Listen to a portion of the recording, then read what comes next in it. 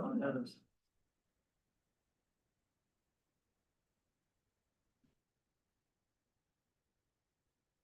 This is a momentous day for me. I was almost there, but I just missed it.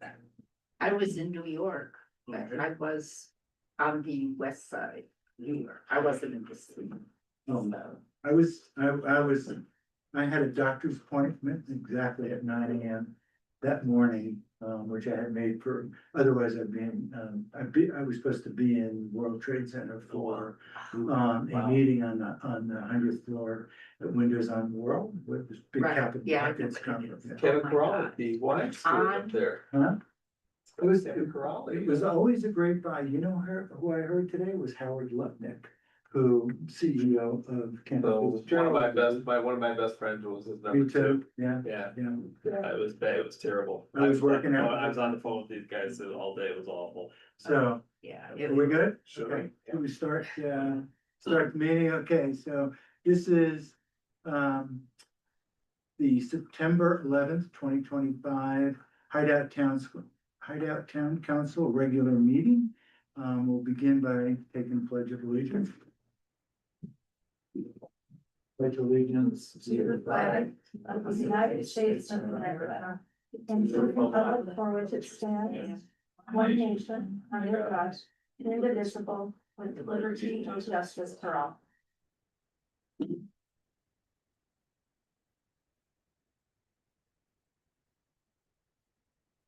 So roll call, let's see,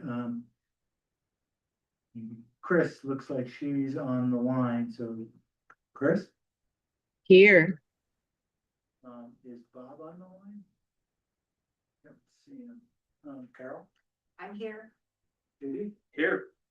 John? Here. And Ralph, so we have a quorum. I believe Jonathan, Bob said he might be late and he may not be able to make the whole meeting as well, so. We'll tackle the first piece, which is a work session in and around roadway policies, led by Jason. Jason, are you on? Oh, yes, I can see you. So, hi, how are you? I know you have a presentation. We can either drive through whatever you have and you can share your screen, or we can use the notes that we have in our meeting notes that we've passed around. Or, how do you want to start this discussion? Well, I appreciate the introduction, Mayor. I thought I'd probably just present some discussion points and then probably follow that up with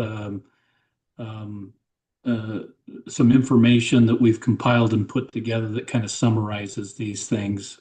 Most of it's narrative, so I don't know how helpful it would be necessarily to put on the screen, but we can certainly develop that into more of a presentation format that, then could be utilized and maybe referred back to from the perspective of the town council. But good evening. Maybe first I could just briefly introduce myself. Jason Birmingham. I'm a principal and owner and managing partner of LRB Public Finance Advisors, Lewis Robertson Birmingham, headquartered in Salt Lake City, but we serve throughout the Intermountain West, including offices in Arizona and Oregon, and then, of course, in Utah. Our primary expertise is financial advisory service, public finance to local governments. And we've been serving the town in the capacity of its municipal financial advisor. And specifically, we're asked to look at the financial viability, sustainability of your water system, your sewer system, and your storm drainage system, all of which we have been working on and making some progress there, waiting still for some additional engineering studies that will be evaluating capacity and cost and some of the other elements that would go into that. But heretofore, we've recommended to the town that that we really separate each of those into its own enterprise fund, so that it would be treated from a governmental accounting perspective as a really cost center, and that the fees that are collected would be sufficient to cover the operation and maintenance costs, the overhead costs, capital repair and replacement, as well as future capital projects that would be needed.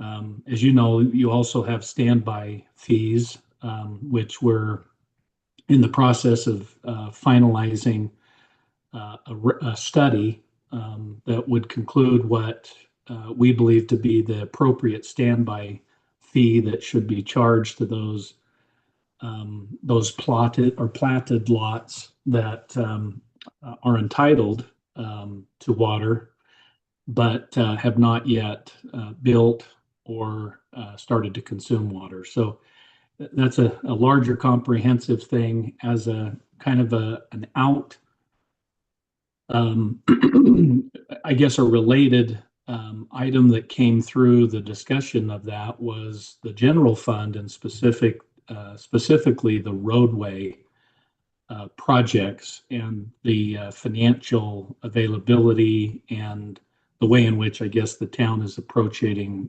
water infrastructure. So my primary purpose tonight was to provide a framework, first of all, to kind of look at roadways specifically. And I'm going to start with governance.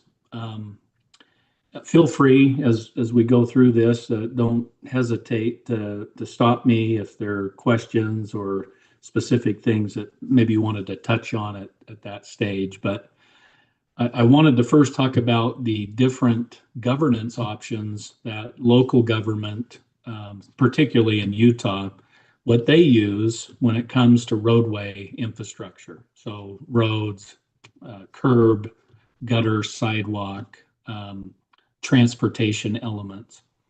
The town of Hideout, of course, is unique, being resort oriented, strongly development driven initially, with master development being the primary mechanism by which the town has developed.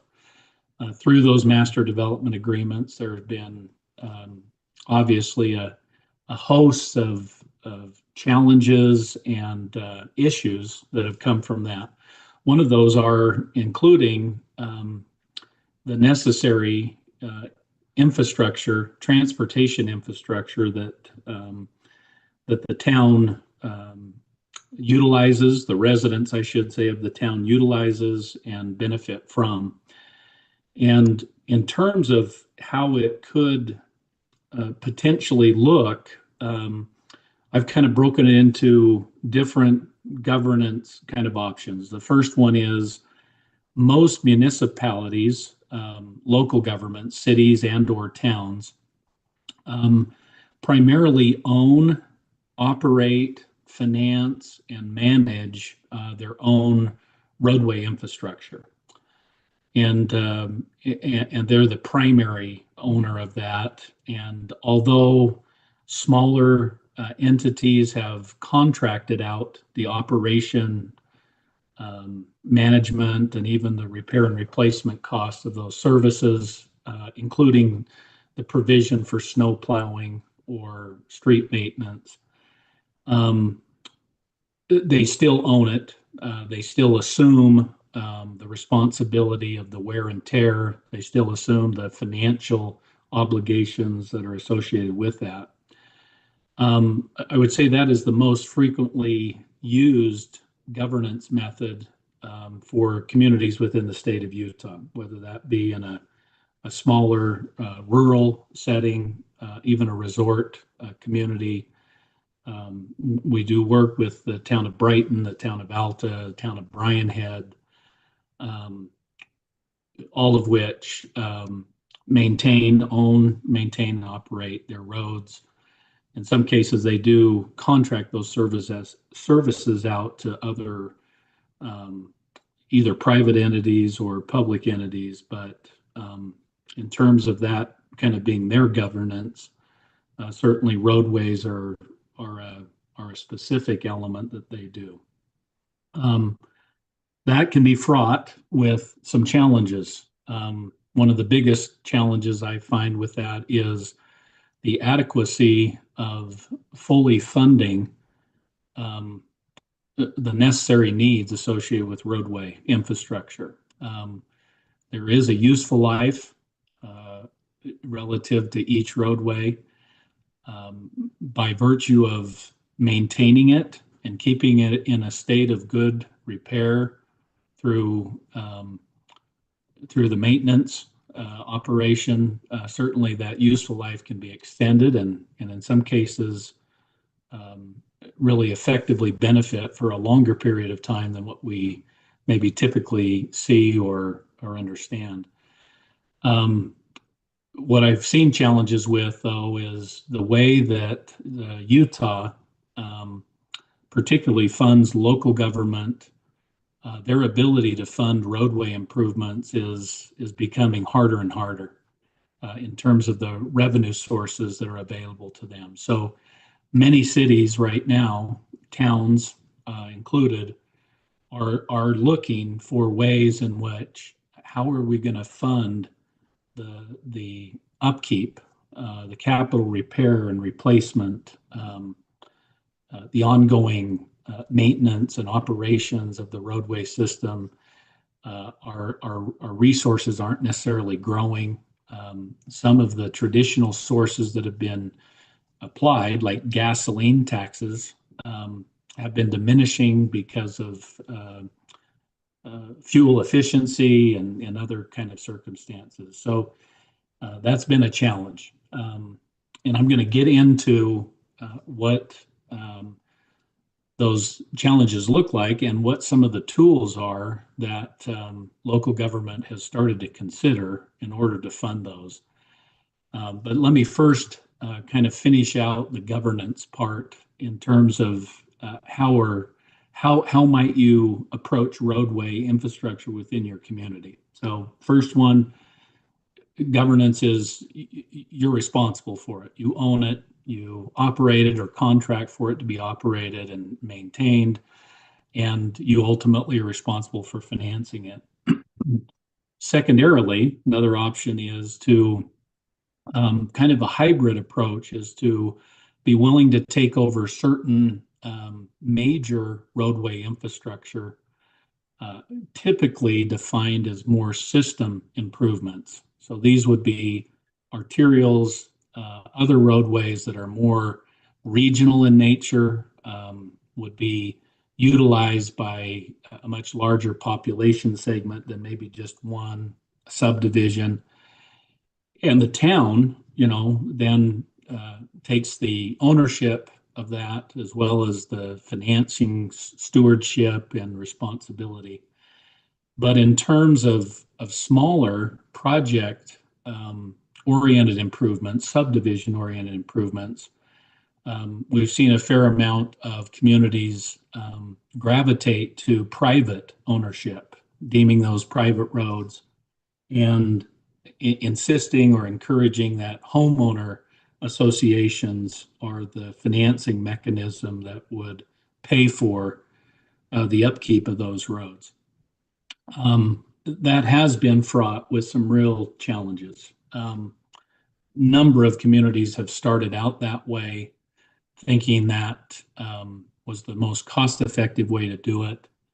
What they found is that the political reality was residents looked to the town or to the city to ensure that essential services like roadway is taken care of, and that homeowners associations were not necessarily meeting those standards, and cities continued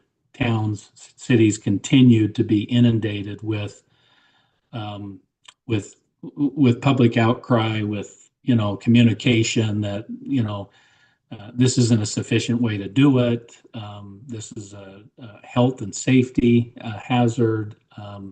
We need you as a city to take it over. And in most cases, we've seen a lot of those roadways ultimately turned into publicly owned, non-private, and then taken care of by the local government. But it is a governance option. It's kind of the idea of, we don't really want those assets on our books because we don't know what level of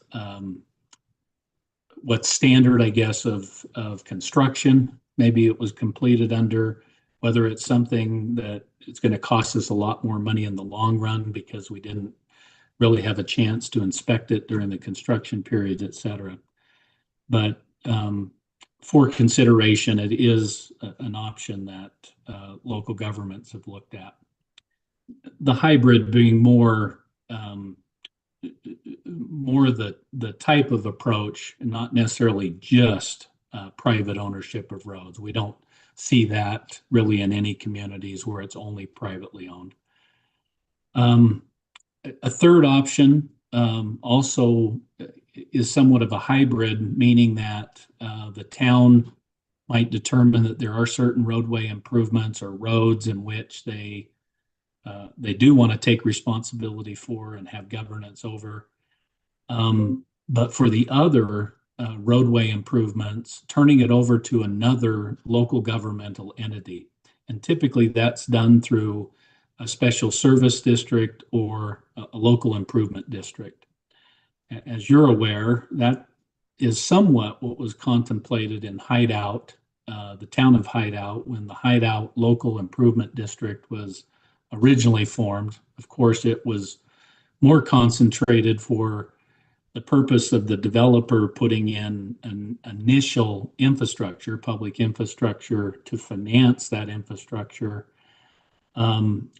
But it is now in place, and by virtue of the way it was structured and its legal framework, it could provide services such as sewer, water, even roadway. It could be a transportation improvement district. And so you don't have an uncommon circumstance in your community where there is an improvement district that you might determine that they're in a better position to manage all of the roadway needs within the community, and really just put that onto that special district, that special local district, to maintain and operate, finance, and be responsible for all of that. Now, there's obviously some benefits from that. I mean, one is roads have significant liability.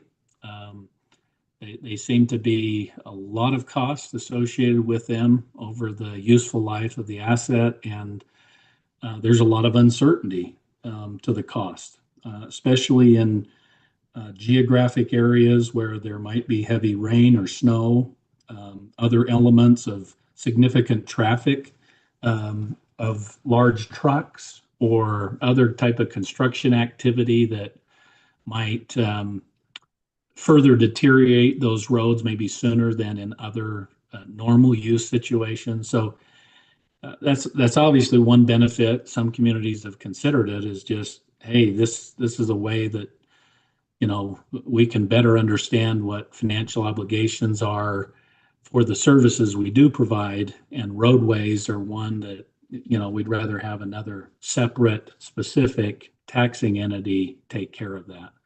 And then, of course, that just adds another layer of, funding, because that entity would have to figure out, well, how do we fund it? How do we go about maintaining it, and so forth? So that was the first kind of segue into, governance. Any questions, Mayor, in terms of, I think there has been a question, at least the question that I've heard is kind of, well, what does our policy really entail? We're struggling, or we're concerned about some of the roads that are turned over to us or ultimately tried to, deeded to us so that it becomes our responsibility and cost. I know you've been through discussions on interlocal agreements with the local improvement district, et cetera. But does that give a good idea of kind of the governance options that we typically see and what are most used in the state? Well, I'll jump in here, Jason. I know we've talked before and, we're in that. I almost feel like we're crossing the chasm here a bit, so to speak, where we're at this inflection point, financially and, structurally as a town. And at what point do we go from the hybrid model to maybe model one? And what does that buy us? And I think, I would love to hear your continual, you have enough background on the state, different towns. I think we're looking for some guidance from you, at least to give us your best, Yeah. best opinions on what, given what we have currently. And part of our issues have been legal, political, et cetera, but I think we want to get to a better place, no matter what. And that, so, is there any, out of this meeting for me, Jason, in any of these meetings, what's our aiming point? What could, do we have, is it looking at just one or two choices, narrowing that down, understanding financial implications and the quality implications of our road system, and then making choices, because those choices to me would also dictate policy and vice versa. Or do we start from the beginning, and just try to create policy here? So I think, we need some guidance from you, what do the best towns do? Yeah. At this stage of their, evolution, what do they do? Yeah, that's a great segue into, I think, the funding discussion, which is really where I think my recommendation and counsel goes relative to once we've talked about governance and just understanding that there's different ways of governing roadways. What we've seen to be the most successful, and when I say successful, measuring it in terms of both efficiency from a financing perspective, as well as politically being consistent and responsive to the constituents that will have issues from time to time with roadways.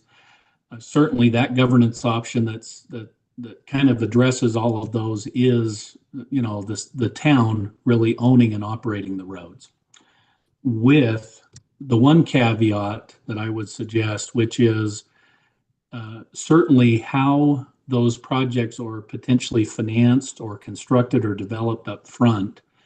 And I know your town engineer has probably said this a number of times, but it's incumbent upon the town to have a very firm policy regarding when you accept those assets as your own, and that you need to be very careful in terms of accepting the responsibility, taking ownership of it, responsibility of it, until you're really satisfied with the quality of the engineering, the quality of the construction, and some of the considerations I think you'd have to give in your circumstances are, there's lots of building that may be going on once a roadway gets in place, and there's impact of all those construction vehicles coming and going that, deteriorate that asset, maybe making it a shorter lived life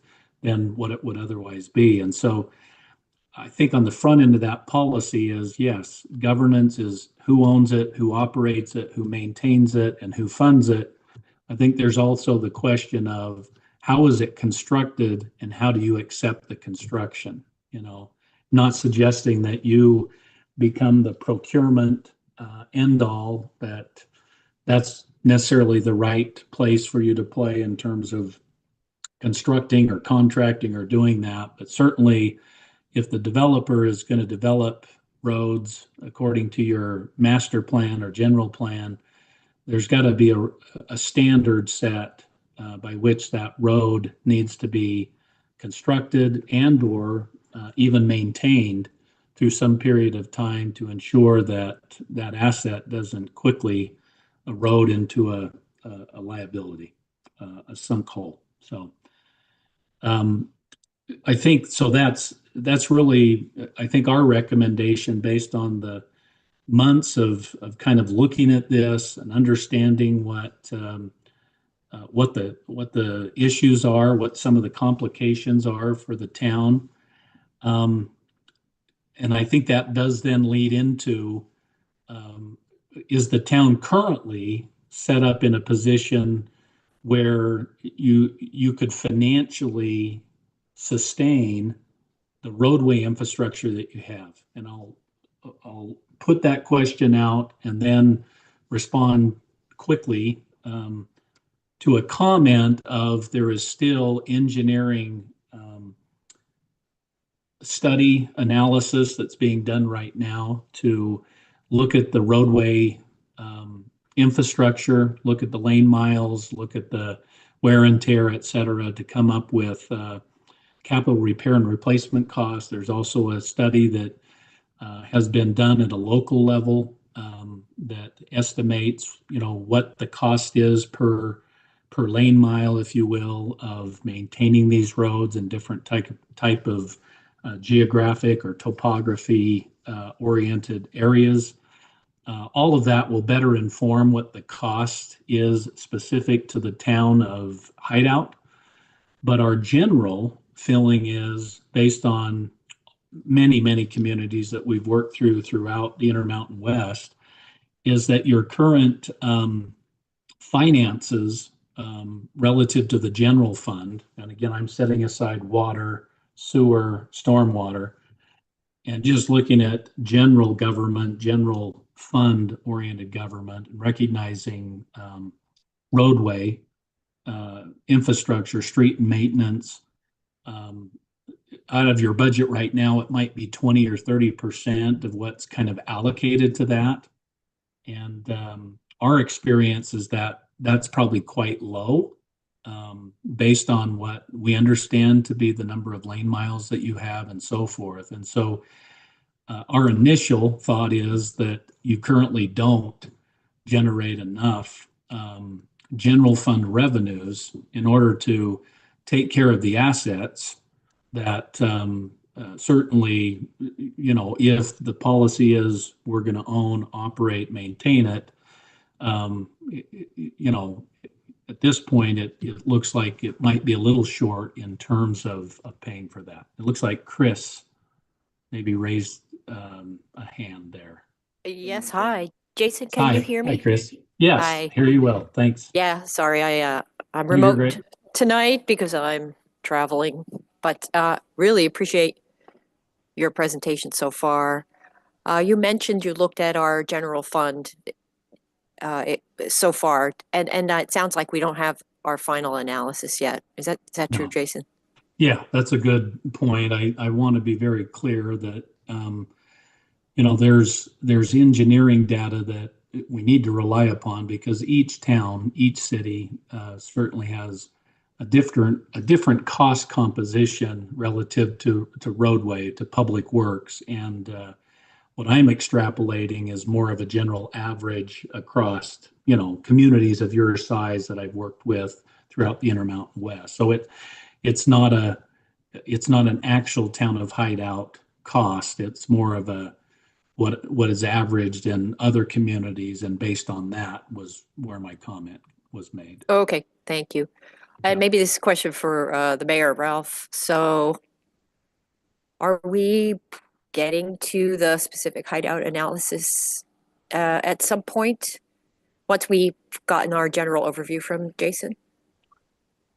Well, we have I'm Go ahead, Jason.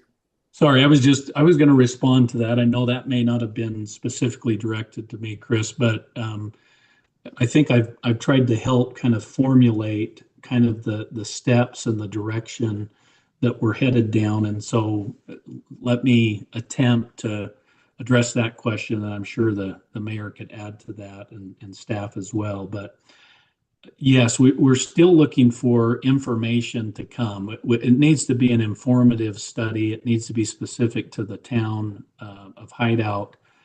And the engineer is deliberating and going through that specifically to really dial into what is the operation and maintenance cost. Now, when roads are first constructed, the wear and tear on it, there's not a lot of cost in the early years. It's not until we get beyond 6, 7, 8 years that we see a significant amount of cost start to be accumulated. So although maybe you haven't experienced that yet, the experience with roads typically are once you get to that point, then the dollar amount to do that repair, replacement, overlay, keeping it in in the state of good repair becomes very significant. And so studies have suggested that you need to start your funding not on the verge of now you've got huge capital needs, but from the outset of when roads first go into place, that you make sure you're setting aside capital reserves and basically covering at least the depreciation costs that are related to the roads. And so once we get this engineering study, and there's also engineering elements with respect to the water, sewer, stormwater. But once we have those back, then that will inform our analysis that right now is just generally been done, but that would then be brought back to the council in terms of that analysis to say, here are what we believe to be the true costs for the town of Hideout relative to the roadway system, maintenance, et cetera.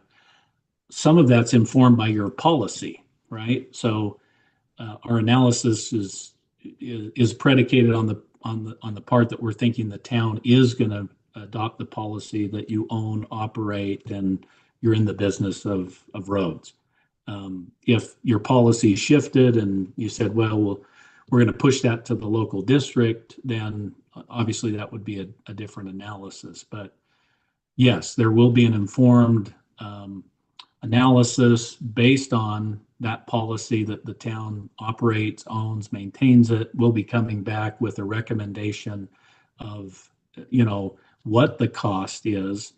And then tonight, what I was going to further just discuss with the council is how might you go about funding it? There's multiple options to consider, not just, well, we raise property tax, which isn't necessarily always the best way to approach it or the fairest way to approach it or even the preferred way to approach it. So there are ways in which municipalities have started to address the growing costs and needs, and legislature has even provided some opportunities for that. So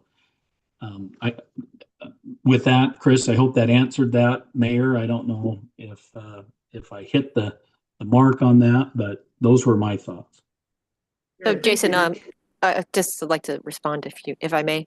Yes, thank you, Jason. That was putting into context in the way that I was asking. So appreciate that. So this is just our general overview, and we'll be, as you said, getting an engineering study. Is that an engineering study through HAL or some other? Yes. Okay. No, that's my understanding is that they're looking at, well, they're probably even testing some of it in terms of, the depth of the asphalt, the road base, et cetera, things that maybe they can't visually see, but they might recollect and so forth. We also have a study that informs us quite a bit, which is, I think it was done by Utah State University.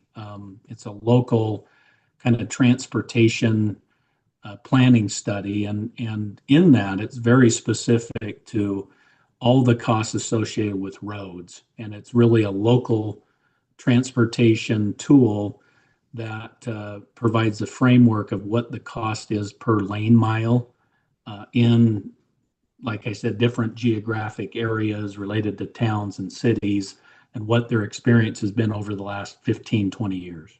So that will also inform it. We're gonna tackle that tonight, but we're not, Jason. That's the LTAP study, I think. You're referring Yes. to correct me if I'm wrong there. Yeah, that's So- correct. Yeah. Yeah, what would be interesting also to me would be understanding how, as these studies, because I'm listening to you and I know we're in the midst of various studies. Almost have, how does this all come together, get integrated, formulate a better plan and policy for the town? So can you give us a high level on that? Yeah, I think I can. So maybe more practically speaking, that engineering study, as well as some of these other informative comparisons or comparables, if you will. So maybe I'll refer to, you've got a specific study for Hideout that Hanson Allen Luce would be completing. And they've been asked to look at, first do an inventory of all the assets, all of the roadway facilities, all the lane miles, all the, from a true cost perspective, analyze what our asset inventory looks like.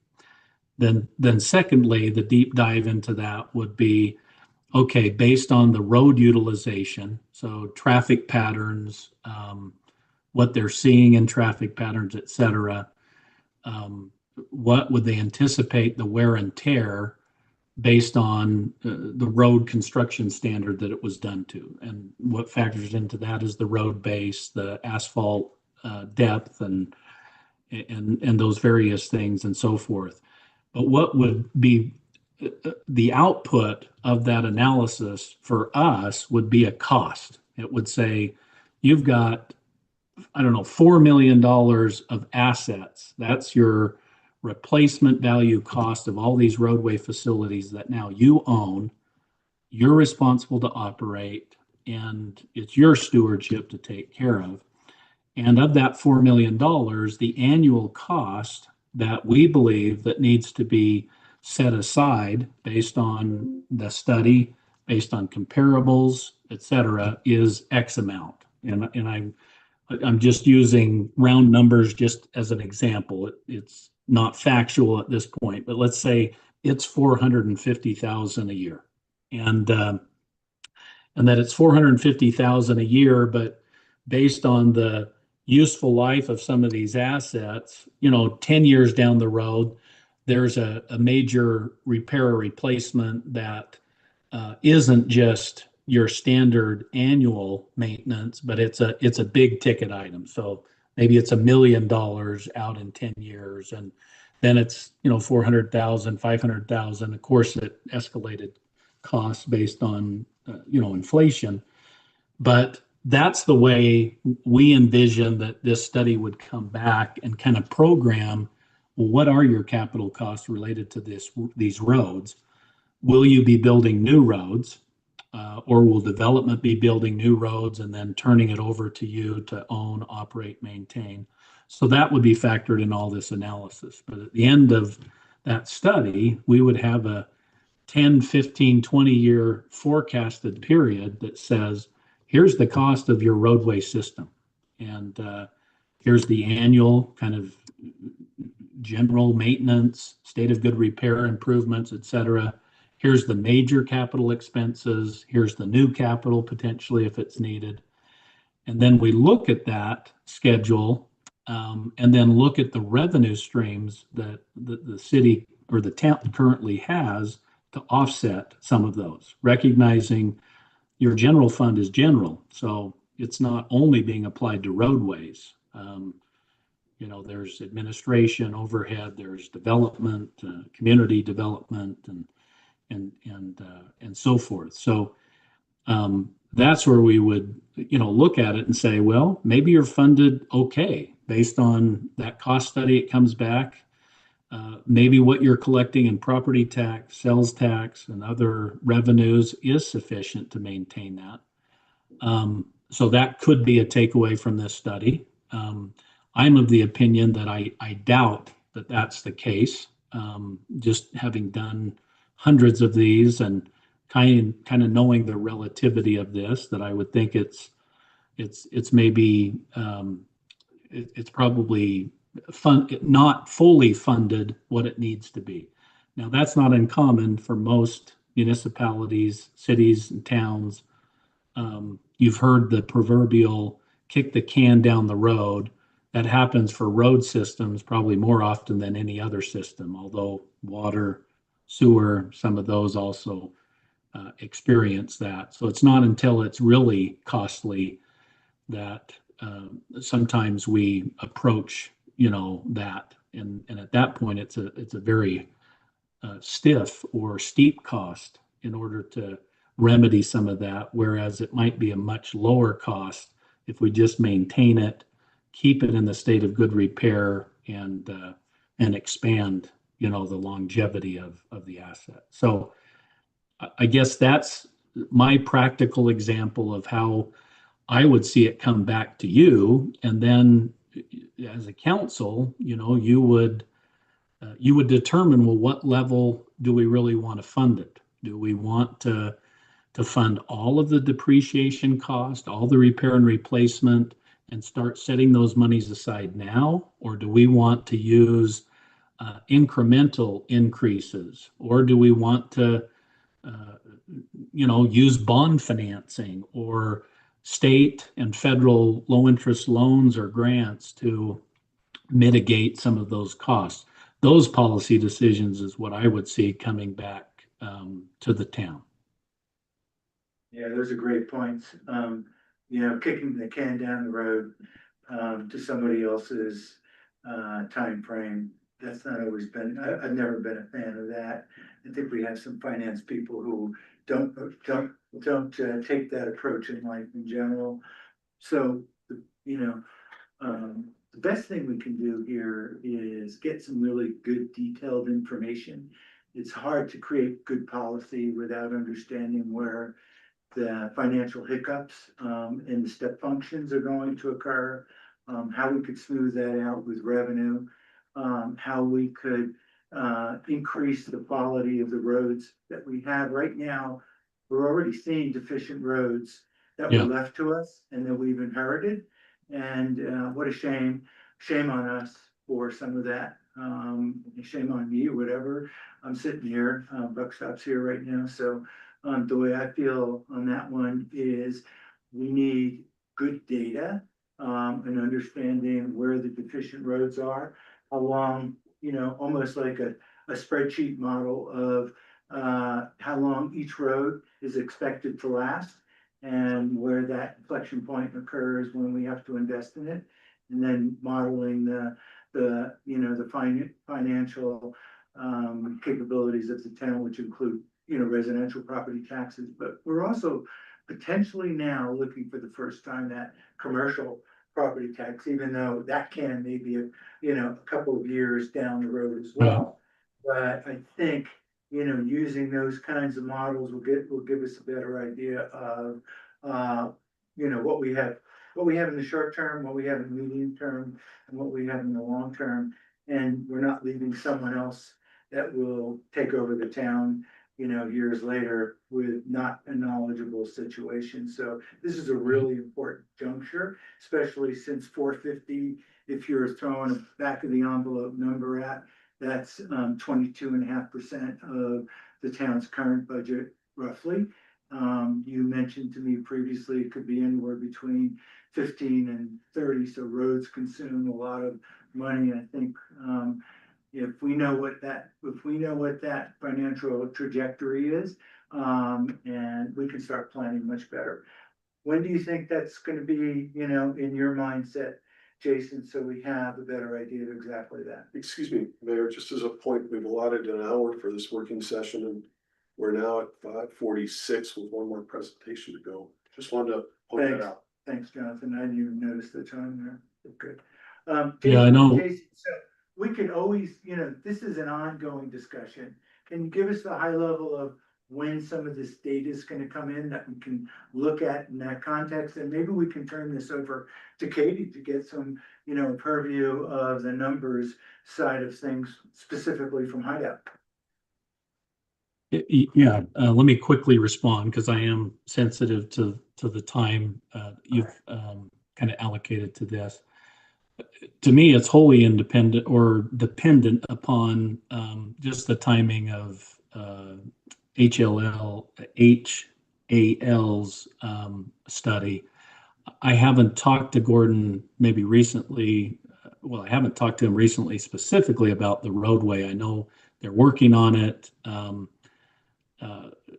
So what I could give you is from my perspective, once we have that study, we felt like we'd have, all of our analysis tied up within a month of that study and maybe even sooner to come back and visit with the council about that and start having some, like you say, policy discussions on funding and how to approach that. So that's kind of my framework from when we have the study, the engineering element of it, to when we could have discussion with the council. Right, so we'll push that with Hal so that you can move your process along and we'll have a better outcome out of that. Should we anything else, Jason? Because I think maybe we give Katie some time and transition. Yeah, I think we ought to, probably go to Katie's presentation. I know she spent a lot of time and effort to provide some more detail in terms of the cost of roadway based on her review and analysis. The only other thing, and we could defer this for another time and probably appropriately so, but there are different ways to fund roadway development, for lack of a better term, that I wanted to get in tonight. So I'll just briefly mention those with maybe a component of just saying, let's come back and visit about those. One of those are, you have general property tax, you also have sales and use tax, you also have municipal energy tax that was also a potential way in which to defray the cost of roads. And then one that I really wanted to delve into at some point is the transportation utility fee, as opposed to a tax, an actual fee that's predicated upon usage. So the idea is to be proportional, equitable to those who use the facilities, put the wear and tear on the facilities, they would pay a utility fee. That utility fee wouldn't necessarily cover all the costs, but it would defray a portion of some of the costs. And so I'll defer that to maybe another discussion, but those are elements that I wanted to talk about if your policy is to, be in the road business. We obviously need to figure out how do we fund it. Probably need a good workshop or in and around that one, I'm guessing, once we get the data together. Okay, Katie, you want to share some of your wisdom? Sure, that sounds great. Let me get this back up. If you would like to bring the presentation up, that would be great.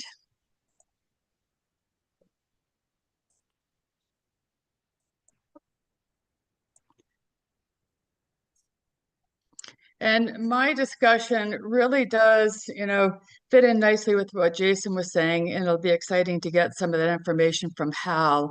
What I've done is looked at some of the previous costs and the costs that we might anticipate in the future. And I utilized the local technical assistance program study that was conducted for the town of Hideout to give me some really good information on remaining service life of a lot of our roads and what their anticipation would be based upon the amount of money that we spend per year. So if you could go to... I'm not sure we're even going anywhere here because where is this data that you're?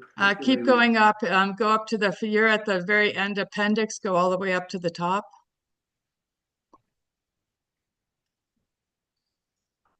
Right here, appendix A? Nope, you got to keep going up in the presentation. You're further down in the presentation. Go to the very beginning of the presentation. Okay. And I know I only have 10 minutes, so I'll try and go a little bit faster. So if you can go to the second page. This really focuses, nope, the first page, Ralph. Right there. The left side of the top graphs is our financials from FY20 for the ongoing roadway spend, and the right side is for the FY26 budget. We were able to do this with the FY26 budget versus FY25. What I wanted to point out on here is that in FY20, we spent about 82% of our funds, our ongoing roadway funds, on salaries and admin, and only about 14% on material supplies and repairs and maintenance. And in FY26, 6 years later, we're spending significantly less on salaries and admin of 62.9%, and we're spending a lot more on material supplies and repairs and maintenance. We're at approximately 25.7%, and if you added the 7.3% for project engineering, which dovetails into the repairs and maintenance aspect, we're up to about 33%. So you can see we've had a nice shift from what we used to spend on material supplies and repairs and maintenance from FY20 to FY26. This does not include the major roadway expenditures. This is just ongoing roadway general maintenance. We'll get into the major spend in a few subsequent pages. And you can also see the appendix if you want to see any of the spend per category in each of these categories, as well as detail for material supplies and repairs and maintenance that we classify as ongoing. If you look at the ongoing repairs and maintenance overall, what I wanted to show you here is the town has spent an average of 19.2% of its total expense budget on street expense. This does not include, to Jason's point, this does not include any expense associated with depreciation. We have approximately $471,000 of depreciation for which we are responsible for all the streets that have been turned over to the town. So you can see each of the years, we progressively 20% in FY20, and we are down a little bit to 18% for ongoing roadway expense. But we do spend quite a bit when you look at the categories on auto maintenance, fuel, material supplies, repairs, maintenance, leases, town engineering projects, salary, and administration. So I just wanted to point out that we're at approximately 19.2% of our total expenses just on ongoing roadway expense, not including major expenditures. Next page.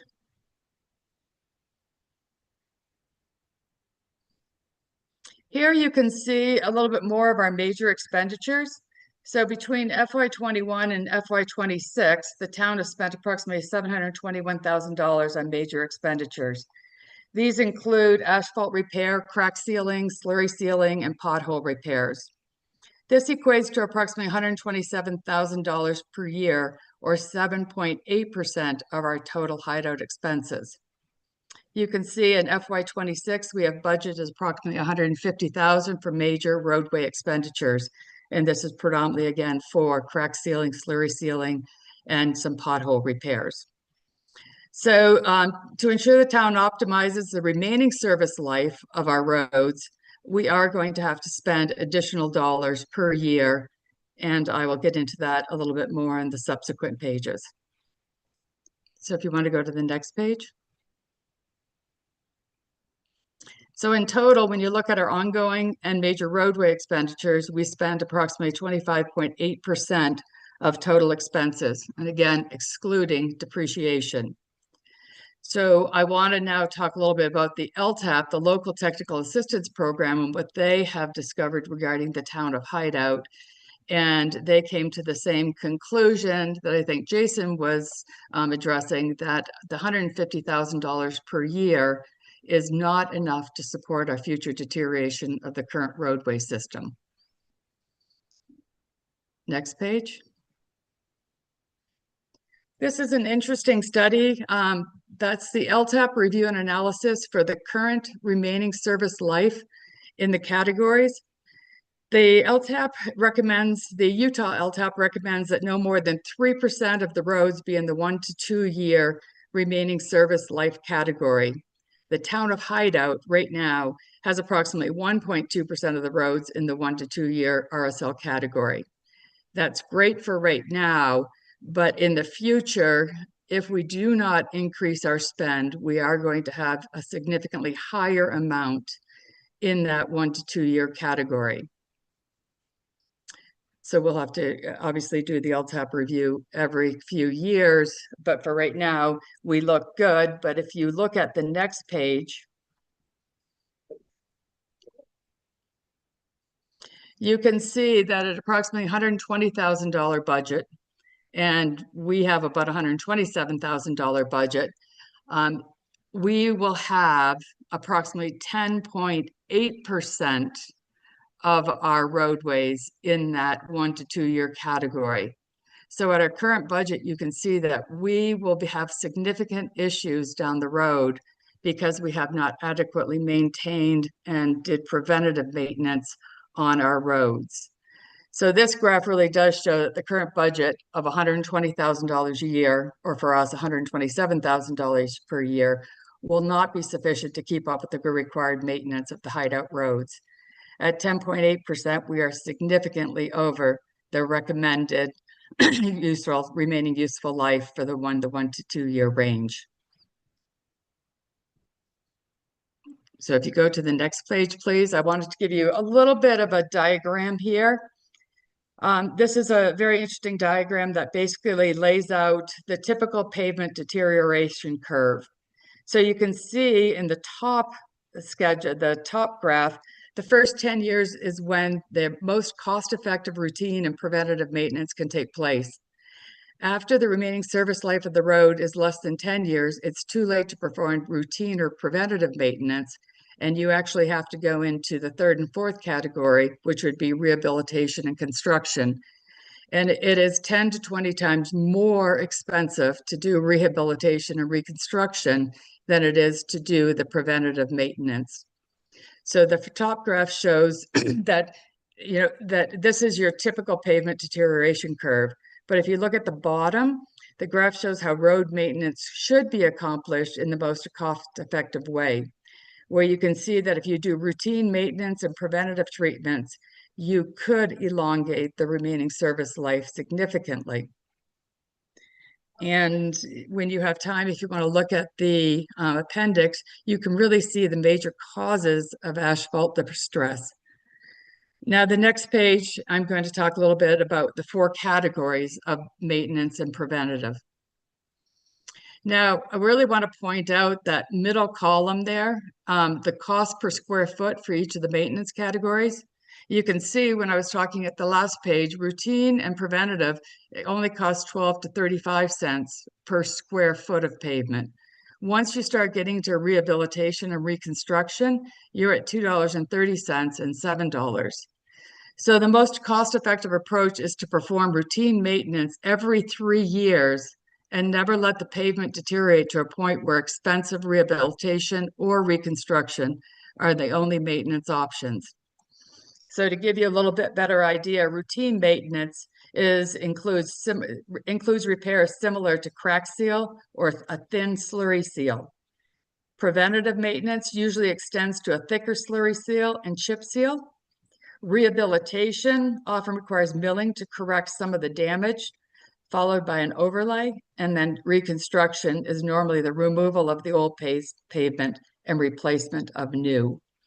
So you can see we would be a lot better off to increase our budgets over the next few years and holding whatever we end up deciding we're going to maintain and have our budget at in the future, maintaining that, but also doing a study every year to make sure and look at each of our roads to ensure that we've got the right routine preventative services that will help elongate the life of each of the roads. So if you go to the next page, this just tells you, the chart shows the remaining service life after 20-year spending if we increase our budget to $225,000 per year. Keep in mind, right now, we're at about an average of 127,000, but the budget for FY20 shows that we're spending 150,000. So if we increase it to 225,000, you see that we reduce our 1 to 2 year for total reconstruction to only 6.2%. So we did decrease it from the 10.8% down to the 6.2%. This higher budget will enable the town to keep up with the required maintenance and significantly reduce the long-term cost of road maintenance. It'll decrease it from the 10.8 to the 6.2. Unfortunately, this still doesn't get us to the goal of 3% in 1 to 2 years. So further increasing major roadway expenditures to 300,000 per year will optimize the remaining service life as well as the cost of road maintenance. Keep in mind that the 300,000 represents 100% increase over the current budget of 150,000. So the final page on recommendations and conclusion.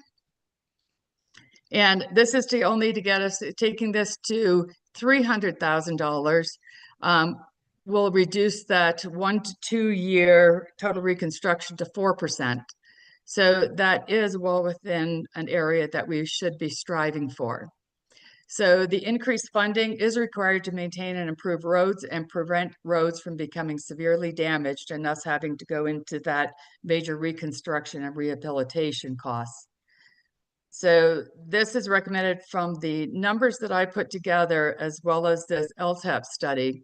It's recommended that we increase the major expenditure budget over current funding levels. We need to ensure that we update the TAP analysis every 3 to 5 years. We want to be aware of the potential effects on the future BNC road fund changes because we do get allotted funds from the BNC road fund that the state collects based upon the linear square feet or the linear feet of road that we do have within the town. So we want to make sure that we do update that analysis every year and submit to the BNC road regulators that tell us that we have X amount of linear feet of roads such that we can get the adequate funding that we require based upon the amount of road that we have in the town of Hideout. We want to ensure maintenance efforts are tracked. We want a monitoring of the roadway deterioration will allow the town to adjust the budget to meet increasing construction costs. And we want to provide adequate funding to inspect and ensure the quality of future maintenance projects. Improper construction can and will decrease the remaining service life of a road by 50%. So before we ever take the road back from the developer or get the road turned over to the town, we need to make sure that it was well inspected and well constructed. The remaining 4 pages are just the appendix where I talk about the major causes of asphalt to pavement distress, pavement management, the expenditure detail from FY20 through FY26, as well as just for ongoing maintenance that we talked about as just general outside of major expenditures. I'm giving you some examples of what we spend on material supplies and maintenance and repairs. So I know I tried to get through that within 10 minutes. It took 15, but if anyone has any questions, I'd be glad to answer them. Thanks, Katie. Appreciate that. That was very thorough and a lot of data in there. It looks like we need another $100,000 to bring us from where we are currently funding to maybe getting to a much better place for long-term funding, but we can do that analysis. There's a lot of people that have showed up in town hall. So to open this up now and to conclude this, hey, Jason, are you still on the line here? I see you. So we have a lot to, further analyze, starting with the Hal engineering study and your further financial analysis, and then wrapping that in with what Katie was just talking about, but we're not going to be able to do that tonight. So all I can say is both Katie and Jason, thank you so much for your, your input, and obviously we'll be working on this on a regular basis. So that concludes that session. Some folks asked, did the meeting actually start at 6? Well, we actually started on 5 to go through some of this information that reflected what we're doing with roads and how we're going to put money into this and how we're going to fund this over the next 5, 10, 20 years, because I think that's critical for the town, and for our infrastructure. At the same time, Bob just walked in, so, our councilman, Bob Nadelberg, and, I'm guessing, would you like to take a seat, Bob? or- Have we started the meeting officially? We started at 5, but we were working on road policies. Small point of order, if I may. I have fresh stroke waffles from Amsterdam. All right. I didn't realize when people were gonna be Bob, here. just get ready to come back from Amsterdam. Yeah, I waited a couple hours ago, I had a day. Hey, if you wanna break those open, start passing them While on. Bob is doing this, I'm gonna take a quick file break. Okay, I'll start back here if you wanna look the passes down. I start, it's really healthy for you. Now, here we go. And better get your hand up with your end. Oh, you do? All important. Did everybody sign it, by the way? You haven't said. Yeah.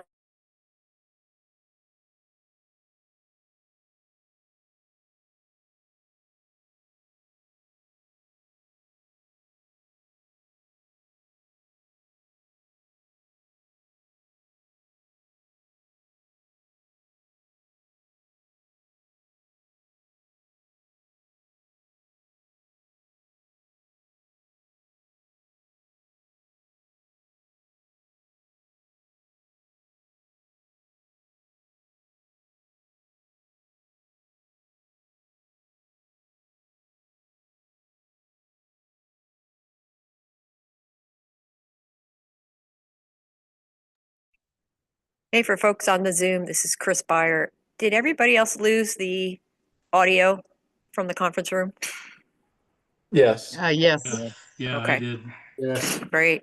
Yes. Apparently waffles are more important.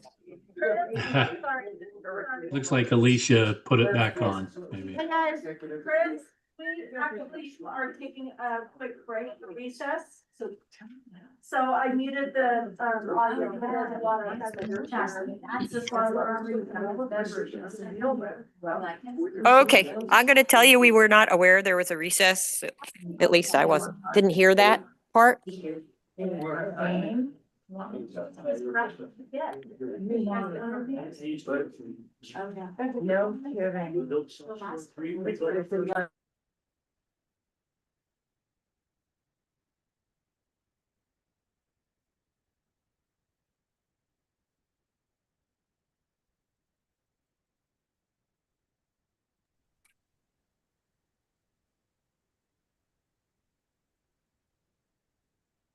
Yeah, so Alicia, can you tell us, since you're probably still paying attention, how long this recess will be? We, on the phone, did not hear an announcement of a recess.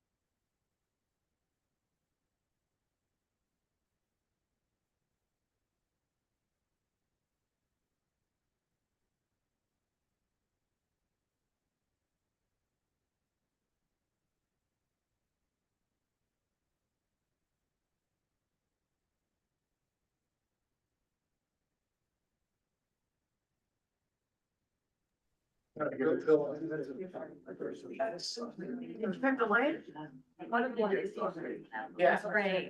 Number 9. That was mine.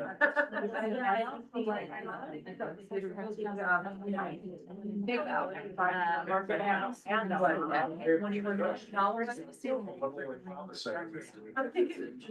but that's too many left. Yeah, they had an elevator. I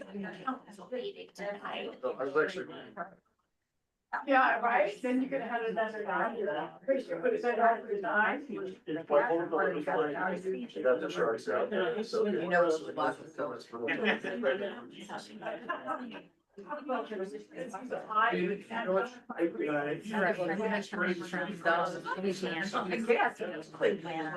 I mean. Did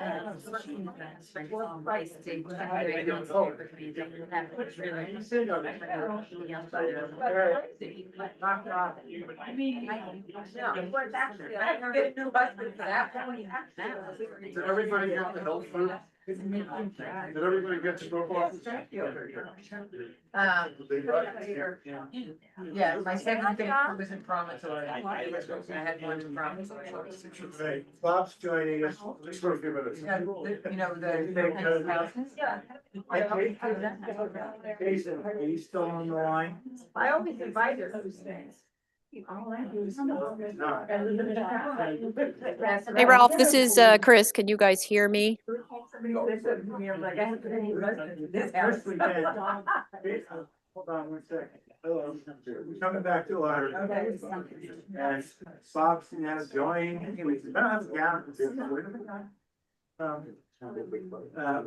We're now gonna restart the meeting, which is really kind of beginning of the meeting for the public. So Bob joined. We have that on the record here. And Chris, you had a question?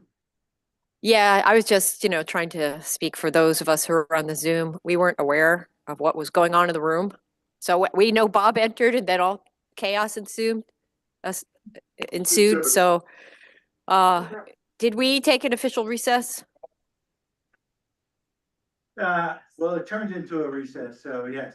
Okay, well, the folks on the phone, we didn't understand what was going on. All we knew was Bob entered the room and then the party began, I guess. But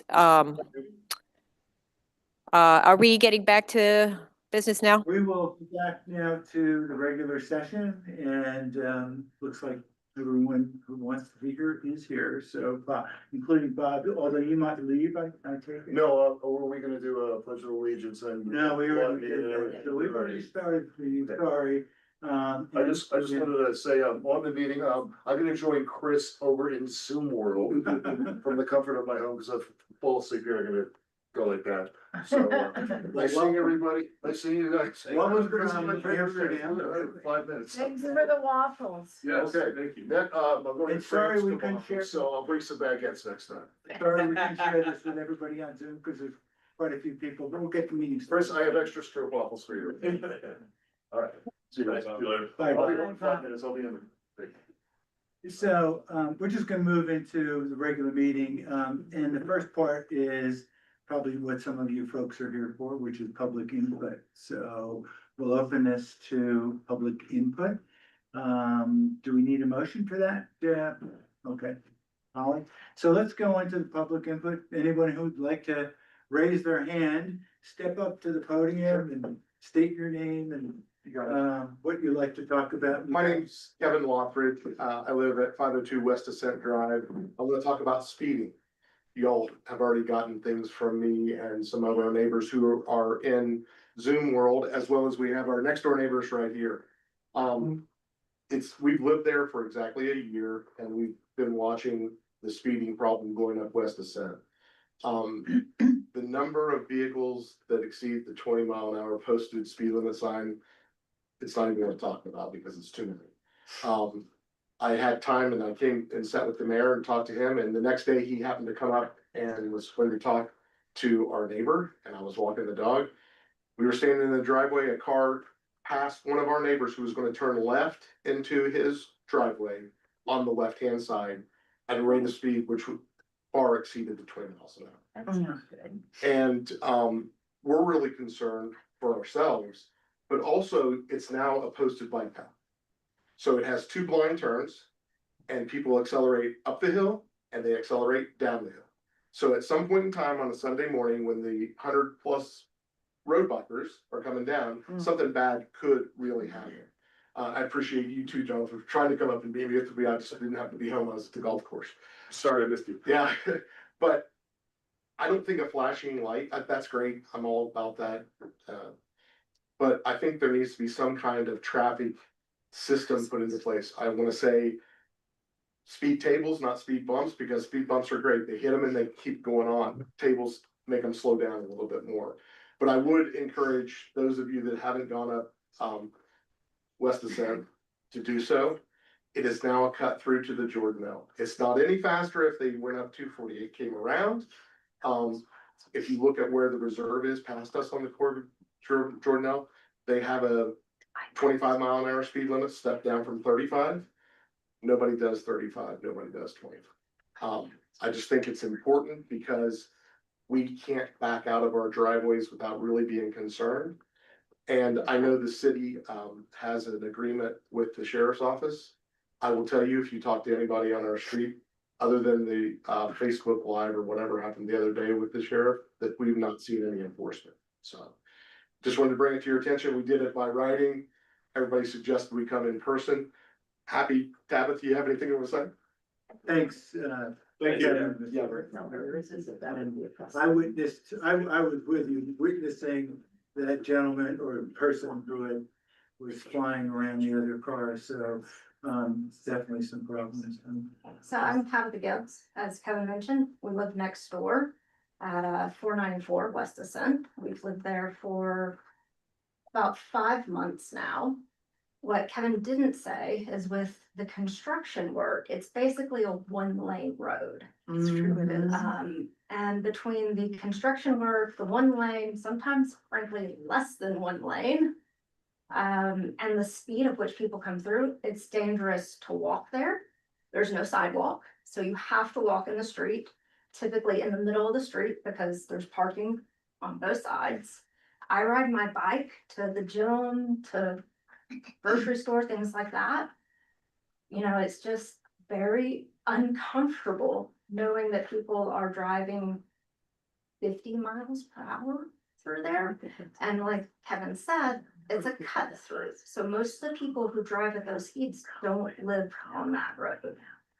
And we see it increasingly happening more often and more often. And indeed, there's been no enforcement either on the construction parking or on the speed. So I would like to offer a little support. My name is John Lindley. I live at 533 West Ascent. We're at the top of the street, and the city did well installing a speed limit sign. The issue is, I think we need to think about where to put the signs, because it's a blind corner at the top pretty much. So as you come around and you start picking up speed naturally, which is only normal, there is no warning at the top of the street that it's a 20. So people are not aware of it until they hit the descent.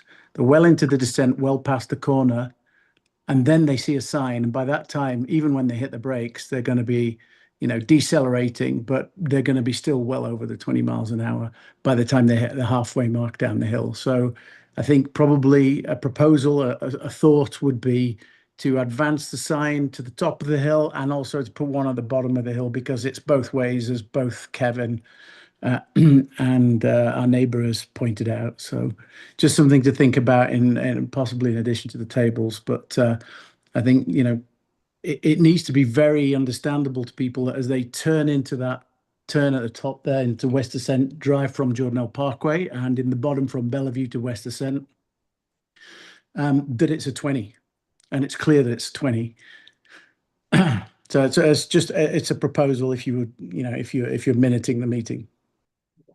Well, thanks. I think we're looking for, and the reasons you're here is to look for the best ideas to create, a better situation to control the speed, which may be a combination of things from speed tables to signs, the digital sign that's on order, and and more presence of the county sheriff and his law enforcement officers, and I believe Sheriff Rigby is going to attend. Is Sheriff's on the line, so I know we've talked about it, Sheriff Rigby, if you're on the line, but 2 people, the other person I was gonna call on, Dan Allen, who's our maintenance person, our maintenance team leader here. Dan, are you still on? And when is our permanent sign? And we also ordered an extra temporary digital sign as well, so we could technically place one at the top, one at the bottom, as we were just talking about. And then, but having presence, showing some police presence, I think is probably a real key here. So, Dan, anything that you want to add as we had talked about before? Those signs, the portable sign that I have on order should be here. They said 4 to 5 weeks. I ordered it last week, so should be here by the end of the month, hopefully. The other one that shows speed and gives warnings and whatnot, I have one of those for $1 that flashes red and blue on them. That will be put in again, probably by the end of the month. We should have it. Hopefully, they said it'll ship on the 17th. Speed bumps, speed tables, both present their own help and issues. I will leave that to a discussion another time, but as public works and maintenance and whatnot, it's not that it's a bad situation either way. They both present good and bad for us and the fire department. So that's something that for another time, obviously. I'm not the expert on either one of those, but as far as public works, we're going to put another electronic sign at the top, the flashing one that shows different things on the bottom half. We can work on trying to replace signs up higher. It gets really difficult to making sure that it's in the right spot. That's up to engineering. I would have to work with our engineering group to make sure that we place them in on the top half of the road in the right spot. So, I mean, there's things that we can do and there's things that we're working on. I know when you're in that situation, I live on a road that people do 80 miles an hour past my house and it's 35. I get it. I understand it. And no matter what the city does, we can't move fast enough because I can't get the county to work fast enough to take care of what I've asked. So I understand your guys' concerns. Don't think that I don't. We're trying as far as public works the best we can to address things as fast as possible. I'm just waiting on things to get shipped here so that we can start doing something. Something's better than nothing. And that's what I'm trying to accomplish with what we're trying to do. There was one thing I left out, which is there's a blind hill at the top. That could be cut down to give visual. I think JD and yourself went up and looked at that, and that's that, particularly with the things that are coming around the curve. So, you know, like in anything, it's a multi-pronged effort. Yeah. And there's going to be.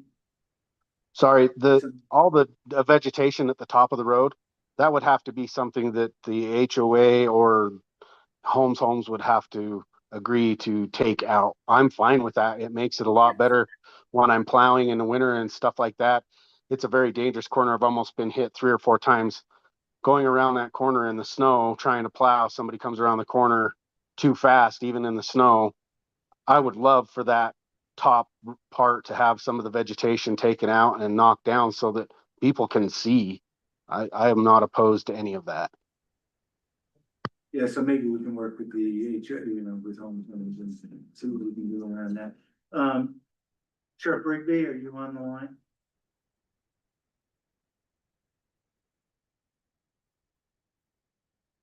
Well, he's supposed to be. Do you see him, Alicia?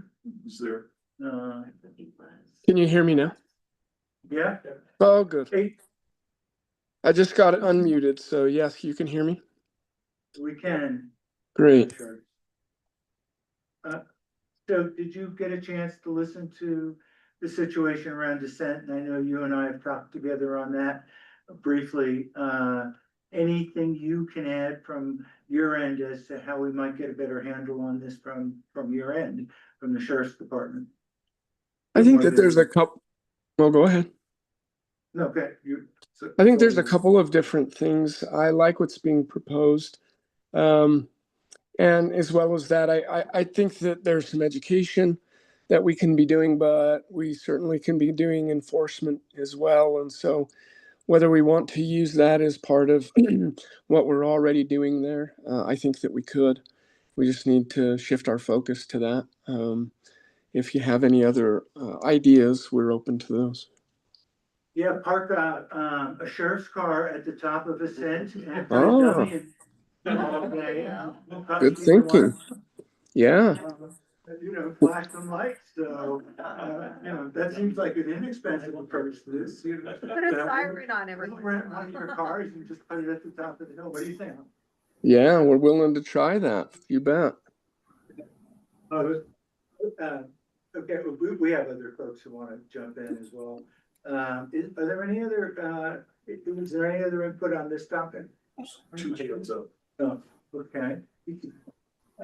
This is. Oh, sorry. No, go ahead. I'm sorry. I jumped in. Rachel Cooper has had her hand up, Ted Kim. If you would like to speak, if you want to put your hand up and when the mayor calls on you, then we will get Who you. was first, Alicia? Rachel's been waiting for a minute. Rachel, you wanna jump in? Hi, this is Brian Cooper. I'm on Rachel's laptop. As you know, I live in Shoreline 1 on North Shoreline Court. So one comment about enforcement for Mr. Rigby. We have an issue with contractors kind of violating our rules two ways. One is they very often park on both sides of the road, which I think one of the other residents mentioned, narrows our narrow roads down to less than one lane. That's dangerous. Secondly, they often have a whole bunch of vehicles parked along one side like they're supposed to, but they never have a flagman or a flagger to route traffic around when they're blocking lanes, especially with things like forklifts and bulldozers and whatnot. So that's something I know we talked about last meeting about maybe some ideas about enforcement, but I think that would help a lot on that side. My second comment is in relating to the first conversation about roads. By the way, I wanted to thank Katie for doing an excellent job of analyzing the cost. It's obvious to me that we definitely have a cost deficit right now, so we've got to address that. An idea I proposed to Mayor Rubin over 3 years ago was, I think what Mr. Birmingham suggested to help pay for that is a usage fee for the construction vehicles, because as we know, 90% of the damage to our roads is done by these huge concrete trucks and loaded dump trucks and the like that are traveling over our finished roads that maybe that developer actually put in and to reach the new development. And we only have a frontage fee now for new construction. What we need is that based on the number of mileage or the amount of mileage that they're traveling to and from the construction site over existing roads, they definitely should be charged a fee for that. And that should be very easy to figure out. Once we do this financial analysis, I think we could figure out how to defray probably at least 75% of our maintenance costs by doing that. Yeah, good comments, Brian. Very good. And one thing that I've noticed as we were doing, as all this construction goes on, Juhey was doing all their road work. That you get these trucks that are just fully loaded, they pretty much ruin our roads. At this point, we've done nothing to control them at this point. So I think getting ahead of that in multiple ways would be a really good solution. Flying down the road. Yeah, flying down the road, plus they've got, they're probably over their tonnage. And by being over their tonnage, they're further depreciating our road system. And so, that's what we need to monitor better, I think. And Brian, maybe we work together. Be happy to share some ideas with you in terms of what the town can do and maybe what we can do with outside control and compliance. Thank you. Who's next on the list? Ted Kim has his hand up. Ted, you're on. Hi. So I live over in Deer Springs and neighbor of the folks who have spoken up before. I just want to make one quick point, which is, our street has become a convenient cutoff from Jordanelle Parkway out to 248. And so I think if you look at the streets in Hideout, we probably right now bear the most traffic from non-Hideout residents. And I think it will get worse as East Village opens up the ski season because, Google Maps will route everybody to cut through Bellevue and Ascent Drive.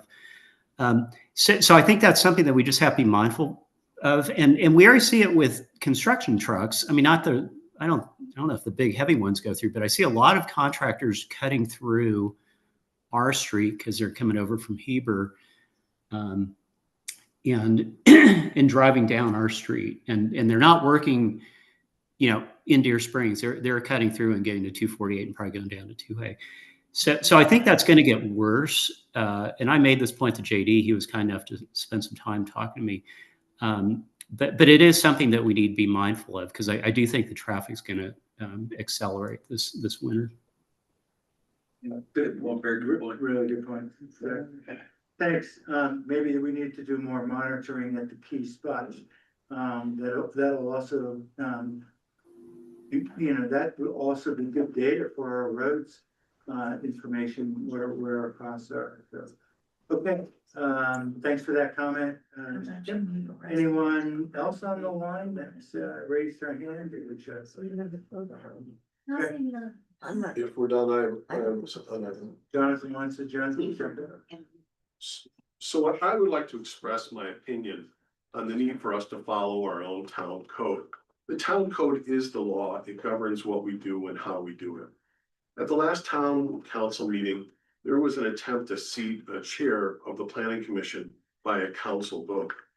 In my view, this was a violation of our own town code, specifically section 1.12.010B, which says, and I'll quote it, "Mayor to appoint and fill vacancies. The mayor, with the advice and consent of the town council, may appoint and fill vacancies in all offices provided by law or ordinance." It is the mayor, based on this section of the town code, with the advice and consent of the council, that fills vacancies. It's not the council all by itself. So I just want to express my opinion on how important it is that once we make rules, we should be following our own rules. That's all. Thank you. Thanks, Jonathan. Thank you, Jonathan. Carol? To speak to that, that is what the council did, was that it was advice and consent. It was a vote. One It was member a brought a vote. motion, another member seconded, and then there was a vote. There was no, and that was over the mayor's objection, who wanted to interview additional people. So, and maybe we can clarify it so that it goes smoother, so everyone feels comfortable with it. But generally how an advice and consent goes, and I know we're gonna have some today, is that the mayor nominates someone, and then you need a vote of the council for their advice and consent. That is always how I've seen it done. So there is a motion by the council for their advice and consent. They actually do a vote for their advice and consent. And maybe Jonathan, once again, I take the blame for not calling and talking to you more. You have sent that provision to me, and I didn't understand exactly what you were saying till just right now. So, I should have, fleshed that out more so that we could have talked about it. The point, I'm sorry, go ahead and finish. But anyway, so just so you know, that's generally, and sometimes the council doesn't consent. I've seen that happen in certain ones, but that's why you do the vote, because so that the council is saying, yes, we're giving you our consent to place that person on. Mayor made it quite clear that he had additional candidates to interview and wasn't ready to nominate anyone. And so any vote, in my humble view, was inappropriate because the mayor had not yet nominated anybody. He was considering multiple candidates at that point. And I just think it's important that we follow, once we make these rules, we should be following our own rules. I don't think we should be trampling our own rules or trying to get around them. Just my opinion. Yay. Thanks, Jonathan. Carol has something to say. Right, I was approached this morning by a resident of Hideout about the pickleball courts. And these are the original pickleball courts that were built by Nate. Apparently they are being utilized and used quite often by people who do not live in Hideout.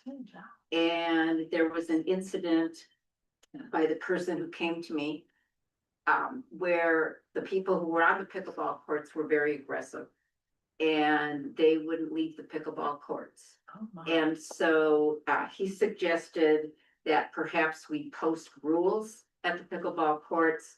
And he did send me a list of Park City's court rules, which he said are very effective. And if we just post them so that people know, because they are being used, the pickleball courts are being used a lot. And so I don't know who takes it from here. We just wanted to bring the councils aware, we want to make us aware of what's going on. I've heard similar complaints, but the Carol, you heard as well. Right, okay, so, I mean, he sent Park City rules that are posted on all the Park City and Summit County courts. So Nate, I think our the Deerwater's HOA manages it, runs the park and everything, so I would think they would probably be the one to go to. I okay, don't think it'd be a city thing. I would go there first. If not, I'll buy the sign for the rules. okay, and I can, if you want, I can send you these rules. Yeah, that's, Okay, thank it was you. probably my wife, actually, the aggressive one. It was a male and apparently he was quite large. In that from out of town. Right, yeah, no, he did not live in my town, yeah. Well, you know, sounds like more work for our county sheriff here, right? Or we just, you know, monitor this more closely, and Nate, if you step up to the bar, I mean, that would be great, you know, Yeah. terrific. I'll get it, Yeah. Any other comments from the crowd here or from online? The dog situation, the dog signs. Okay, let's talk, you know, we're gonna talk about that soon, but let's, you know, it's public input. What would you like to say? You want me to see? Go ahead. Hi, Suzanne Severini. We're in conversation with Jan McCosh, and it's been pretty much public news. I think in the last newsletter it was alluded to, I'm not sure, but yeah, we are gonna be putting the dog signs in. Jan and I, and Lily's involved with this as well, for dogs must be on leash. And we're talking right now about locations. And the chief reason, I just want it for the record, the chief reason for this is most of us would love to have our dogs off leash. A lot of us have very little trained dogs. But in their own town, they can become very unpredictable and very territorial. So we are just trying to eliminate scuttles between the dogs and the owners. And I think it just becomes a much more peaceful domicile for everyone involved. And so Jan was, I'm not sure what the process is, that's my question. Is that going to a town vote? Or does the council vote on On that? the sign? Yeah. Good question. Polly, you wanna weigh in on whether the town needs to vote on that, or that's an administrative, and the mayor, I thought, could do that Yeah, directly, it's an right? administrative, Sorry? action, so you don't need a vote. That's what Jan had, Yeah. I So- thought said, but I wasn't sure. Because every time I called Justin, it cost the town money, right? The animal. Is control. Justin, I think Justin's on, right, just, yeah, Justin. don't we pay a fee, a monthly fee? Oh, there's Jan. Holly, Yes, do we Mindy. need to clarify the ordinance? Because right now it's vague as to whether leashes are necessary. So I think we need to have a vote of the council that we clarify. Okay. So I think what she's referring to is the restraining devices, which generally in both Wasatch County and the town code refer to electronic leashes as being a restraining device. But if we want to change that, then we would have to put that on our agenda and consider an ordinance. Well, I spoke to the animal control, and I did some research and kind of some deep research on it. In the state of Utah, an e-collar, electronic collar on a dog, which I use all the time on my dog at Round Valley and at the Jordan now, is considered a legal leash for a dog unless the property or the park, specifically in this situation, Jordanelle Park, does now have signs that says for the last few years, dogs must be on leash. Now, according to their rangers, that means a physical leash. There are other parks which state it has to be as long as you have your dog on an e-collar, you must also have the physical leash present. And then there are other ordinances which may state only a physical leash. So there's those three major discrepancies or differences. The problem with the e-collar is if the person is not paying attention to their dog, like at the roundabout, and they're all talking, and the dog is running, I could hit like 5 dogs in a day. It's getting to the point, it's ridiculous. My husband's been charged twice by the same dog. And both dogs don't like each other, and it's a problem, and I've called Justin twice. By the third time, I have to go to court with this man. And he's are they getting- both on e-collars? No, he's on no collar. Well, then he's No clearly leash, broken the but- rules. Of course, but he doesn't listen to anyone. So we need to The have dog or the person- clarification. And then he says, there's no signs up, Yeah. there's no signs up. There's no signs. Well, we need signs. We're gonna get, so Justin, I know we had something on your schedule here, but could you make, if you're on, Justin Hatch, can you weigh Yeah, in can here? you hear me? 2 seconds? Yep. Poor Justin. I call him all the time. Did he say something? Yeah, he did. I heard it. Justin, I think, we can't hear you if you're. Okay. trying to- Yeah, I would recommend that the town does not allow the e-collar. I think physical restraint would be the best way to go. Heber City, Wasatch County do not recognize the e-collar as a physical restraint because the dog can get out so far in front of the owner, or the owner's talking with somebody and they don't That's really right. have control of that dog until it's too late. If it decides to go after another dog or run out into traffic or chase anybody that's walking on the other side of the road or sidewalk. Good input. I know we're gonna touch on this later, but since the folks that might be leaving here that are interested in this subject, thank you for that information. I think we'll take this between now and the next meeting and move on it. Okay. Can I just ask a question whether this would apply to your own yard? Because it's limited common space? No, I think the definition of being at large, which is prohibited, is in section 610.020. And it says at large, a dog shall be considered to be at large when it is off the owner's property and not under immediate control by means of a durable restraint device capable of keeping the dog restrained. I think that's where our ambiguity is. It is kind of ambiguous. It Now, is while it's on your ambiguous. property, I think you're fine. But we don't own our front yards. That's right. It's I believe your yard is A a limited common space. limited common area, so. Mhm. I guess your HOA could. I just think that if we're going to start clarifying, there's a lot of clarifications that would have to take place. I agree. And to tell people they have to keep their dogs in their yard on a leash. But to me, that doesn't seem right.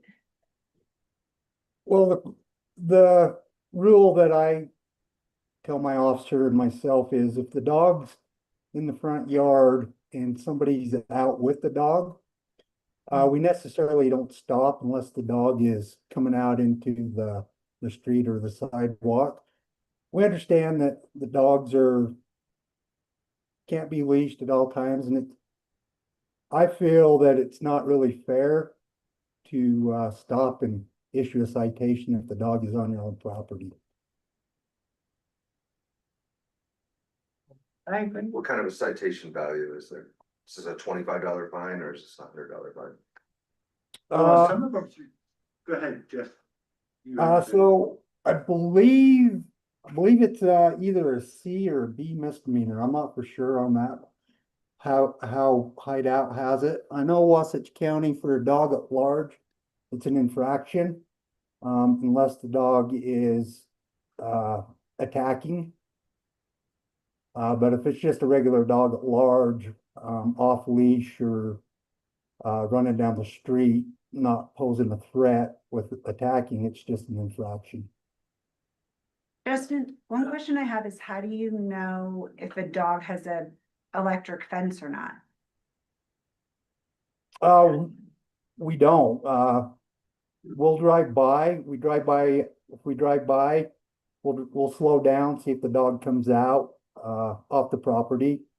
And just keep driving. If it doesn't, if it comes out onto the sidewalk or into the street, then we'll stop and we'll have a chat with the owner and do some education.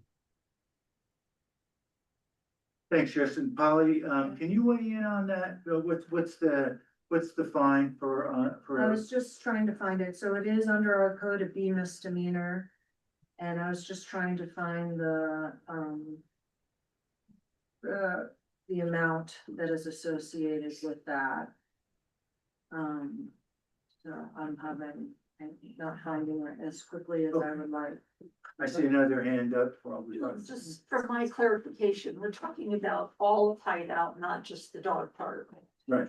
And we're talking that at this point, you don't want to let electronic collars function as a leash.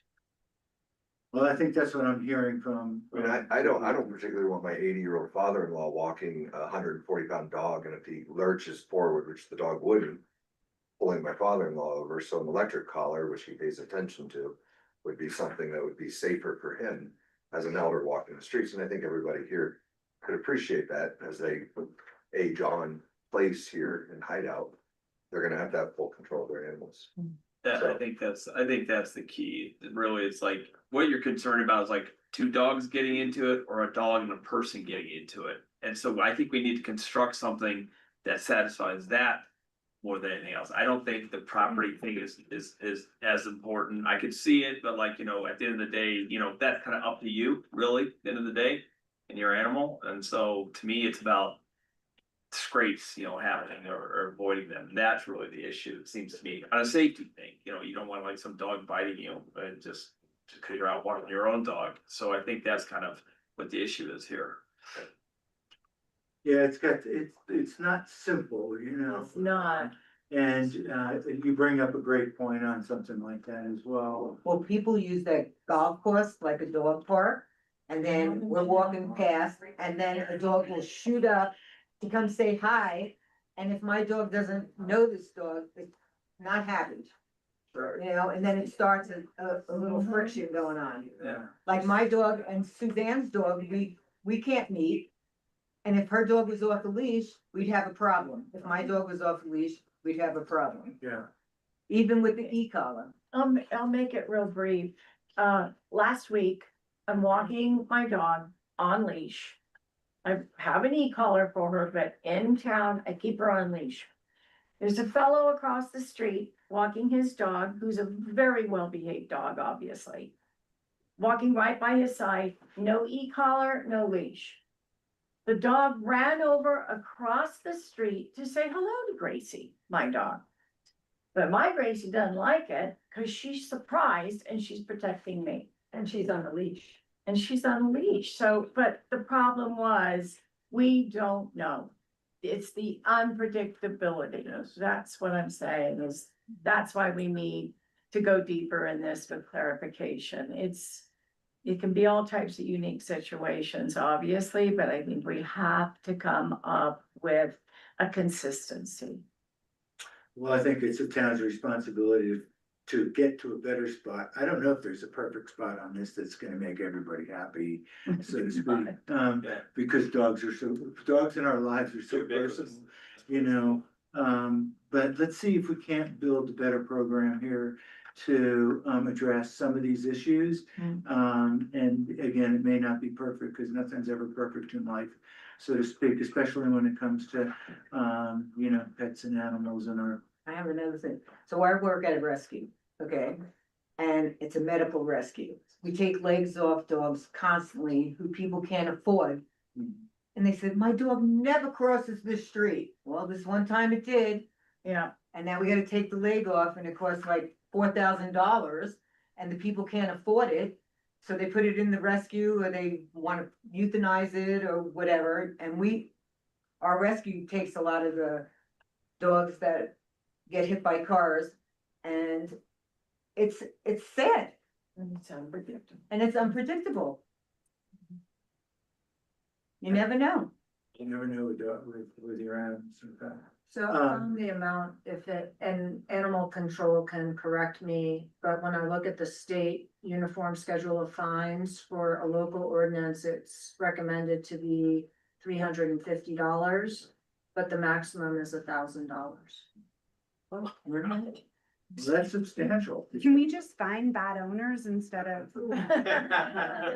They're not paying. I don't understand. They don't even get it. Once they pay $1,000 fine, they will.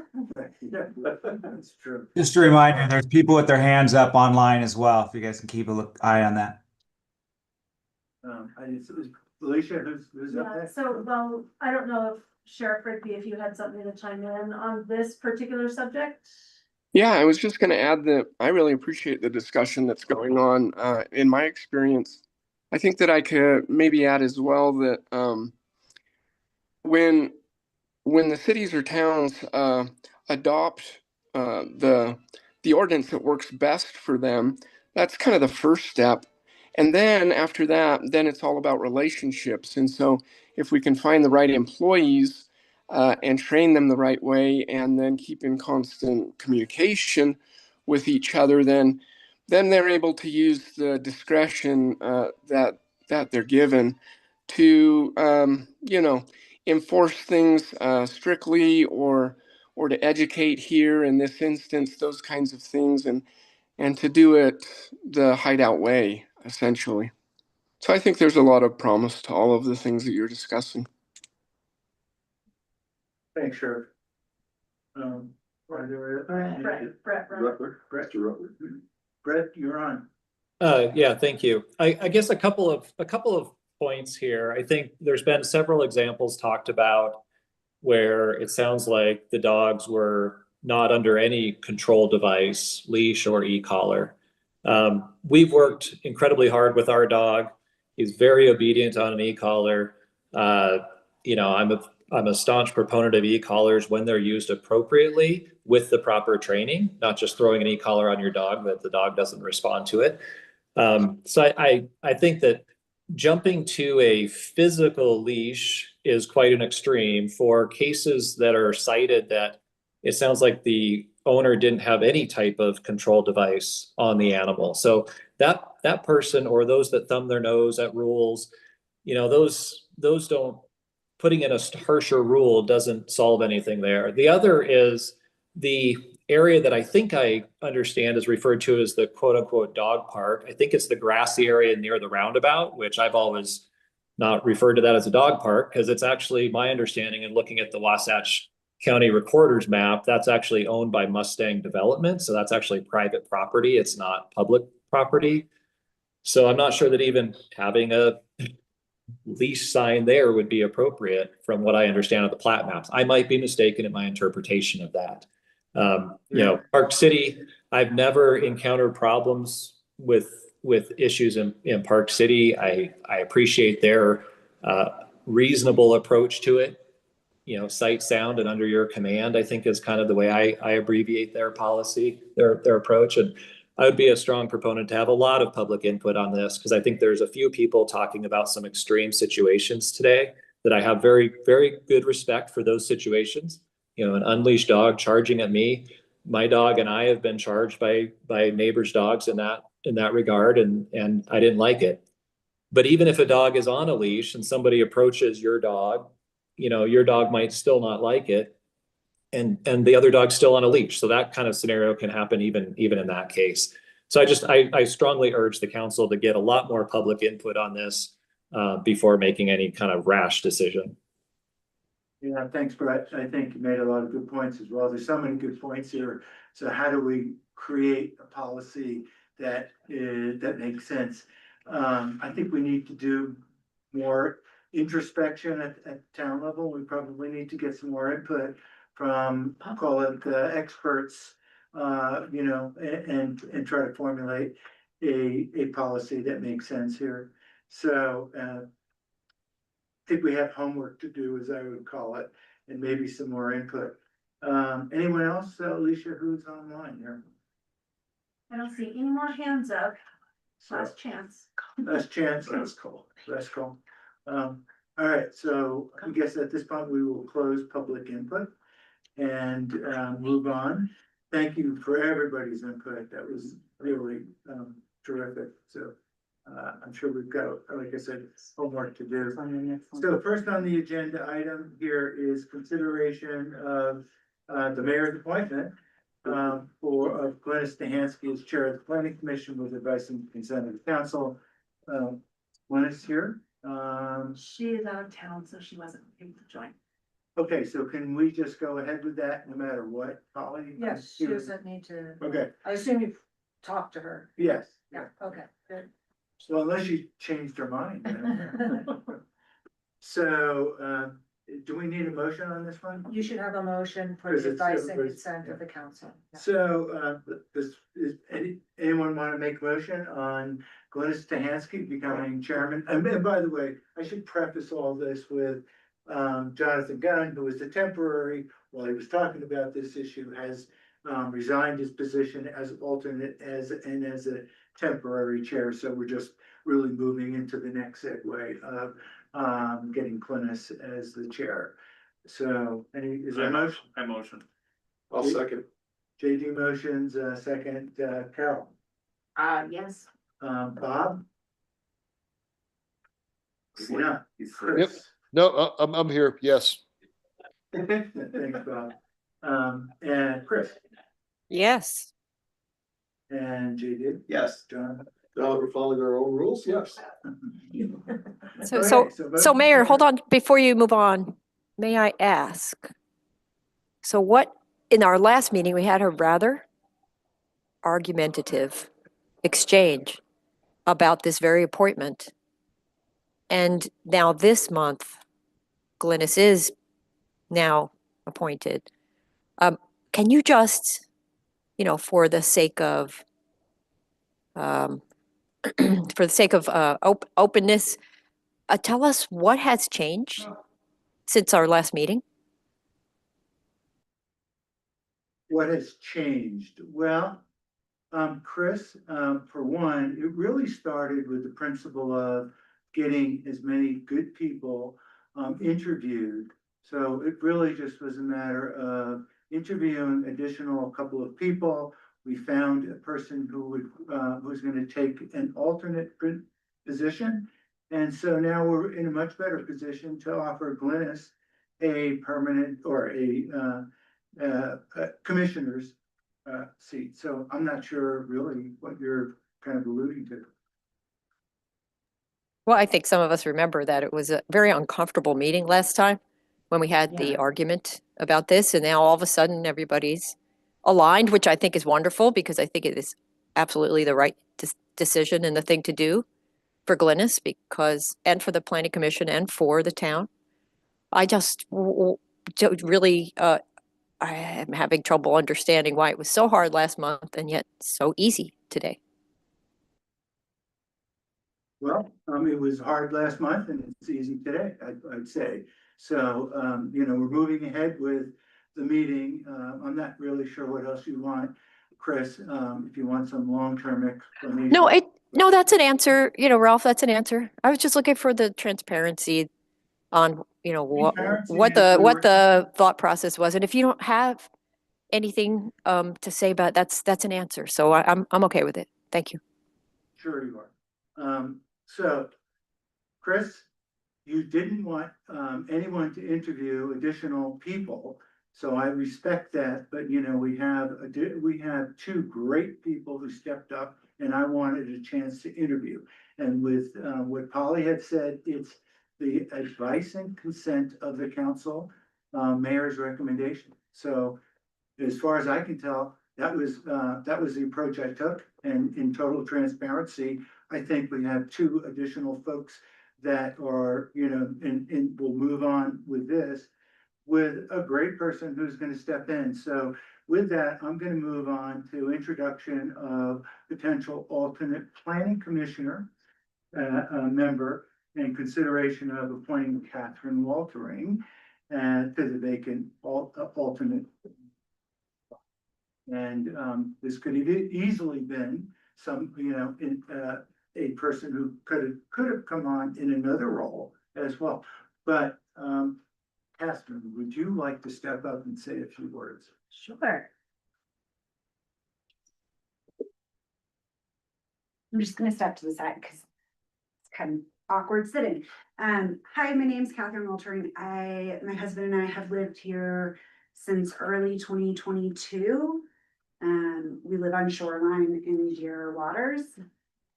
I am an attorney by background, specifically municipal finance, and working to build affordable housing and issue municipal bonds, both taxable and tax exempt, through the capital markets and privately.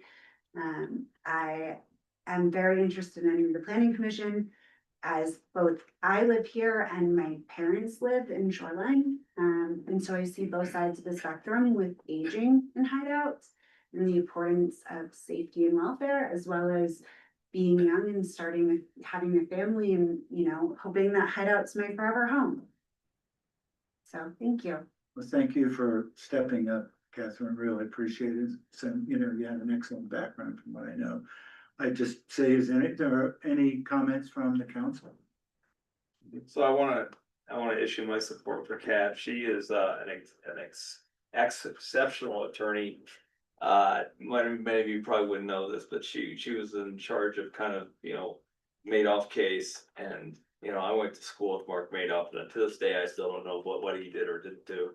But I know it was involved in that, and that was just a tremendous legal exercise to get people their money back. And so I think that speaks to the quality of what Catherine about. She is a quick study. She really has done a lot of, I get a lot of good just points on, stuff that's going on with our MDAs and all this stuff. And she's excellent.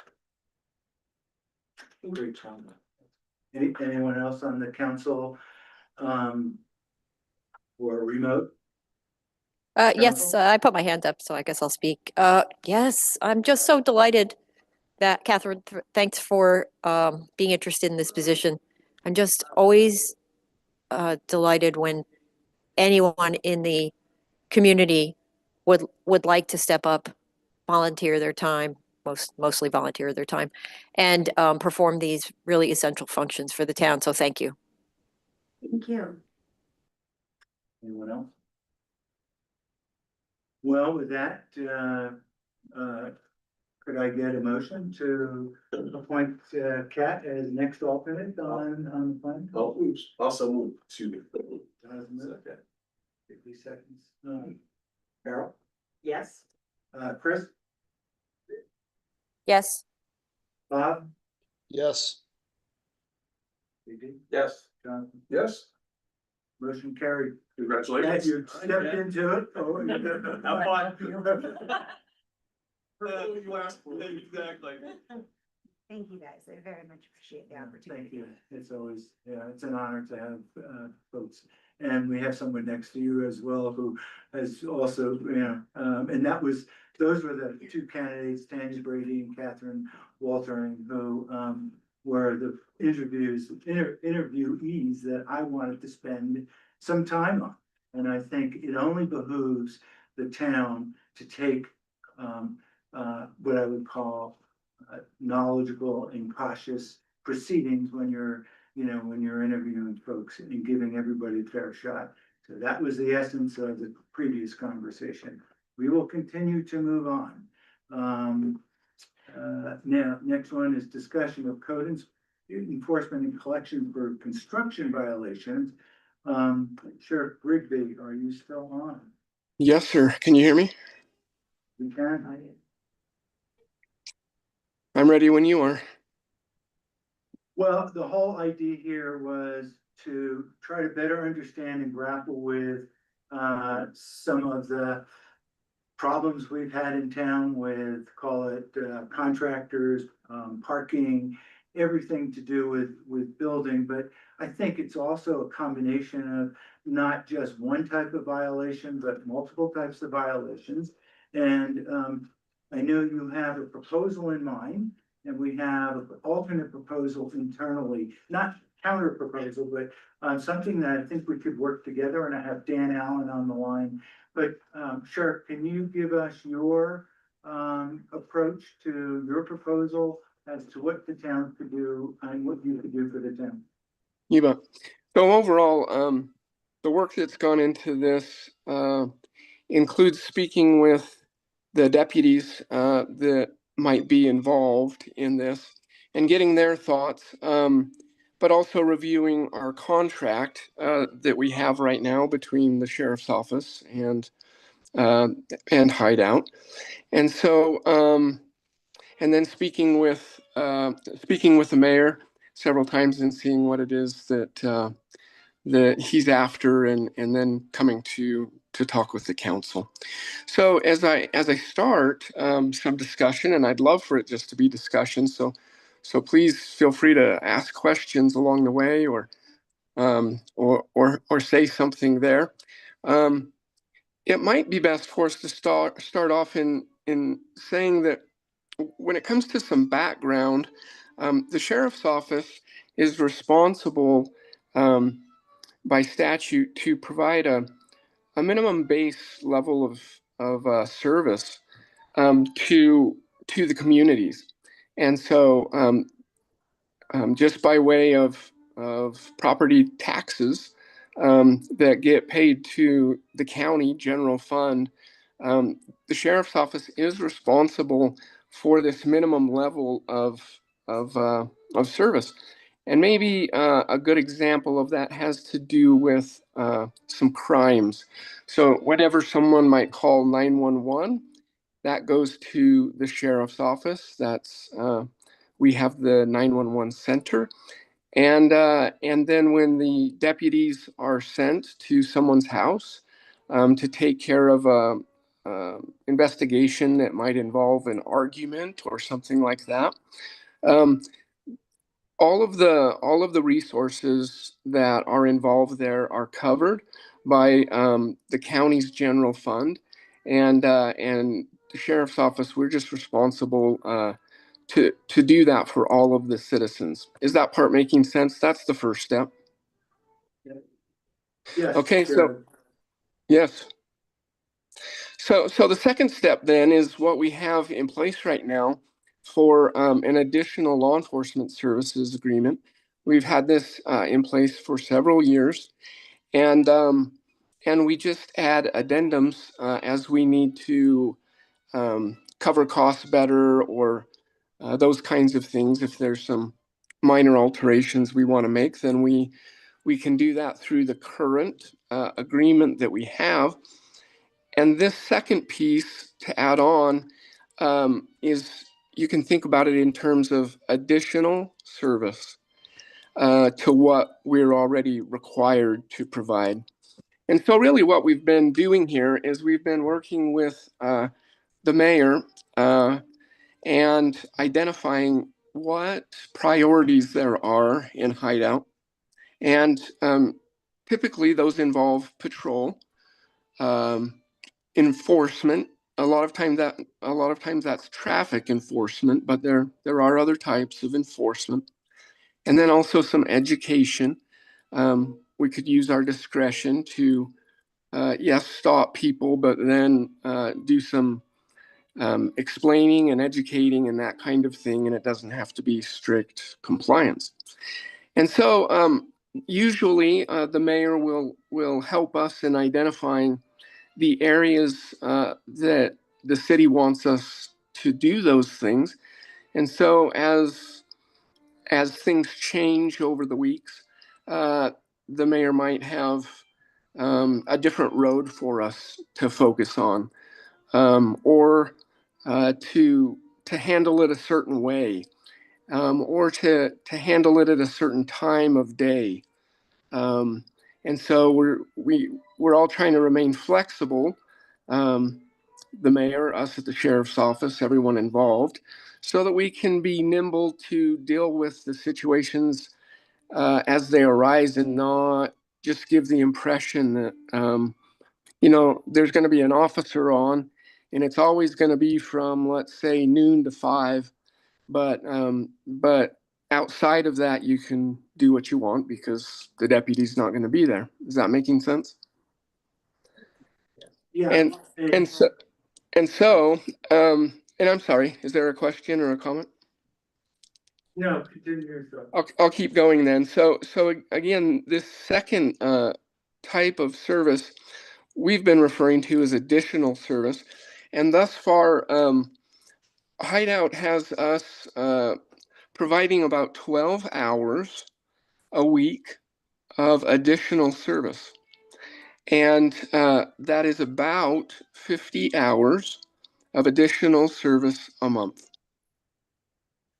And when we entered into this service agreement, I think that we were charging about $112 an hour, and that includes everything that's involved. So all the wage, all of the vehicle, all of the equipment that goes in the vehicle, on the deputy, all of those things are included.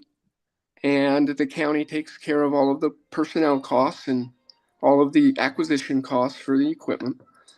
And so, again, we're doing about 12 hours of service for you a week that's in addition to what we would normally do. That's about 50 hours a month. And so in a year, that will usually cost about $75,000. And so that's the agreement that we have right now. And so I wanted to add then the proposal, but I was hoping that little background would help us understand what it is that we are required to do, what we are already arranged to do, and then this proposal on top of that. Is that making any sense? Any questions about that? That's a great background and giving us a baseline of what you're already doing. And I know we talked a little bit about the additional focus on civil violations, would be it construction or parking, et cetera, because that's what we seem to have the greatest problem with, Sheriff, as we talked about. So that's what it really seemed like. And so if you're ready for that, I can give you some numbers and some more details on this proposal. Is that okay with you? Go for it. Okay, so this proposal is based on us providing code enforcement. So if the first group that we're doing is minimum service and the second group is additional service, then this is code enforcement. And so we would propose providing service to youth 6 days a week. We could go with 7. All of this is flexible, but just telling you kind of what our first thought was. 6 days a week with 3 hours each day. And those 3 hours, they would rotate and be flexible based on what the needs are. At the beginning, from what I've been hearing, is that we should probably focus in the mornings to get all the construction traffic better situated and get them trained better, and then then we can branch out to afternoons and evenings. But at least at the beginning, we would be spending mornings and the commute as people head out, that kind of stuff, trying to get things situated just like all of you would like them to be. And then the next piece has to do with if it's 6 days a week and 3 hours a day, and those hours are flexible, meaning maybe it's 6 to 9 a.m., maybe another day it's 3 p.m. to 6 p.m., those kinds of things, that we would do an approximate 18 hours a week of code enforcement. And right now, we're our hourly rate, we've increased it probably 2.5% a year, which is pretty standard. So we're at about $117 an hour for everything that's included. And I think we would do the same here with what we have in place for the additional law enforcement services.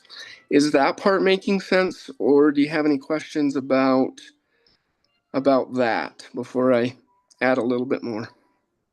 I do have, I have go a ahead, question, Carol. too. Go ahead. Oh, okay. My question is, you're focusing on traffic. One of our issues is trash. And in code enforcement with all the trash that's at the construction sites. So are you going to address that? Because I know that's one of our big issues and what we hear about. So potentially, yes. Does the town have ordinance on trash? We do, and I know I just chastised a developer last week who cleaned up his site over at Kayak and Stargazer. There were about 6 lots there, as a matter of fact. I did not issue a fine. We have some new fines. Sheriff, we have a new fine booklet, digital form that we had to create because the previous summons booklets, as I think I may have mentioned, didn't even have a location to send the in. So we have that in place. I think that's a great start, and I think Carol brings up a great point because there was so much trash over there. I had to go back out there twice and then walk around with some other folks to say, this is where it is. But I don't think that's the mayor's job per se. I think there's a lot more efficiency and control, and that's why we're talking about this. So I think it encompasses everything, any kind of civil violation. Like I said, clean up anything that's in our code, anything that's a civil violation. So yeah. I would fully expect that to be part of the enforcement actions, that if it's part of our code, we have an agreement that, they can enforce that. And if it's trash, if it's parking, whatever the case may be, I think that should be well within their domain. I agree. From what I'm hearing and from what the mayor and I have talked about, we'd be comfortable with that. And so if there was something that we needed to discuss sometime in the future, then let's do that. But with what I'm aware of right now, I think that we're comfortable with enforcing all of Hideout's code. Sure, I guess my big question mark, well, one big question mark, I'm always concerned about our finances and costs. So, I mean, if I do the 18 hours times the 117, I get about $2,100 a week times 52 weeks. That's a kind of $100,000, I think, right? Yeah. So in any case, it's a good deal of money. And I'm always looking for, from a commercial side, return on investment, as they call it. So one ticket is $500 typically. I'm not looking, I don't think the town's looking to make money on this. We're looking for better compliance by the contractors, the developers, and anyone who's building. So I'm wondering if we could if we could dip our toes in the water a little bit, less gingerly, so to speak, so we could take on a smaller nut and maybe get something started. So I'll leave that to you to think about, just because I think our budget may not be able to handle that much at this point. So, but we can take that offline, so to speak. I honestly think if they randomize the days they did it, and if it's within 2 weeks and they're on 8, 9, people are gonna get the message. I think the developers will respond to, like, getting hit for fines. They're gonna respond because they want to get their money, which I completely understand. So I kind of feel like it's the action itself that's gonna speak volumes in this, not necessarily the frequency, in my opinion. I could be wrong. I also have another comment to make. Sometimes I wake up in the night and I see the patrol cars cruising down Shoreline Drive. It's 3, 4 in the morning, and maybe you could swap out that kind of patrol and do more code enforcement instead to save some money. I think that we're open to discussing some of those things. Yeah, I think it would be good to do that behind the scenes, and then once we have a better idea of how that might be, then we could come back and get some more input. Yeah, I'm gonna have one more thing that I found out in the last day, and Jan's on the line, Jan McCosh and Dan Allen, I think. There's a employee that works for our maintenance group who has done some compliance work and is interested in taking this on, to a larger degree. Dan supports that. I'm thinking we kind of have kind of an interim with you, Sheriff Rigby, and then maybe we transition a bit over time to our own person. And we'd love to work with you on what that looks like and understand the proper training and getting the best results out of that. Does that make sense? Yes, it does. I love to hear it, actually. When the mayor contacted me and wanted to say, so what do you think of this? What could you do? What I try to do with the cities and towns and all the citizens in the county is we want to help. It's not a money-making thing for us, just as you've mentioned.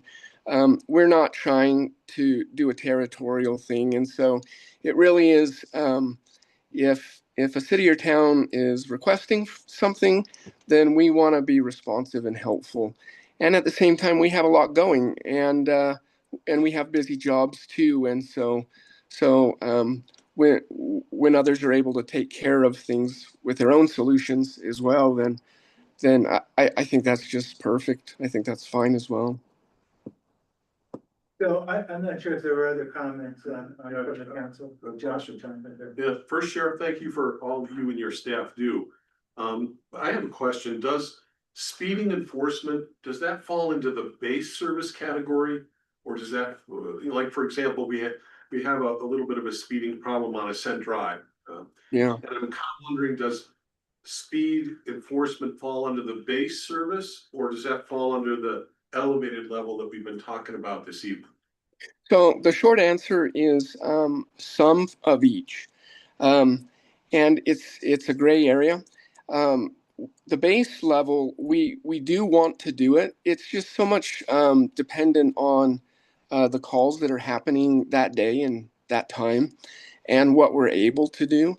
And it can be affected just by one employee who is on leave or something like that, and then now we're not able to do what we were hoping that we could do. So one employee can make a difference that way. So there is some of it in the base level, and it's hard to quantify and say exactly what that is. But in the additional level, that is where we're really, we do need to, at a minimum, do what we're contracted to do, what the mayor is, where he's wanting us to be, those kinds of things. So sorry that it's a little bit gray there, but that is how we see it in both. All right, well, fair enough. I would be very interested to know what it would cost to park an unmanned police car up there on Ascent Drive for a few days. I'd be very interested in finding that out, because I have a feeling that would tend to reduce the number of speeders significantly. I'd be interested in your opinion on that, though. Yeah, so I'm open to it. And not just that, but there is other public safety equipment that we do take care of for the county, the bigger, whatever else is going on in the county. And so when it comes to the maintenance of them and all of that, we kind of have that more dialed in. And so if there are other speed trailers or other things, message boards that maybe we could help with, then yes, we could talk about any of that kind of equipment. Thank you. Hey, I threw my hand up. So, hey, Sheriff, I recall some time ago, Park City did something like that. They put an unmanned car, I think it was kind of near just the edge of the city limits where the White Barn is. And I think there was quite a bit of public outcry against that. And I feel like,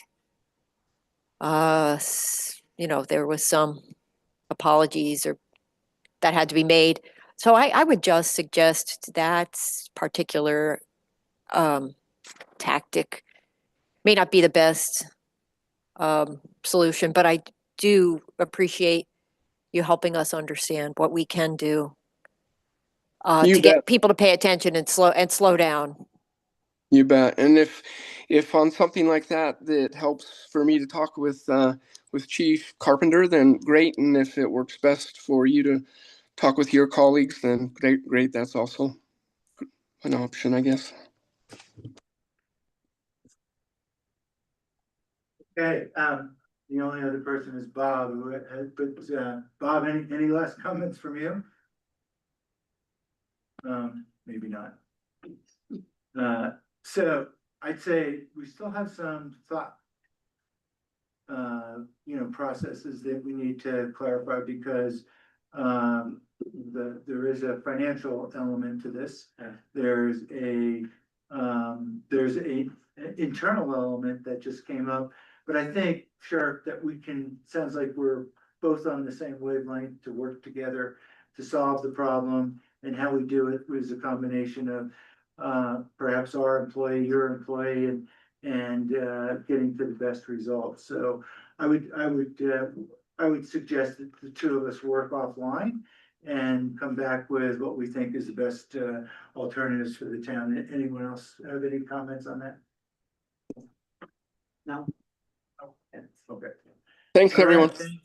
Thanks, Sheriff. Really appreciate all the work that you do and You bet. all the work for the town. Thank you. Thank you too.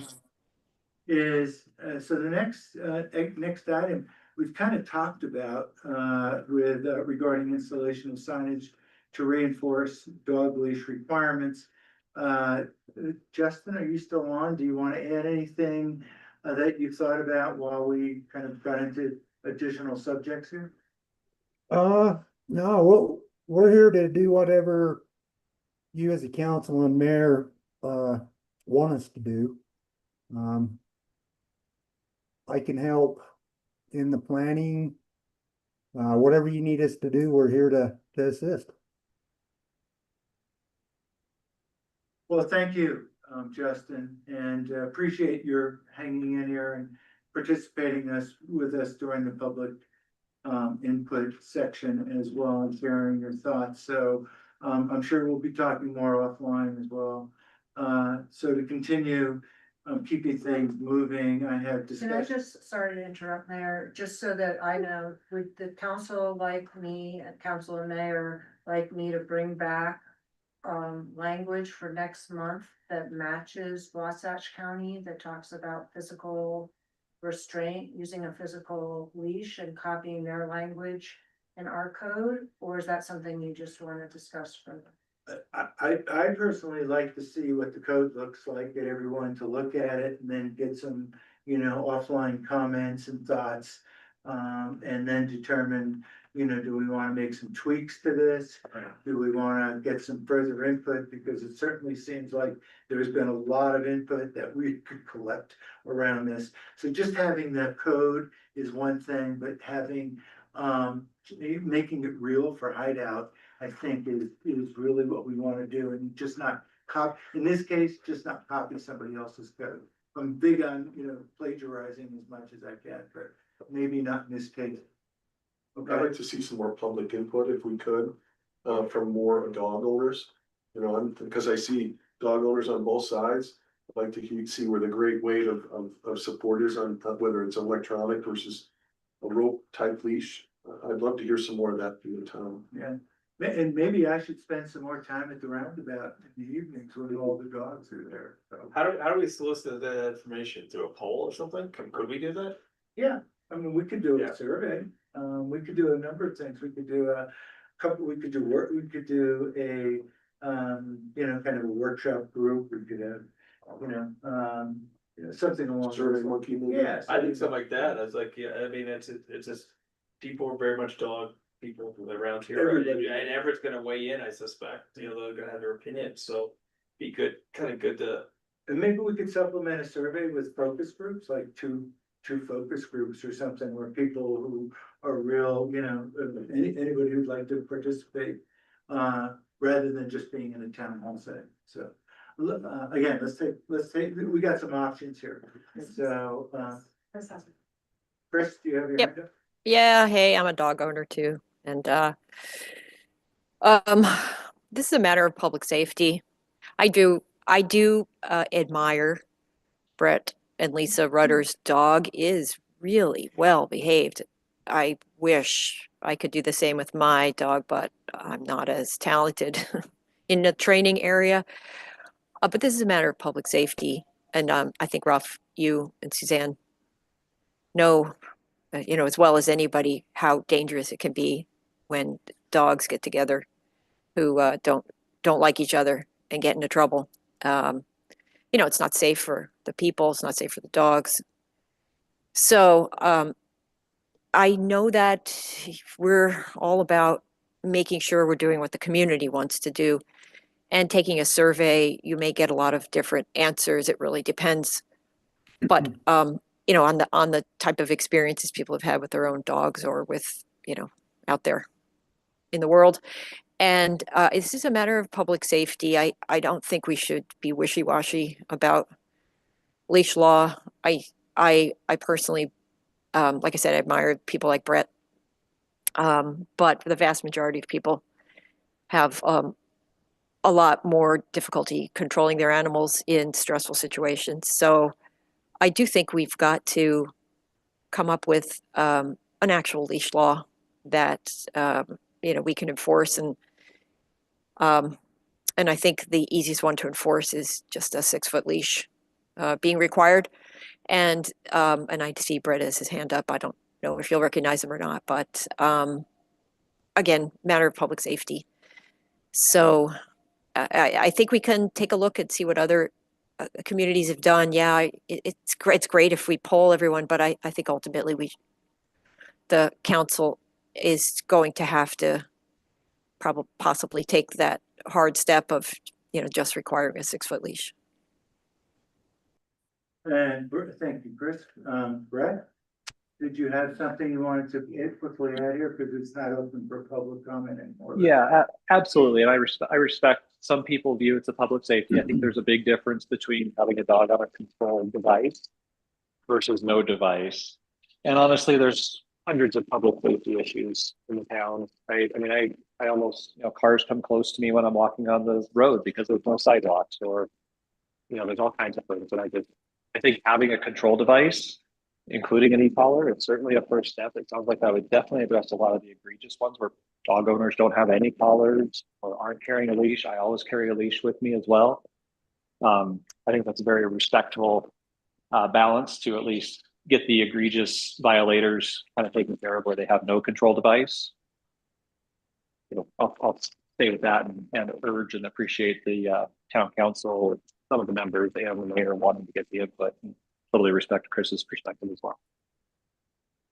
Yeah, I think I think it's at least deserving of some additional deliberation. We've had a lot of different voices heard tonight with different opinions, and I don't know if we're going to be able to take into everyone, but let's do a little bit more thoughtful research on this, including what the county has, what Justin has, and then determine what our best course of action is. We may not be able to please everyone, so certainly not all the dog anyone. Thanks, Brett. Unless there's any further comment, let's move on to Jeremy Hills here from our Wasatch County Emergency Management Department and part of the Sheriff's Department, I believe. Jeremy on? He's on. He's on. So we're gonna discuss, the appointment. It could be an hour, we'll go eat. But if you think it's gonna be 10 minutes, 15. Hey, Mayor, how are you? We'll wait. Jeremy? Can you hear me okay? I see you. I wasn't sure who was, talking in the background there. But, I attended your, session 2, part of it the other day. And, can you share a little bit more high level about the comprehensive emergency management plan? Very high level. We don't want to take a look, we're probably running behind here a bit, but could you share what your thoughts are and, where the town is at this point? I know we've gotten together, but give us your thoughts. You're the expert. All right, can you hear me, sir? Ken, yeah. All right, so a couple things. The Wasatch County has built a plan called the Comprehensive Emergency Management Plan, or we term it as the CEMP plan. And in that plan, it provides opportunities for us to be prepared for different types of disasters that can man-made and natural disasters. But the overall components of this plan are preparedness, activation, response, records and revisions of the plan, promulgation of the plan, roles and responsibilities in the plan, executive summary, a record of distribution, and a base plan. Those are the components of the plan. The big thing about the promulgation letter, it allows the city to show that we have this plan, and that's really beneficial if the town goes through a disaster and it meets certain thresholds, then that allows us, or allows you to come to the county and say, we have exceeded our threshold. If it's exceeded our threshold, then we can go to the state, get resources. And if it's exceeded the state's threshold, then we can go to get a presidential declaration. That's kind of it in a nutshell. Then a couple other things that I wanted to share, but the intended audience for this is obviously the town leadership, the municipal division of emergency management staff within your town or whomever you designate, support staff, and municipal, county, state, federal, and private sectors, as well as non-government organizations, all benefit from this plan that you have. A couple of the things that, just to go over really quickly, just hazard overviews. Human caused ones are mass casualty incidents or terrorism, transportation incidents, cybersecurity incidents, biological chemical weapons, technologicals or hazardous materials, nuclear power plants, utility outages, shortages, and urban fire. We talked about that a lot in our discussions. And then natural disasters are flooding, avalanche, severe weather, dam failures, landslides, earthquake, wildfire, drought, and public health emergencies. So those are some of the key things that we go over. And then, so overall, the CIMP is all of that encompassing. And so what the county has done is we have put together our plan, and then we have given, working with our consulting firm, Haggerty Consulting, we have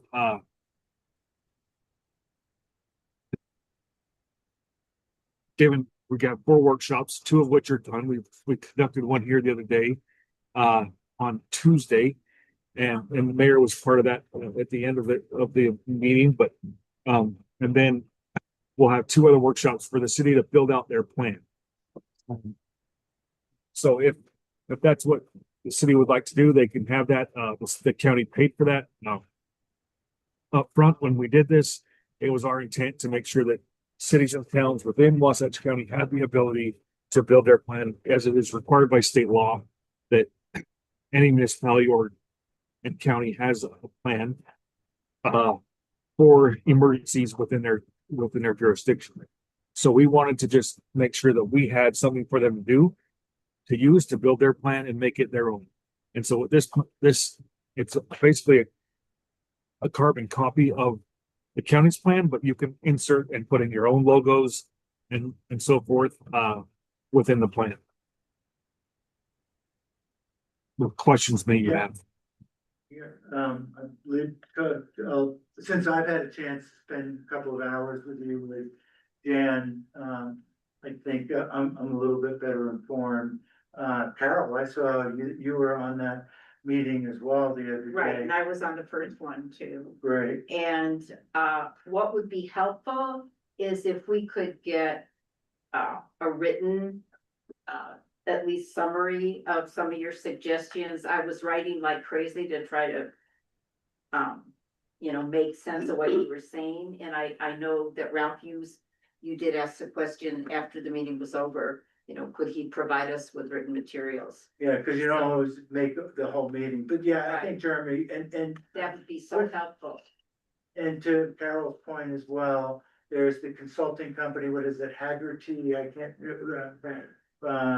if we can get free consulting time with them, I'd be more than happy to take that up. Do you know who I'm talking about? They were participating and talking, right? And you do have that option to get free consulting time from them. I do apologize for not recording the meeting the other day. Councilwoman, that's my fault. I'm out here in a remote area in Agnes, Oregon, on a wildland fire, on the Rogue River. So I was trying to conserve bandwidth with the rest of our team on our Starlinks. And so that's why I elected not to do that. So my apologies. No apologies necessary. Thanks for taking care of whatever you're taking care of, which is, there's so many wildfires and other things, but so to move on this, it doesn't sound like you're in a great spot, Jeremy. Thanks. I think the town needs to follow up on this, maybe potentially appoint someone, but it might be a couple of people. Sounds like Carol has interest, Jan's knowledgeable. And Jonathan's a former emergency management planner, so maybe we take this offline and see if, one or more of us can continue to participate. Maybe mimic, as we initially discussed when you and I and Jan were together, what the county has produced and, kind of go with that, so to speak, but tweak it. That makes it Hideout's own, because we have our own problems here, particularly wildfire that, can come right up from the Jordanelle. So, and we need an evacuation, a flexible evacuation plan. So whether it's a fire or some other hazard on one side of the town, that would change your exit, versus whether that calamity occurred on another side of town. So we talked about that as well. I see your thumbs up. So we don't want to take a lot of your time. We know you're busy. I'm here to help you. So important. Yeah, if there's anything that you want, Mayor, I'd be happy to make whatever time available to anybody in the city, or within the town, excuse me. So I will make that, and if we need to bring Jim and Tamara and Avery on, we can do that as well. Our next scheduled meeting is September 30th at 4 p.m. Hey, Ralph, my hand's been up for a bit. Jeremy, I regret not making your second meeting. I was at your first meeting because I was traveling during the meeting that you didn't record. Ralph, I don't know if you're aware, but I personally have a pretty extensive history with disaster recovery planning. I've done it in a number of organizations. We've done actual written plans. We've done tabletop exercises. We've done annual drills, and this includes a plane crash scenario. It includes cybersecurity incidents. It includes like data center incidents. So I've got lots of experience here that you guys probably don't know about.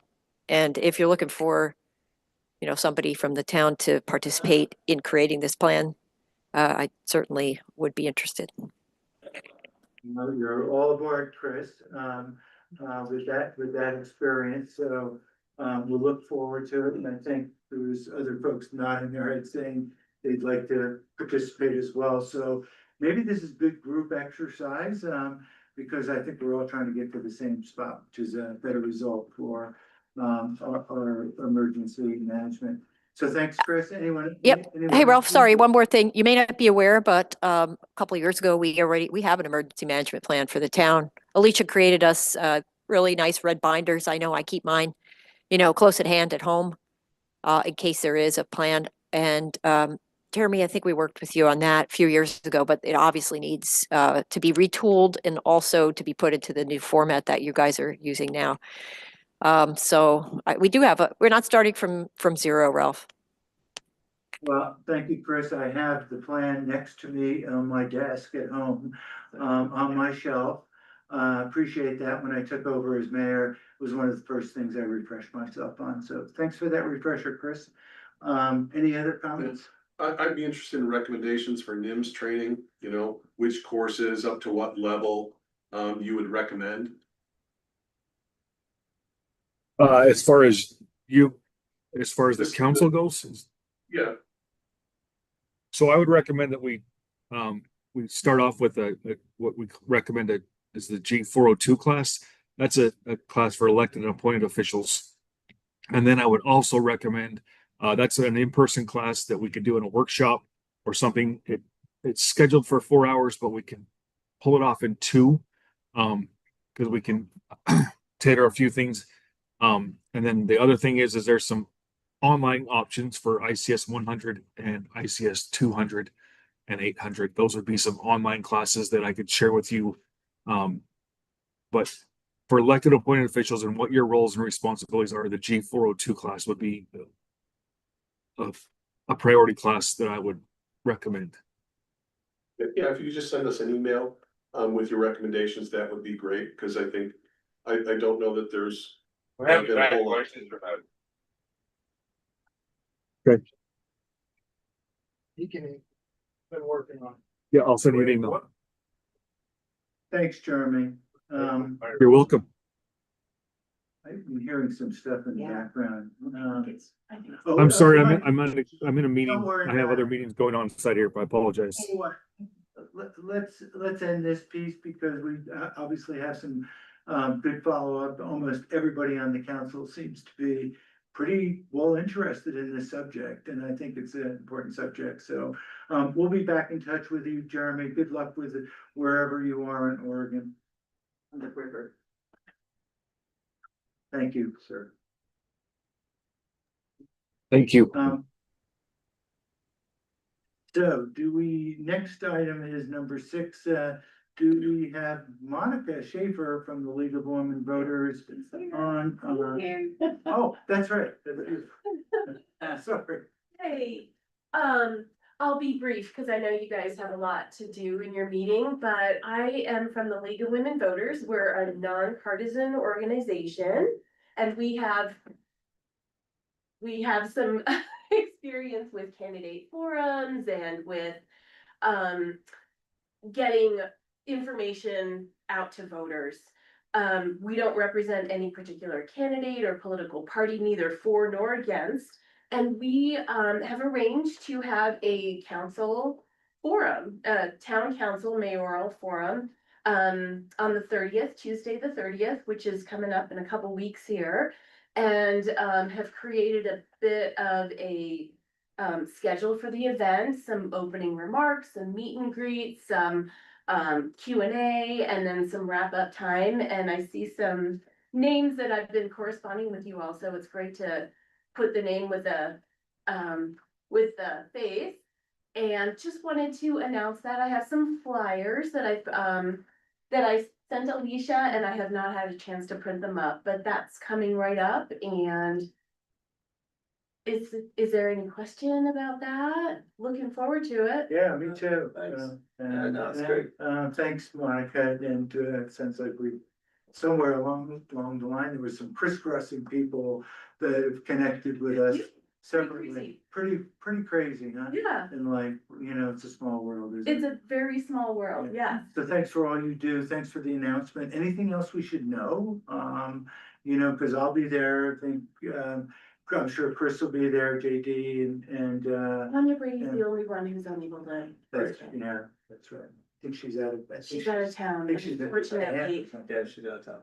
Yeah, and we're just coming right up on the election, and I have some travel plans in late October, so Yeah. it just worked Right. out with the location and stuff. It was kind of not easy to pull together, so. Yeah.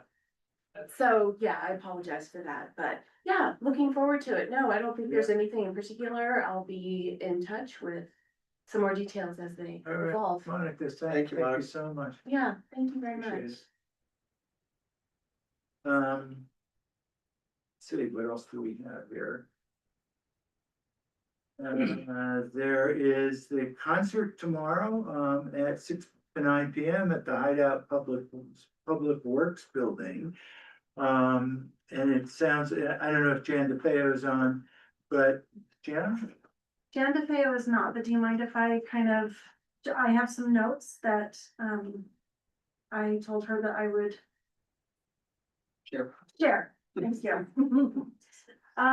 So the September 12th from 6 to 9 PM, at the Hideout Public Works Building, and hopefully we're still there. We don't know about that. I know that, I said hopefully, but we're getting that worked out. The discographers are going to be there, and the ticket price is $15 plus a small service fee, and it includes dinner and dessert. And a portion of that, go to a local nonprofit.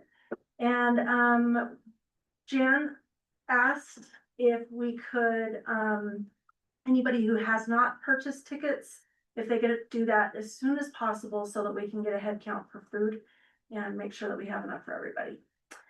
There will be a choice between Shaka Shake Bowl, which is a Korean Hawaiian barbecue, or tacos from Melina's Mexican Kitchen, plus a dessert from Tate and Hannah's Ice Cream.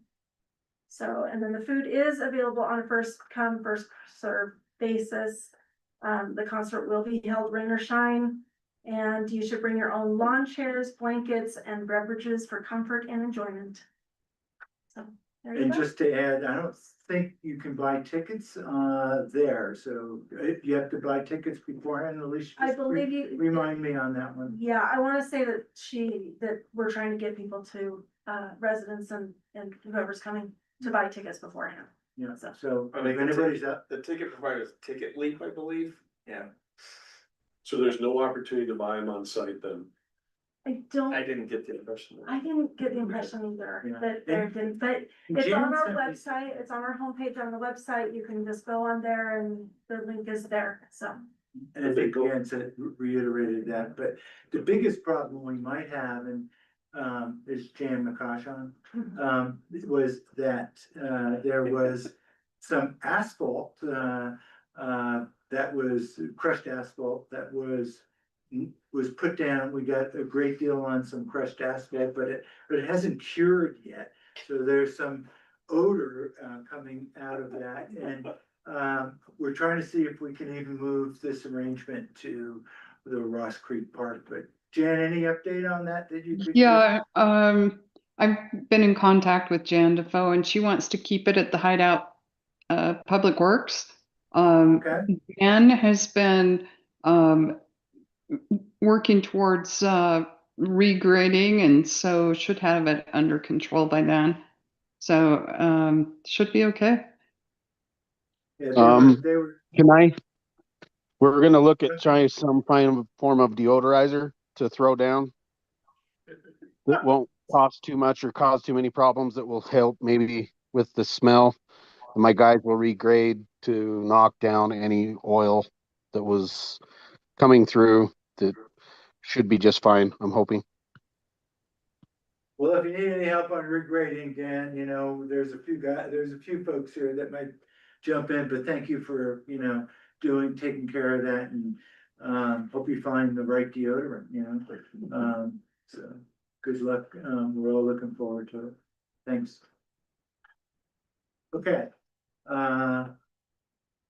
Let's see, we're announcement of the public open house on Thursday, September 25th from 6 to 8, which is input for the town on the updates to the 2019 general plan. What is this gonna look like? What exactly happens here during this event, Ralph? Jan, if you're on the line, I think, I know enough, but because you've been in touch with MAG and how this is gonna be run, Anything you can provide in a few sentences to update us? Yeah, the state mag is hosting kind of a charrette type, get together and get input, and we've reached out to people in the region, so this should be a great PR event, and yeah, come and give input. It's about hearing what the community wants to see, and should be a really good evening. Thank you, Dan. Okay, any other questions on that? How are we gonna notify residents? Well, I thought Carol Custerly was gonna send out a special, two newsletters, to update folks, as well as it came out in our last newsletter. So it'll be 3 updates, right? It's on the website right now. Okay. There was a media release from Helen. And then like the mayor said, there's a couple of newsletters that are going out. So it'll be like 4 touch points. I Yeah. think. Okay, just. And I'll be sending personal invitations to various people in the community tomorrow. So we have a professional invitation that was made by our PR consultant. Okay, if there's no other comments on that, then let's talk about the discussion and consideration of the Hideout Mountain Village annexation petition. I think that's you, Alicia. It is. Do you guys mind if I stand? Because a little official. I should just let you know, I also have some input from Thomas that from the darn. Perfect. Okay. So. There is some materials in the packet. I just kind of want to give a background on this. So on August 26th, an annexation petition was submitted to me for the Hideout Mountain Village annexation. And it includes 2 parcels, one on 1141 Lori Lane and the other is on 1160 Lori Lane. And they're both located within Wasatch County. They're located at the intersection of Jordanelle Parkway and Lori Lane. So it is, the corners just touch where Hideout's border is. So, so they are, I think they're good there. The annexation process is dictated by Utah State Code. I've put a staff report in our packet so that, if anybody's curious as to that whole thing, they are welcome to read through it all.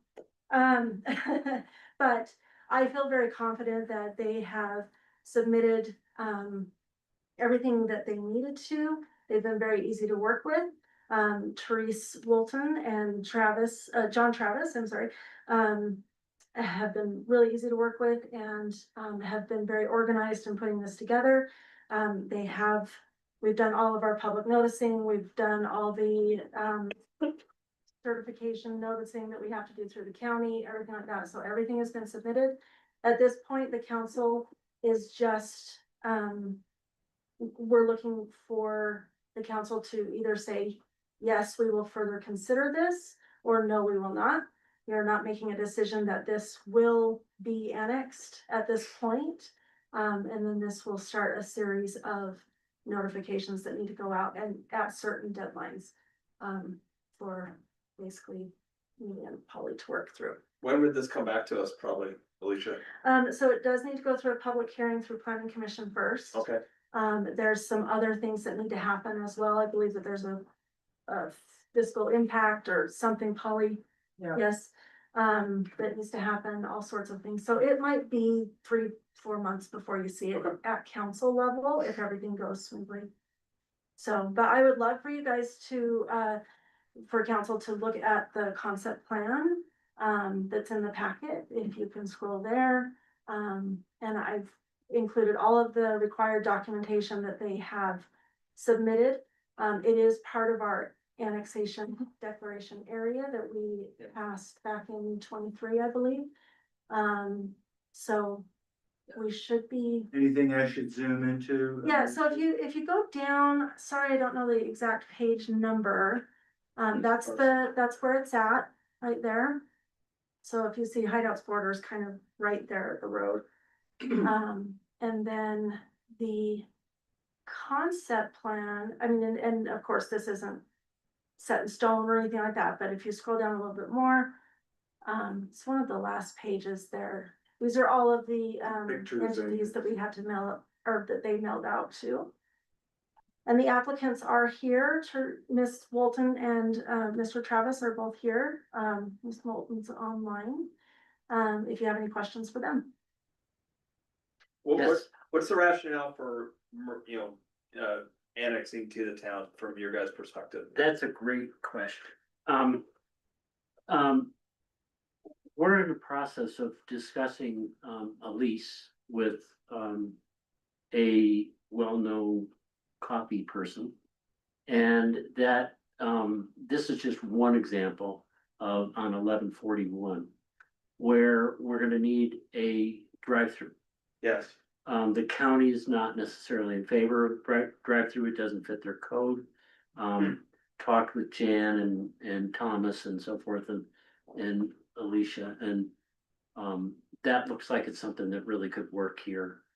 There isn't people involved, there's not a lot of residential traffic right there, so it works really well. On the 2 acres, to be perfectly candid, it's a property that's right on that hard corner that is of high value. It's growing in value with every rooftop that goes up. It requires more than what the county code will allow in terms of density. And so again, it's something that we've been working with and talking about what would be really good there. Obviously, commercial would be a big one. Gotcha.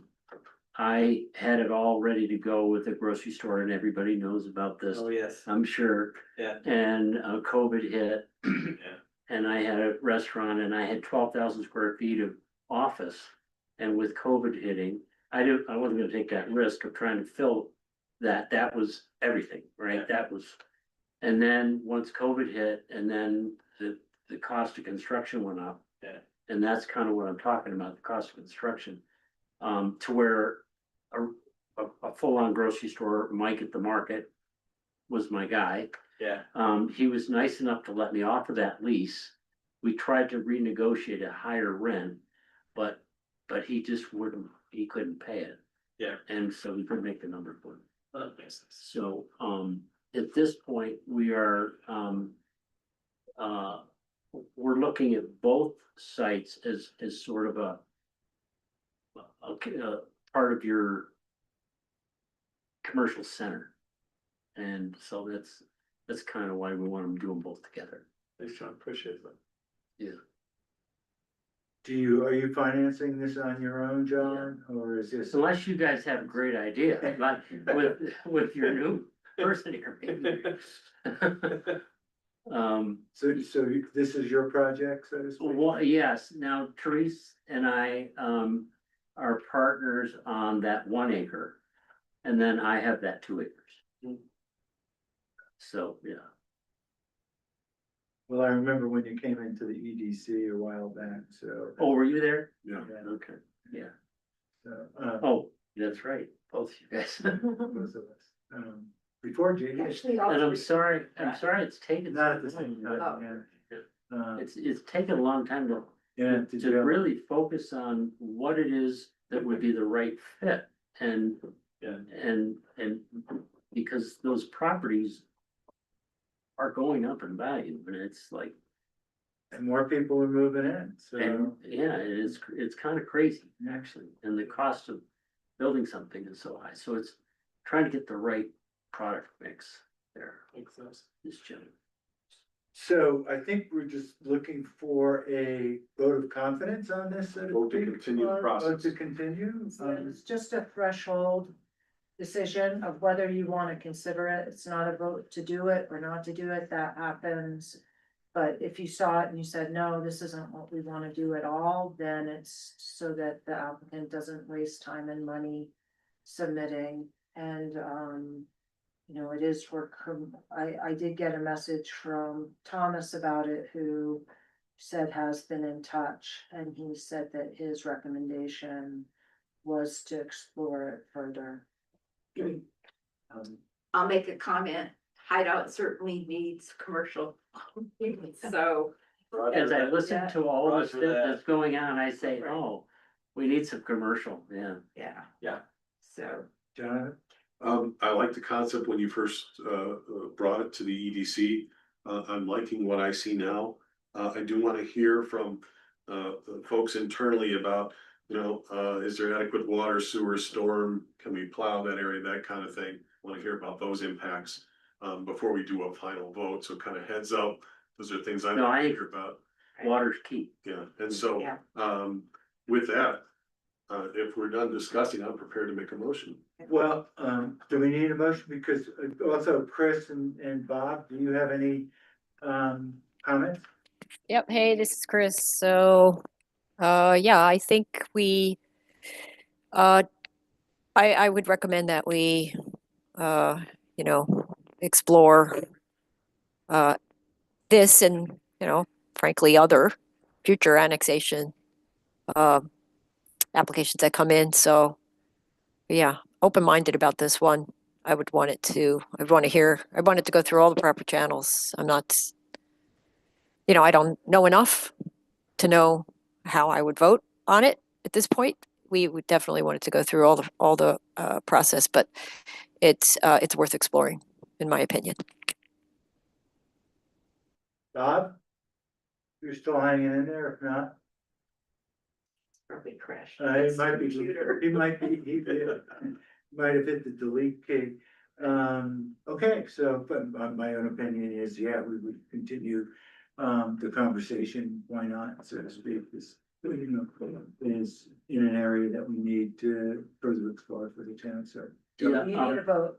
We need a vote? Oh, Yeah. So I'll make the motion that we allow the process to move forward and continue, the exploratory process. I'll second.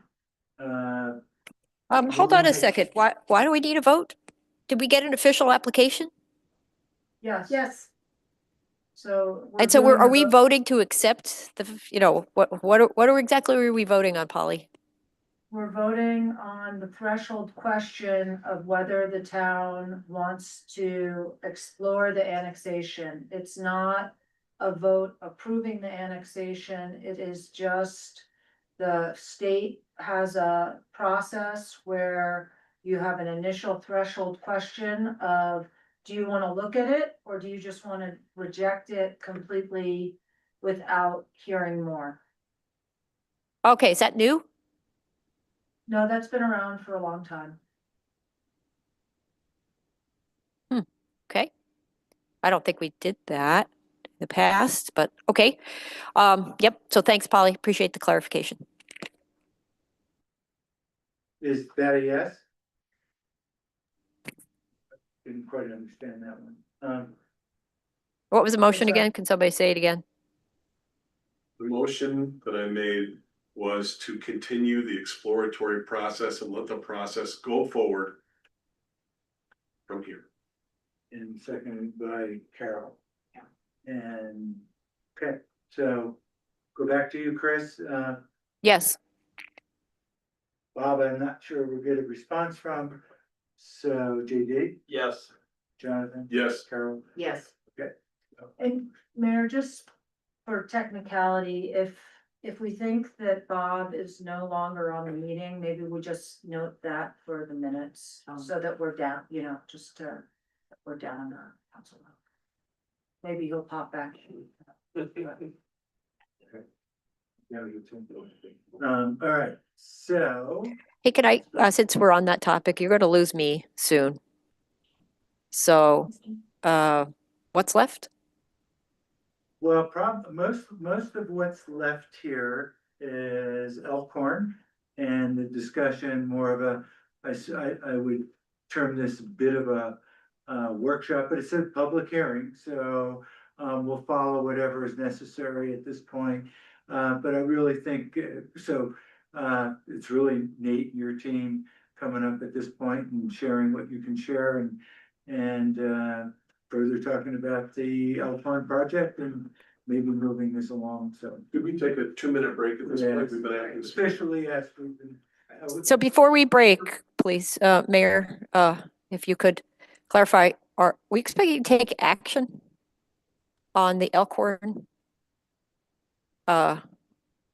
proposal here tonight? Because I don't know if we have Thomas, I don't know if we have Gordon, I don't know if we have our staff reports with the current proposal as it is now in today's packet. So I'd just like to know, are we starting from the standpoint of we're not expecting to take action, that we're continuing to continue our public hearing because the packet's not complete or it wasn't through the, complete process yet through our administration? Chris, I can just say staff's recommendation, and as you know, Thomas is not on this continent. So he is not able to be here tonight. So, and in light of also changes that were made just at the last meeting, and then since in between, it is staff's recommendation that we do not take a vote. If the applicant sent an email saying that they wanted, initially that they wanted to have a vote. I don't know that they are gonna demand a vote or not. We changed our mind. We just want to do a work session. Okay, so it's just a work session. Great. Thank you. Okay, thank you. Thank you so much, Nate. I heard you. So with that, I do have to leave. It is ridiculous time of night here where I am. And so with that, I'd just like for the record that I'm going to drop off, and you guys, I guess, will be left with the quorum of 3. But thanks, everybody. Have a good night. Thanks, Chris. Okay, so we will take an official 3-minute break or something? No one's left.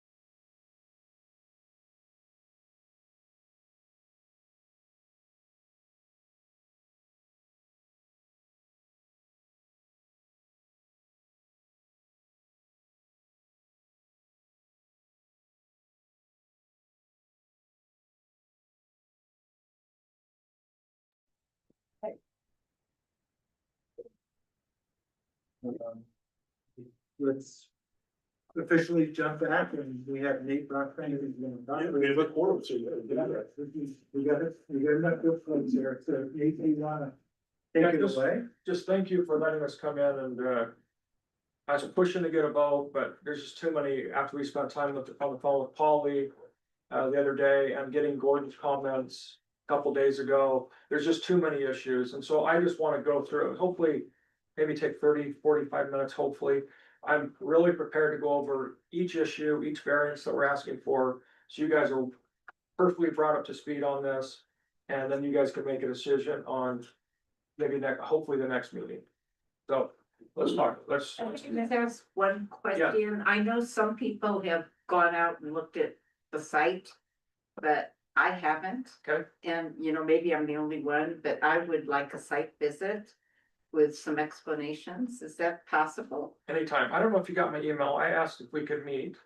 No. Maybe maybe a month ago, just to see if you had any questions. So I might have your wrong email, but I can meet you on site and Right. take you around. It could have gone to Carol Custerly, because our emails are almost the same. Yeah. So, I just got on the website and pushed it, but so I probably went to your junk. okay, But yeah, I'll call you early next week and we'll set up a time just to great. get it. Sorry. Yeah, I've been up there several times. JD, have you been up there? Yeah.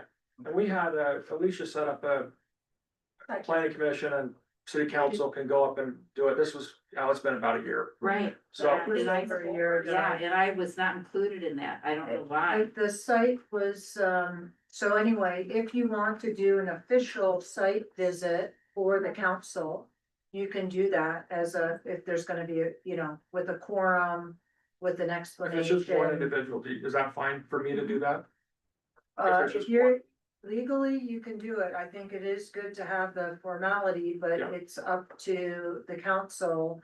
I do know that when we did the site visit, I think it was a summer ago. I think the plans at that point were a little different or quite a bit different. I think that I learned at that site visit that you had gotten the other portion under contract, so. Okay. So When it's, we had first gotten there, it was just the eastern half. side, and then afterwards they handed something out and it showed both sides. So I don't know, it might be worthwhile to do a site visit. I know it's hard to organize for everyone, but that's just something to think about. Yeah, I'm always open to, I know you are as well, Yeah. so. the more people, the better. Just, we'll jump in a couple tries. I would say prioritize Carol. Yeah. Right, yeah. So, and then also it allows the public to see it. Public wants to see it because it would be a public meeting, so the public would be invited to go. One other thing, Mayor, there was a little bit of a snafu. Thomas did do a staff report for this meeting. There was a little disconnect with him, with his travels and different emails, and so I thought it had gone out. It didn't go out. It's very short. It's about 3 pages. I just emailed it to you. So I just thought, I don't know if you want to hear from Nate first, or if you want to just see what Thomas did. It's pretty similar to what you had last month, but I don't know if it would help orient you. Alicia suggested I send it to you so that you have, Well, do you think we should put this up on the screen? yeah, that's what I Is was that what you were thinking we would do. suggesting? Yeah. Is this from the staff report right here? Yeah, staff Does this look report familiar? number 2. I sent it to both,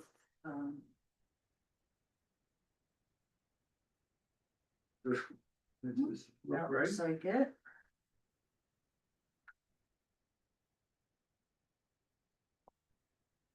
So. Do you want to walk us through this or? Yeah, I can just walk you through it here, sit here so I can see. Everyone has it up on their screen because it's so hard to read. And it's very similar, so, he just broke it down, engineering infrastructure. As you know, at the last meeting, we heard that they were proposing, including the PUE, are going to make the roads be public. but then there was an issue that was discovered afterwards that the public utility easement was in the road and not next to the road. Our engineer strongly recommended that the PUE was outside of the road. I think that I'll let them answer to that. Yeah, we're right. But that was one issue. In terms of community amenities, you know, as you recall, under our new hideout code, we do require a certain amount of amenities for, new developments, depending on how dense they are. So many of the amenities that are being proposed are things that are required by by our code already, whether or not they're given, you know, irregardless. If it was zoned for this and it had, you know, then those amenities are required. So, but the ones that are, additional are, well, so are the pickleball. So the park and plaza area, are required under our code already. The pickleball facility is an add-on. It's a community benefit. They're suggesting it be, dedicated to the town. And I guess there's some, so that's the pickleball, indoor pickleball courts. Proposed trails, are also required generally. I don't know if there's a little add-on with the soft service. I unfortunately didn't get a chance to examine that. He talks about the stairways. That also is not an additional benefit, but, it's talked about that those will be similar to those in Park City, which I think we're all familiar with if you've ever hopped up and down the side by Sweeney's, by Park City Mountain Resort. And then the Frisbee Golf Course and the dog park are also required under our code. He put in the short-term rentals just because that was a recommendation from the, planning commission. In the MDA, I recommended we take it out because based on your input at the last meeting. And then here's the community impact mitigation, is the monetary amounts. As well as the pickleball court, a commercial site pad, 14,000 square feet. I think we want some input on if it's not developed within a 5-year period. The property reverts or is dedicated to the town. Types of uses, are, mentioned here. Cafe, bar, pub. And then payment for, $950,000 for survey and design work to either be given for the spine trail or for other community amenity projects.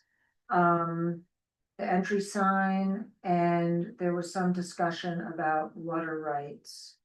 And then there were some conditions of approval, which are more, you know, in the weeds, which includes the landscape plan, so a little pun there, but, so anyway, that's kind of the next, those are a summary of the possible conditions of approval. But I think that at this point, we want to kind of talk more about the changes to the plan since the last month, because there have been some. And talk about some of those larger issues. Thank you, Alderman.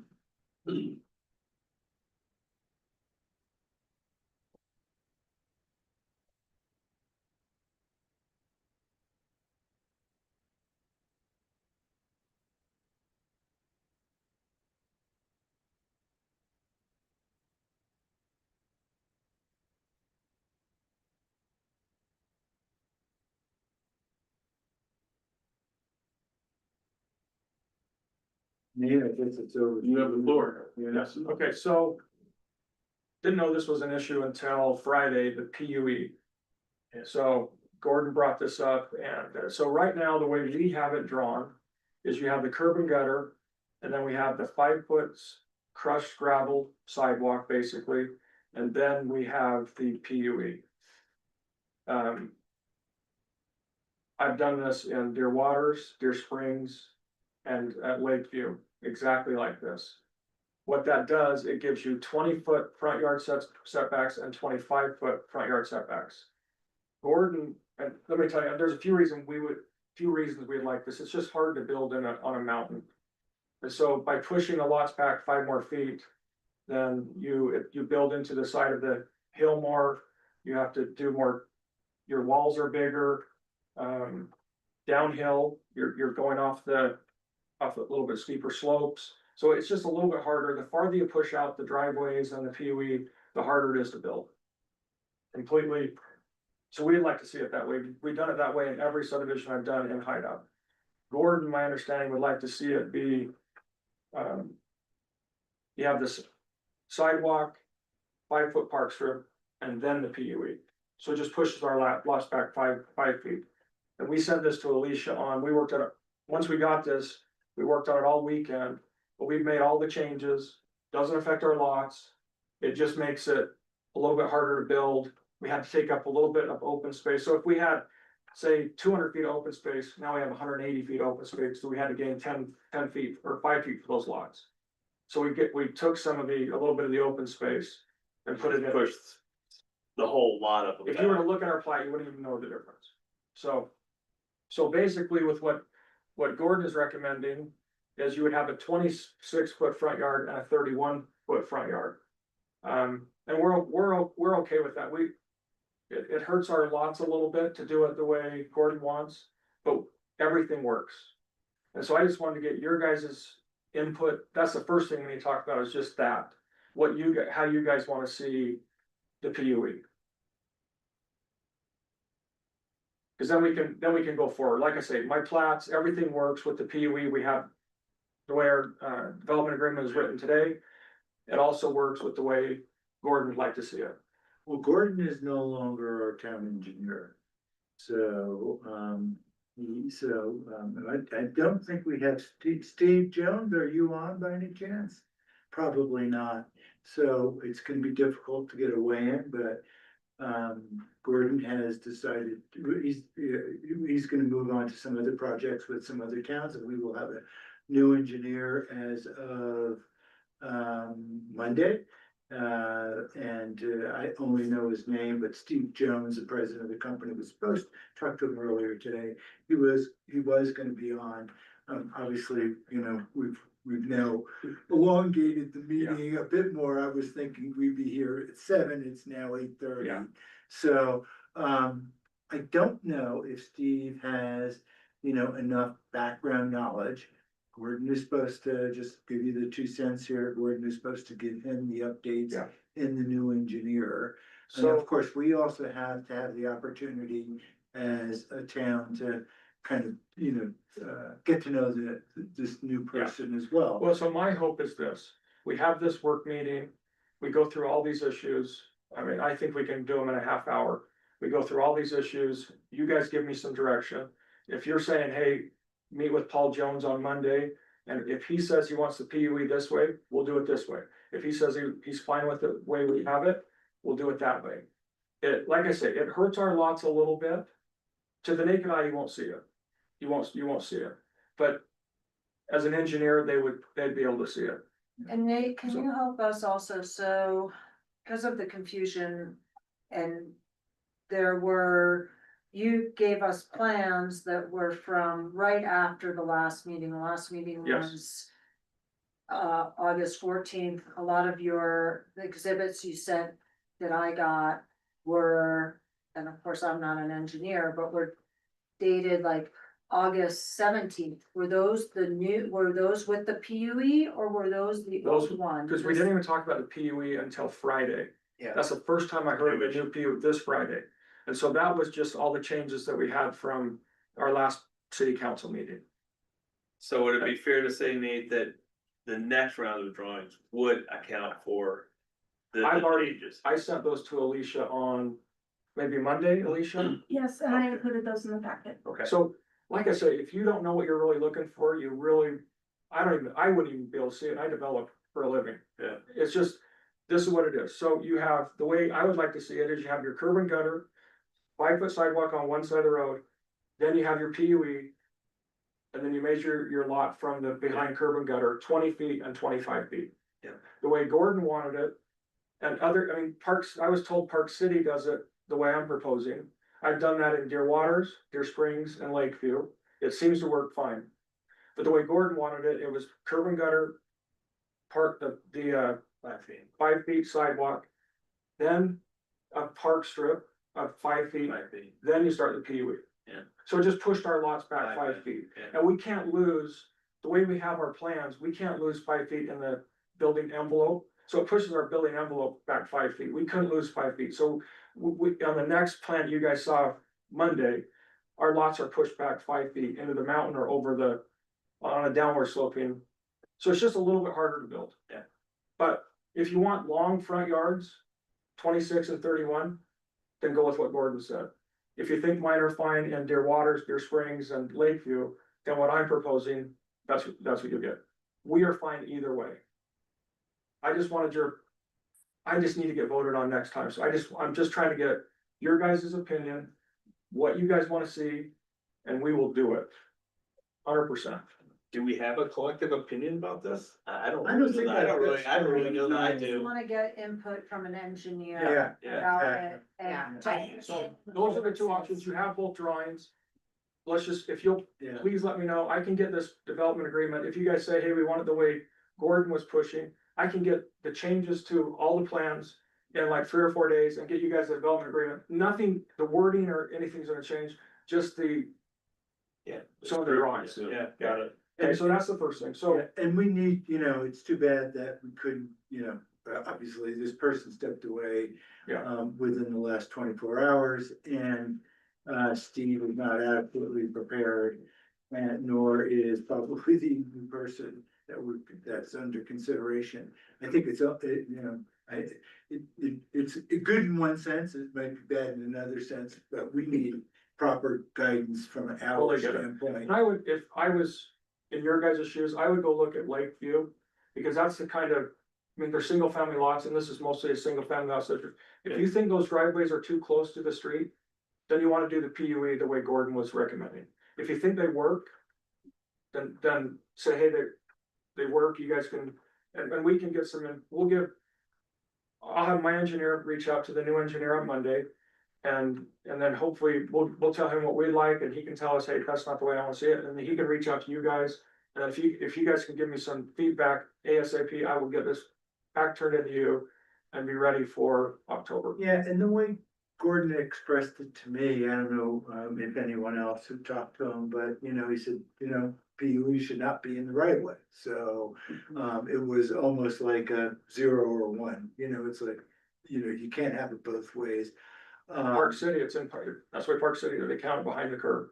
That's what I've done in all my subdivisions here. So, I don't know if that's our standard, and don't forget, we made some additional standards based upon, Gordon and Hal's recommendation. So, we made those standards, do we live by the standards, do we compromise them? And I think we're kind of like in this, donut hole a little bit. it's hard, right now. to be honest, I feel like his standards were for a flat piece of ground in Farmington. Not a hillside ordinance, but that's just me. So, okay. But we have to protect the town. I think we take a closer look at this. Yeah. And, we sit down with Steve and his new engineer and say, does this make sense? Yeah. Okay. Otherwise, we're not, we're not credible for our town. Okay, and then, there's that little issue with the second access down by where the Salzmans come into their house now. This has changed a little bit because, once again, Gordon had some changes. Just so you know, Gordon had 33 comments. We agree on 95% of them.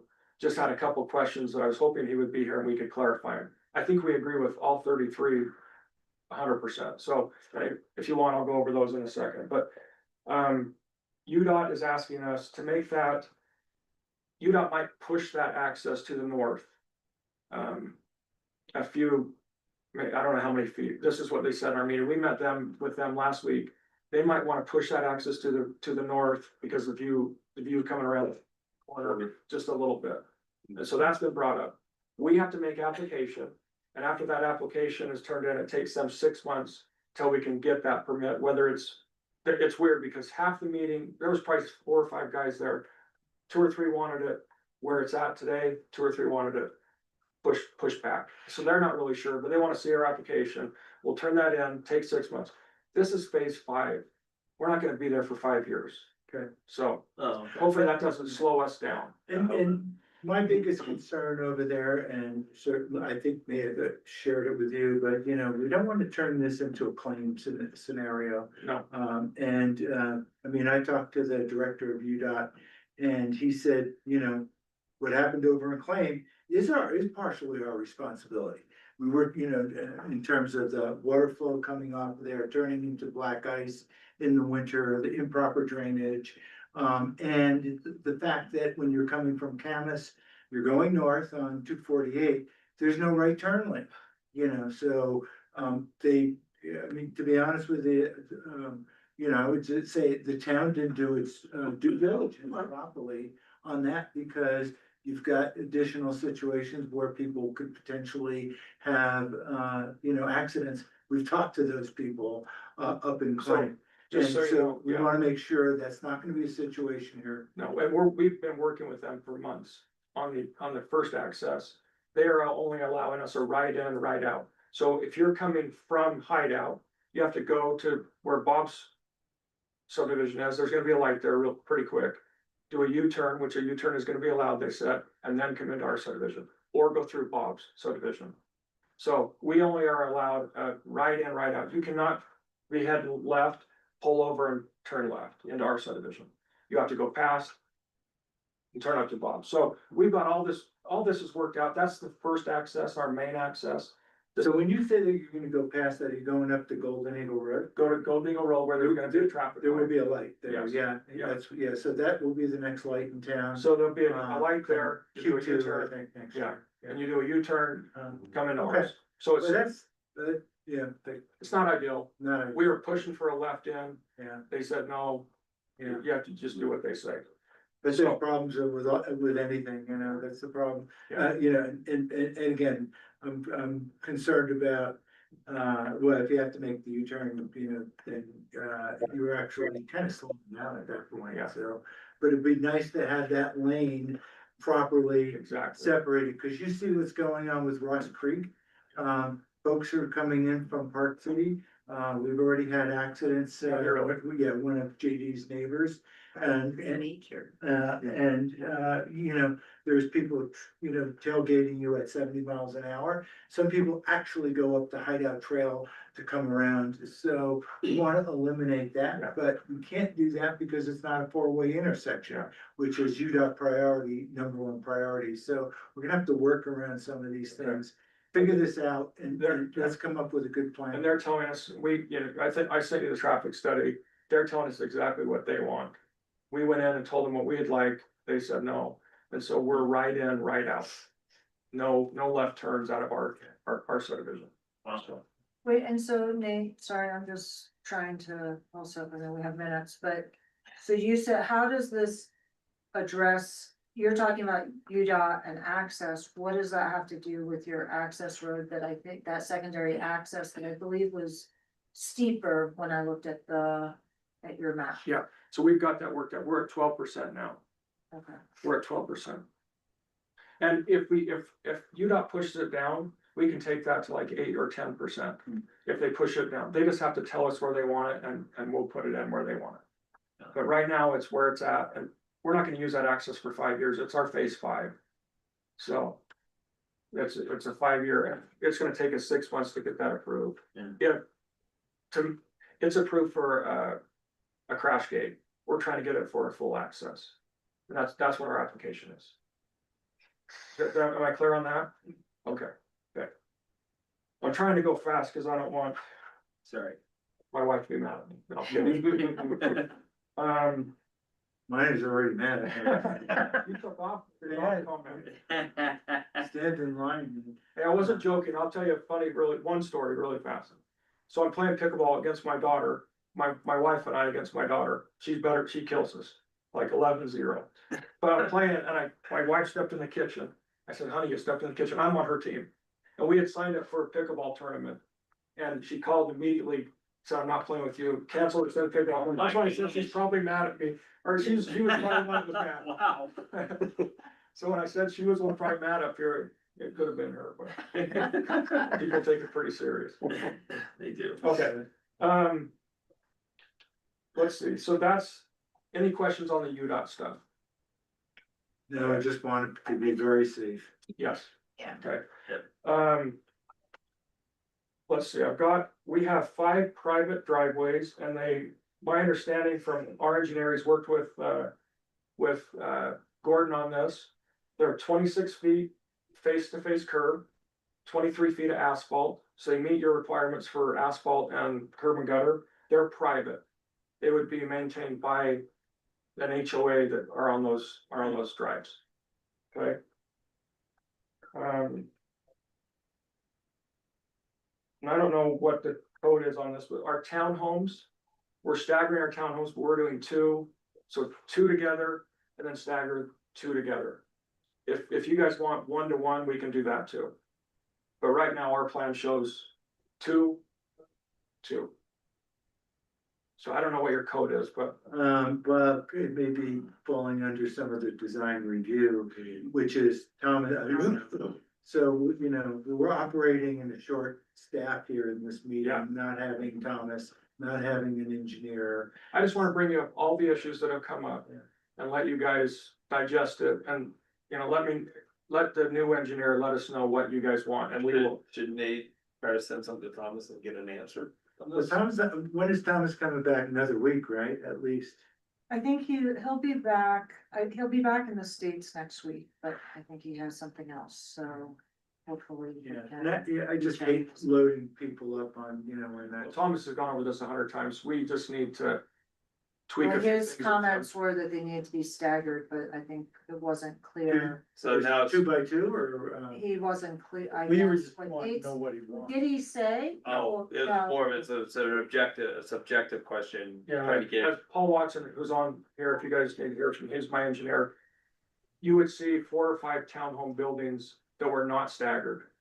And so we staggered, I the new plans has staggered those. We just had 4 in the, 4 units in the front. Now they're staggered.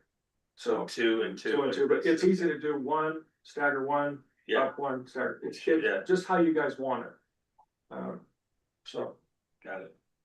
Well, you know, most of that, and you know, you've already put your design together, but not having just linear streets, Yeah, yeah. having more of a breakup in the design, having as much view shed protected as Yeah. possible, which means usually side yard setbacks are proper. Yeah. You know, and you're throwing out, you know, two pieces. We have a 20-foot side yard setback, which we enacted in 2020. And that added protection for the first homeowner who put, you know, their homeowner and home up, and then the second homeowner came in and just backed right up into them, ruined their view shed. Yeah. But that's not with any of the vested rights, but that would apply to you, Nate. So think about that. I don't know, have you asked, where's your table of variances, by the way? It's on, I have it, it's in there. You want me to resend, or it's, Exhibit S. Is it in the Last one. NDA? it's not in the MDA, it wasn't, they ended up Yeah, doing it. when we, It's in the MDA, but it's too small to read, and so I think we believe. you get it on here, you. Yeah, you said that, and we can talk about those, but let me just keep going, I'm on. a roll. Okay, no. Okay, and then we'll do the, because I have a place to talk about variances. Okay, there's one other, can you pull up the plat by chance, or just go through the, Is the plat in the original? it's in there, yeah, it's in the. It's the first, exhibit A, the first one after the body of the M. I think it's like page 100, there was 133, I think it's like 120.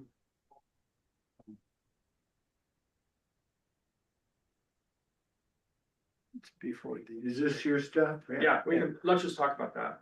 So You want that to was stop fine. here? Yeah, that's Okay. good. So let me just kind of.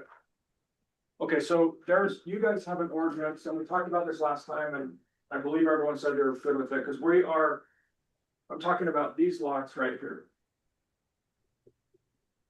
Here's our property line. Here's the asphalt.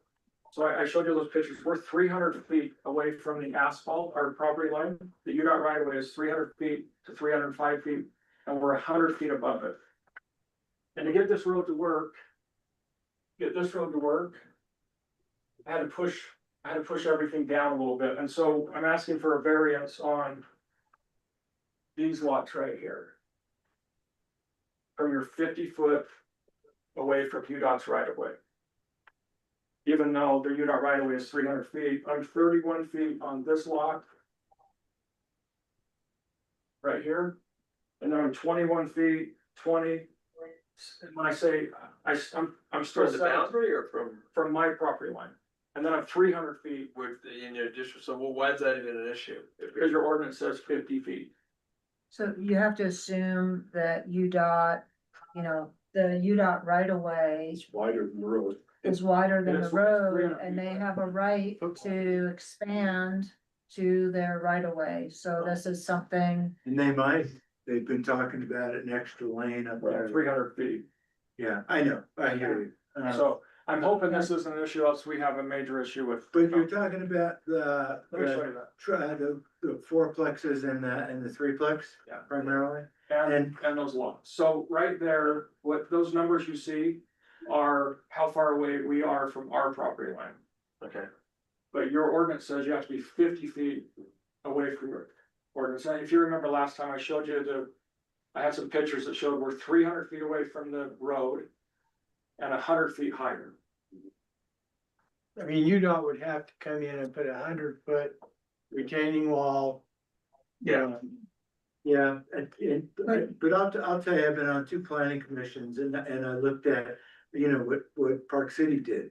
And one of the biggest problems we have now, and mind you, it's not 300 feet, but sometime, probably 20 years ago, 15 years ago, they allowed if you go driving on Kearns Boulevard, the Park City Planning Commission and Town Council allowed the encroachment of all those homes almost to the road.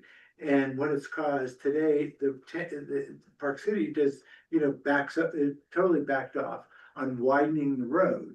So we can't so folks that are living out here can't get in more quickly because there's no space for a lane. And that's what happens when you encroach on UDOT property, and that is UDOT. I'm not saying the same thing's gonna Yeah, happen here. but it can't happen here because you're 300 feet. I mean, you're 100 feet higher. They have to have a 2-to-1, 3-to-1 slope. well, I'd You suggest that do know where I'm talking about, Yeah. I think. You drive into Park City and I'm that's, talking about Prospector. I'm talking about when you drive in by the high school. Right. All the homes on the left as you That's drive in. Prospector. And yeah, the whole area, okay, I thought you were talking about the street, but no, when you look at that, it was the planning commission that screwed up probably 18 years ago by allowing that encroachment, and that's why they can't widen the road. So that only makes it more difficult for us in the traffic today, because UDOT said you were supposed to, they authorized that, and so, I'm not saying again, we'll ever fall into that situation, but that's the damage that you can have in some of these long-term situations. I And guess move on from there. yeah, we can highlight it, and we can also get Thomas's input on that. So we're just talking about, this would have to be a variance in the development agreement. If you guys are okay. And what I don't want is, I think the worst thing that you can do for, those kinds of areas, put a wall up. Yeah. It looks ridiculous. It's downhill, there will be no walls. Okay, so. Yeah. I got mine. And is it only on that, Yes, east? Yeah. It's not on it's not on the east parcel, it's Yeah. only on the west parcel? yeah, that's it. Just right there. And that's just because now, let me tell you, this issue probably goes away if they move the access down to here. We won't know for 6 to 8 months. That probably goes away because then we can bring the road in and it's easier to build the road at 12% or 10, 8, 10, 12%, like your code requires. then we can bring it in and we can push this up, but I know Thomas really liked this corridor right here. Uh-huh. And that's what, that by pushing these lots down, that's what that allowed them to do. Yeah, I'd say, this is a great thing to walk. Okay. You know, Yeah. so to get out there, try to understand the dimensions, by actually looking at it, so I'd like to take a look at that. Yeah. Anyone else? Yeah, I would too. Okay. I haven't been up there for a couple of years, so since the Bloom project. And then one thing I said I would do is pay for the sign and pay for the, spine trail design. And then in the last meeting, you said, hey, instead of, this may not get built, just pay us. And so I sent the two bids that I had to do this. You know, everything got messed up because Tony said it's gonna cost $950,000. We had no idea what it was gonna cost. I got the two bids, they're in your packet. And they are, for the design, it's 30,000, and for the topo, it's 28,000. How did we come up with $950,000? So I think it's too bad Thomas can give you insight on that. He says it's 11 miles. When I told him those quotes, he hadn't seen that until, cause we just got those. Yeah. He said he thought that they were extremely low. Well, And I think that what had been talked about at the planning commission was a value of close to $950,000. So I'll just leave it at that. It's up to you to decide. That's not true. Well, that's what I said I would get, from the planning commission, I said I would get bids. 950 came out a year ago. And it's not. I don't even understand. Nowadays with the topo, you fly a drone along that path, they shoot the topo, it's $30,000. That's a little bit less than $950,000. Well, we also know that there are plenty of federal funds, Midway's already using, is getting 97 cents on the dollar.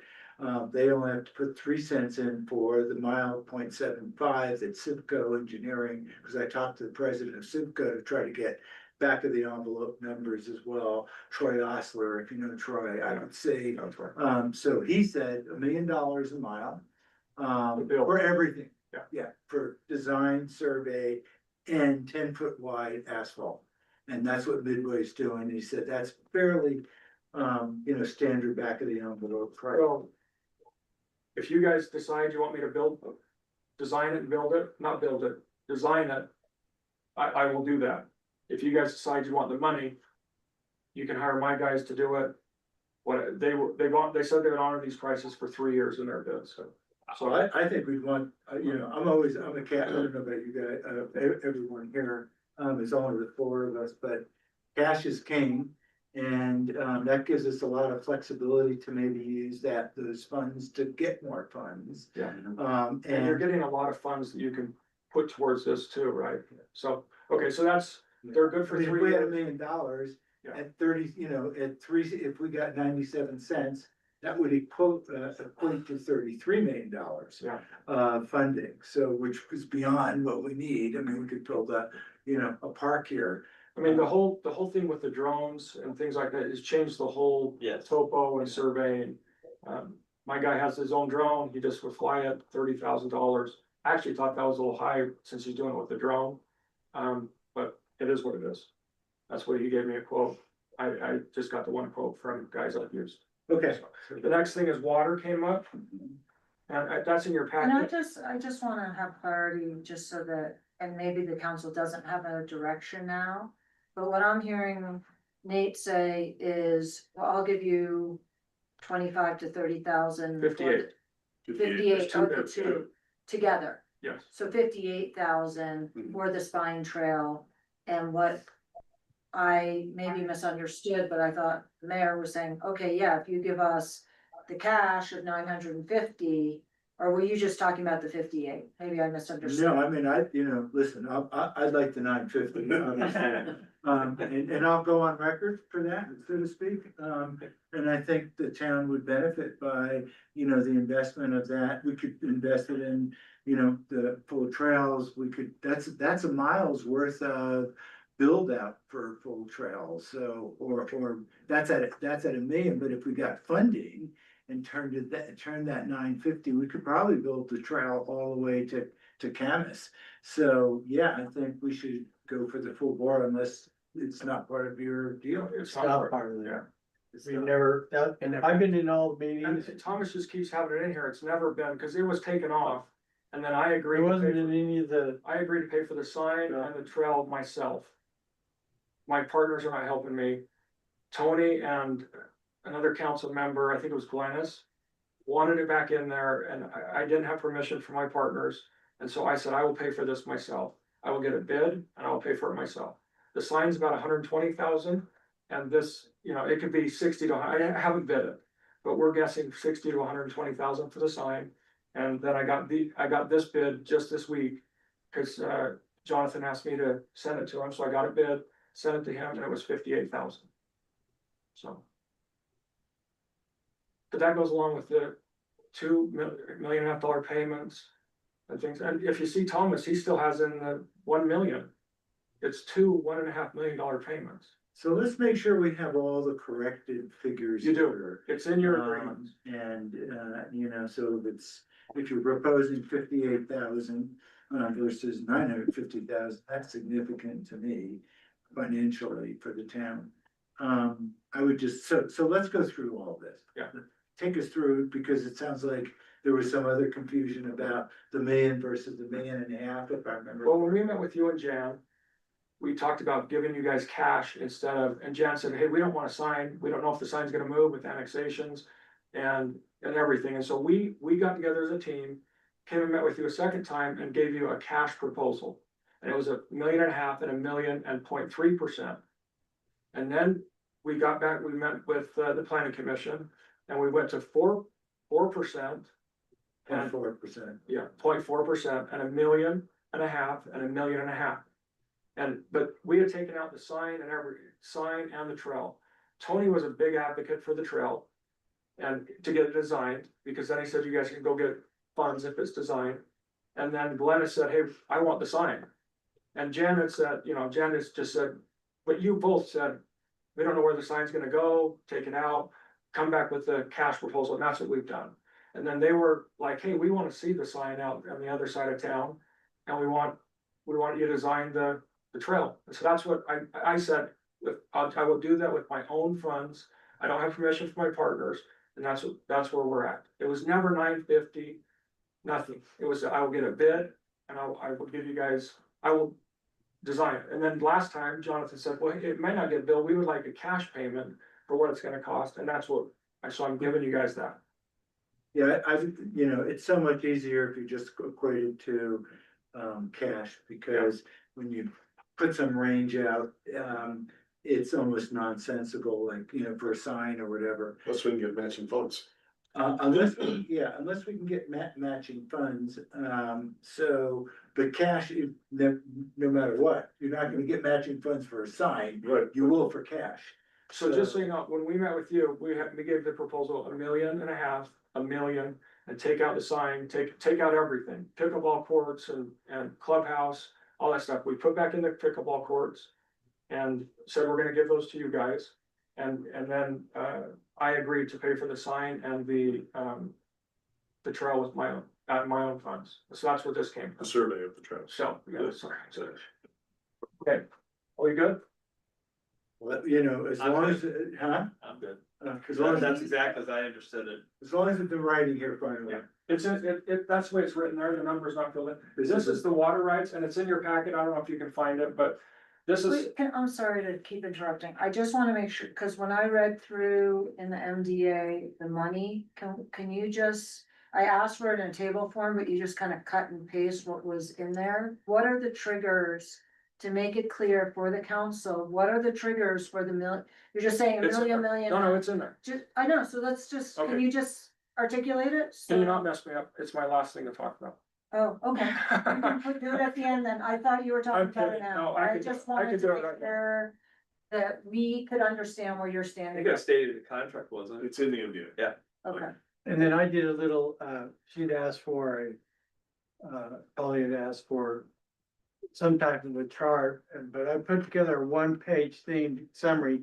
And let's go over that. Let me finish the water. So Okay, sorry about that. this is the way JSSD requires the water. We can landscape, what we're proposing is 300 square feet of, landscaping in front of the townhome and 1,500 square feet in front of the, single family homes. I was told, I heard Polly said something different a couple days ago, that we might not be able to do sod. We're hoping to do sod in that 300 square feet and 1,500 square feet, sod and shrubs. JSSD has a way of figuring out each shrub is a certain amount of square feet. Yeah. But we would like to kind of change the look of the wildflowers, weeds, and do some sod. But, and we've agreed not to plant, and it says in the MDA, It does? 5 feet from the house. Yeah. And so if we can't do sod, we will still have that much in shrubs and stuff like that, 15, because we're paying. Yeah. We bought the water, we're giving that much water to Yeah. JSSD. Yeah. So 1,500 square feet for a single family house, 300 square feet for townhomes. And then we'll design, go all the way around the 24, the 24 or the 12 plexes with landscaping. So that's what that requires. We are required to bring 121.6, I can't remember. 121.26, yeah. 121.26. That's with the culinary and Yeah. landscaping, right? And you contract for all that, is Yeah. basically what it is. Not contracted, we bought it. We bought You it. know, it's yours. We bought it, Got it. so. Okay, Okay, so that's, sounds like you got the water. we got water, yeah. You got the water. Um, Doing RV, you got the meat. And that 4.45, it was like standard state stuff. Yeah, 4.5. Yeah. And then, do you guys wanna see the trails? Do you have time? Sure. Okay, just get 5 minutes. Trails, it's in your packet, but it's in the packet, it's about a 10-page document. And I just wanted to go over just a quick. We put it in a spreadsheet. Polly loves spreadsheets, so we did a bunch of spreadsheets for Polly. For the council. Yes. And the mayor. I'm the other I love spreadsheets. You got too. JD I over here. love You got some spreadsheets. spreadsheets. I couldn't figure out how to, Greatest things ever. I couldn't figure out how to print off an Excel spreadsheet today without it doing the whole thing, so. So you see the trail label 0, 1, 2, 3 to 9, Yeah. so you can look here, the guys you have. Thanks. It just talks about each trail, so trail number 1, there's a walking, running trail, it's 40 feet in elevation, it's 10 feet wide. So now you can look on trail number 1 and see where that goes. Trail number 2, easy flow trail, it's 0.11, it's 42 feet elevation, it's a 4 to 6 foot trail. And it goes down to 9. In your ordinance, And what's the trail substance? it matters what kind of trail it is, dirt, road base, we have flow trails for bikes, we have walking trails that would be road based. We have, easy flow trail, you don't want road base, you want that to be natural terrain. Walking trails would be road base. Running trail. That could be asphalt. You can decide that, I guess. So those are the trails around the Frisbee Park and the dog park. This to me is the coolest part of our development, because you can go out there and run, you can, there's a place that we're gonna build the Frisbee golf where you can cross-country ski in the winter around the Frisbee golf, so. That's nice.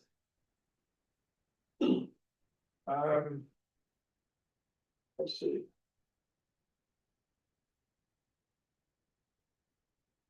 Okay, and here's a list of Gordon's 33 items. Which I mean, this was great, it really helped us go through this, so. If you guys have this, I've seen that. In the packet? it's in the packet, so, Is it? yeah. Good. Still find it. I think it's page 101 or 109. 96 or 10, I think it's 101 or. I think it's 101. Okay. My memory's. He did a very thorough job with this list.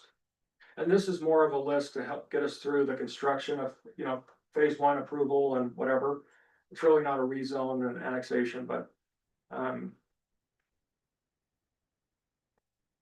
Not Go, annexation, go but 2 pages up. Right here. Yeah, Oh, I see, it. Yeah. yeah, one You more, got it. right there. You got it. Okay, so we are good with everything. My first question is number 20. We agree with everything that he has on here. So.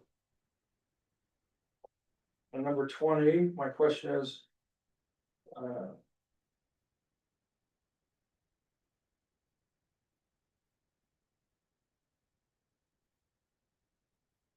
My engineer, I think this is right. My engineer said we're gonna pipe this. We're gonna pipe it so we're not in 100 year or whatever he says we're in. And I can address that if you want, Nate. Yeah, will you please? Okay, so there's a channel that comes in front of 411 and 410. And we were planning on a ditch being in front of it. And from talking to Gordon, we kind of agreed to pipe that channel. And I can put it on the screen and show you what I'm talking about if you'd like. It's probably an engineering thing, but. It is. We've agreed to pipe it. If the new engineer wants to see it piped, then we'll pipe it. If he wants to see open ditch, we'll leave open ditch, but Gordon wanted us to pipe it. And he is, I mean, his expertise is in storm drainage, as you probably know, so. And then number 22. We just feel like if you guys are gonna own the pickleball court, you guys should own the parking lot. Gordon was asking us to keep it private. I don't really know why, but we feel like if you guys are gonna own the pickleball court, you should own the parking lot. Is the parking lot exclusively for the pickleball Yeah. courts? So, how you guys feel about that, but we kind of need to get some direction, because we'd have to change the development agreement. Well, the development agreement says you guys would own it. For some reason, he said, keep it private, the parking lot. I don't know why. We couldn't figure that out today. Any reason given one way or another? No. No. After tonight's discussion, we're gonna need the right sign out there. I would think that, to be honest, I would think that if you guys decide to sell the pickleball courts to a individual or something, you want the parking lot. If I own the parking lot, it's a problem for. I'm not saying you guys would ever sell the pickleball courts, but maybe it's a moneymaker and you have someone that wants to sell, do a lease with you guys and. That was the last thing that was the last thing that happened at Park City Resort, the parking lot, that was owned by somebody else, and that's what they have to figure out. So I wouldn't, Yeah. I think it's, I don't know what his reasoning is, but I wouldn't have the pickleball court with no parking lot, so. How many spaces in the lot? I don't know. Paul would know, maybe. Paul, will you look and see how many spots there? There's about 10. 3, 4. Sorry, there are 11. And we're building it, we just thought we'd give you guys the parking lot and the pickleball court. Well, I think that makes sense, of Makes course, sense. we have to maintain, but nevertheless, yeah. Yeah. You would, if we, to your point, that's an asset to me. total asset, yeah. Yeah. You say pickleball doesn't work, you have a commercial building, it's like you're doing with your. Do something else with that building. space. Yeah, so, okay, 25. Like I've already said, we wanna do a left in, but UDOT's not gonna allow us to. 26, we agree to work with UDOT on this. And 26 is grading near pond 3 is shown at UDOT in the UDOT right of way, so we have to work with them. We've talked to them, they know this. So we're working with them on that. 28, we've already discussed the crash gate. Okay, 29, this is a pretty big issue, is what Gordon said. So these are the stairs, okay? Stairs in like a home are about a 45 degree angle. Your code doesn't allow you to build a trail over 8, he said 8.3, but I thought it was 10%. So if you're gonna build the stairs, you have to, we don't meet code. You don't have a code that allows you to build the stairs that we'd like to build. And right now we have a 12-foot wide corridor to build these stairs, but they're at 10 to 20 to 30%, just different areas, you know, what they are. Your code does not allow that, so that would be a variance that we'd have to ask for in the development agreement, if you want the stairs. If you don't want the stairs, and one reason we had the stairs is we didn't have sidewalks. Now that we have sidewalks, maybe you don't want the stairs. So it's up to you, it's really up to you guys. We can take out the stairs because you have the sidewalks. I think the stairs is a cool feature. Show me where the, can you point to Yeah. where the stairs are exactly? pull up in Paul, it's phase 1 through 4, isn't it? We have stairs in both sides. 1 through 4 and also 5 through 8. Okay. So. You're on you're 5 through 8 right now. You Okay, you can look at either of them. It's the same issue on both sides. Okay, so let's just show them where the stairs are. Where we Right are. here. Huh? Yeah, this is it, right? Yeah, you can see one on that one. This one or the other? The other one, sorry. I didn't know we had them 5 through 8, so Paul's gonna tell me where they're at. I thought it was just, Well, it's the same issue on both sides. where are they, Paul? Okay, here's the stairs. Right here. So what's the total at the drop between the top and the bottom of the stairs? From the very top to the bottom. Paul, do you know that? From one side to the other, I'm about 30 feet. I'm just looking at one of them in phase 1 right now. No. Okay. He's talking elevation. We're talking. Yeah, I'm talking about elevation. From the first step to the very last step towards the park, it's only 30 feet. Well, on the one that I'm looking at in phase 1, well, no, the one that goes down to the pickleball, we're dropping 10, 20, we're dropping 36 How long, feet. how long horizontal is those same set of stairs, so he can know what the ratio would be? Well, they're several 100 feet long because each lot is 100. So we're talking. So the one going down to the pickleball court, we're dropping 30 feet in 63 feet. So we're close to a 2-to-1 slope. Well, actually, it is a 2-to-1 slope because we are running it down the 2-to-1 slope. So you can see the stair system here, here. Because it gets into your pickleball and the park. I like it, but it doesn't, there's nothing in your code that allows it right now. Unless you just put it in the development agreement and says that we can do it that way. And this was really the idea before we added the 5-foot trails along the side. Yeah. Who maintains these stairs or the trail? I would say the HOA. Is this like Main Street in Park City or something like that? That was the idea. Good point. So. Do you guys like that? Do you want to take it out? Talk to your Sure. engineer? I mean, I'm one opinion on that. I remember my daughter was living up there and sometimes in winter boys, it was tough getting up there. If you're next to, what's the Italian restaurant up there, Oh, yeah. And then keep in mind, this is just for you to. It's recreational types. Yeah, I hear you. And I was gonna put a little. Somebody's gotta maintain I it. put a thing on the edge that is just like a track. You can take your bike up. I saw it in the Netherlands. It was really cool where you have like a 6-inch track. Walk your bike up. So kind of cool, but that was the idea. With the new sidewalks, maybe you guys don't want it. These are things we hopefully can get worked out before the next, because I'm really hoping to get voted on in October, but these things need to get worked out. So we can work with Thomas on this. I'd like his input, yeah. Okay. Okay, too. I think it's less of an engineering thing than it is a design. It's the design thing, yeah. There's, like I say, number 31. Okay. He looked at our soils reports and he said where we have our detention pond, it's rocky. And so I need to go up and do more exploration around that, and if we have to move it, then we'll move it. Okay? What is the problem with Rocky? It won't percolate. Oh, okay. So. And if, what we were thinking is if we have to move that, we would maybe move it down, take out 2 lots and move 2 lots up where the pond is. So we just gotta find a good place to put it. And we hope, when they did the soils reports, they hit rock in a lot of places, but they had a little machine. And so we're hoping that it's not solid rock. Yeah. So like I say, we basically agree with everything that he's put in here.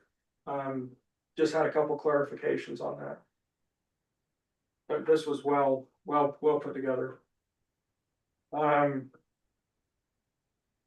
let's see. Well, then we got a letter from I hadn't seen this until today, from the fire chief. It's in your, I believe it's in your guys' packet. We agree with everything on there. So we will make all these changes and meet what they're asking us to do. We have no problem with that. Just put a quick paragraph in there saying that you'll comply with. Yeah. Exhibit, whatever you wanna label that. Okay.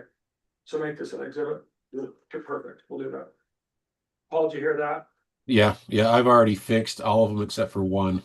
So they're already done anyway. Then my last thing, it's like, it might even be the last page, Holly, but it talks about, so we did a little summary. It's in the development agreement. Then we also did a summary that talked about when you guys get your money. And so we're proposing, What page is that on here? I think it's the last page, isn't it? I sent it over as a separate letter, but when we scanned it in, I don't know where Polly would have scanned it in. Did you scan that letter in? I Alright, so sent, that I did send some of these additional things we got Tuesday morning to the council just this I afternoon. did pick up the dates and the timing of the two payments from the MDA. Yeah. So if you, So it's in the end, but then we also did a. little- yeah, she wanted, she had asked us, which is great, to put it, kind of summarize it a little bit better. One thing I didn't understand is there's a contingency in there referring to some kind of easement dated 7/26/95. What's the issue with that? It's just the spine road, there's an easement on the spine road. There's a We what? just- You know, the Easement? spine Yeah. road, Uh-huh. that has an easement on it. Who, for whose benefit? Well, it's, Golden Eagles benefit. they have a dirt road. We own the ground, but there's an easement on there I for understand. his, that's his second access. So if they go forward with that, does that create any problem? We don't think there's an issue there, but what we're saying is if so, for some reason, so that, what, particularly if you.